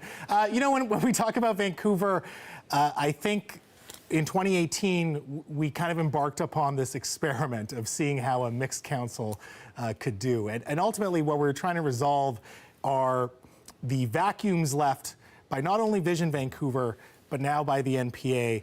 And ABC did an incredible job in coalescing a base around their party. You know, so much of this election a year ago was talk about how the center-right or right would be split. And in fact, we saw the opposite. And that is a testament to the organizational skills and the campaign that ABC ran. And ultimately, this is a new chapter for Vancouver politics. And it's going to be interesting to see the conversations that we have in the next 4 years. So I'm looking forward to it. Well, it's a great pleasure to have all 3 of you with us tonight, and thank you so much for sticking it out.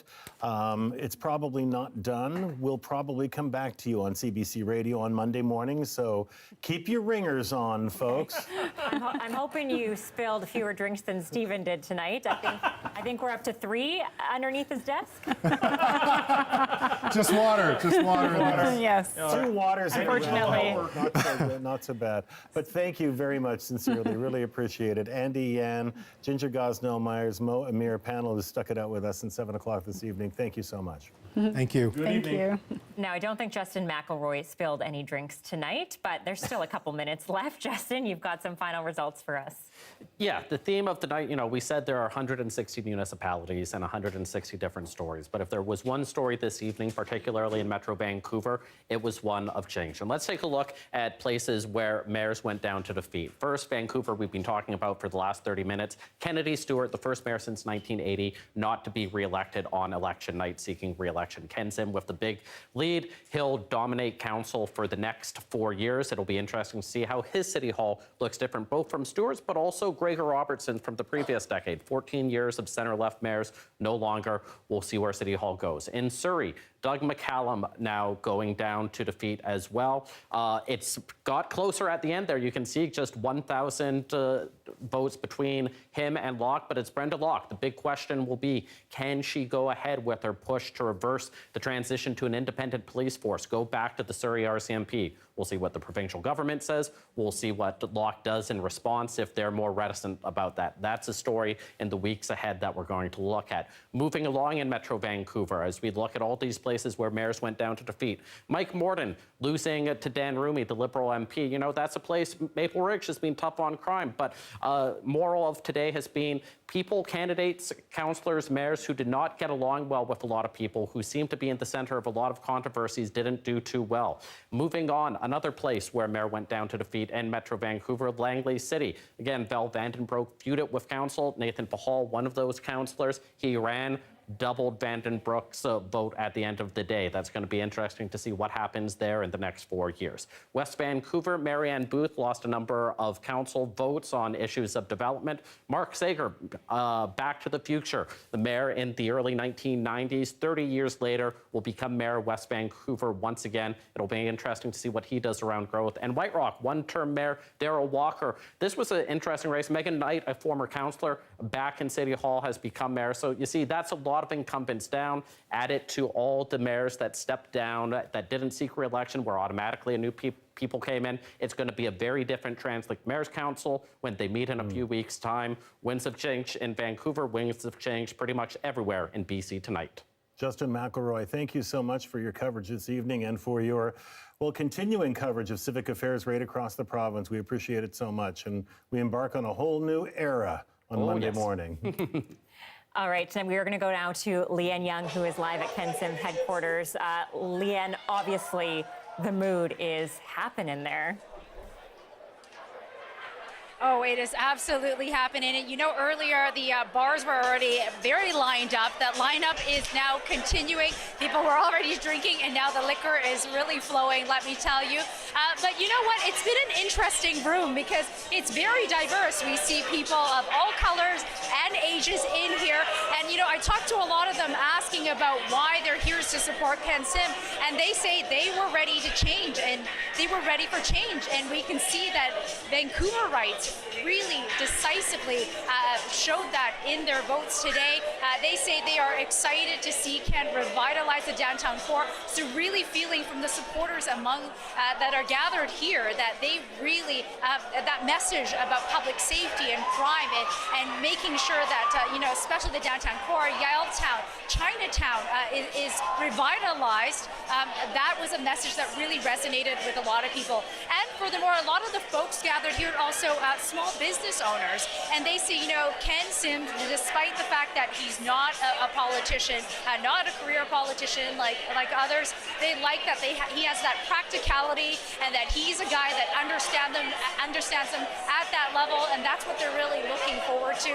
It was interesting to hear Ken Sim today in his speech, pay tribute to the people before him. Of course, the many prominent Chinese Canadians that he listed. People here saying, though, that moment is not lost on them either. That history is being made, but for them, what really drew them towards Ken and his campaign is simply the issues that he stands for. So, a victorious moment for everybody in the room here tonight. People just absolutely elated, jumping, excited, and the party is continuing.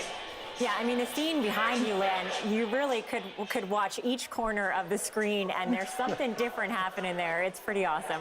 Leanne Young, live at Ken Sim headquarters tonight. Thank you. Thank you, Leanne. Well, that brings an end to our election coverage on CBC, and thanks for tuning in wherever you have been following along. In many municipalities, the one word sums up the race. Change. Change in Vancouver, where the city has its first mayor of color. Change in Surrey, where the former mayor is set to be replaced by a former ally. And while some cities voted to maintain the status quo, voters in places like Langley City, Penticton, and Maple Ridge chose to oust the incumbents. No doubt it has been an eventful night, and CBC has more coverage and analysis for you on radio, online at cbc.ca/BC. And on behalf of our panelists and reporters and producers and the rest of our team working behind the scenes, have a good night. Have a good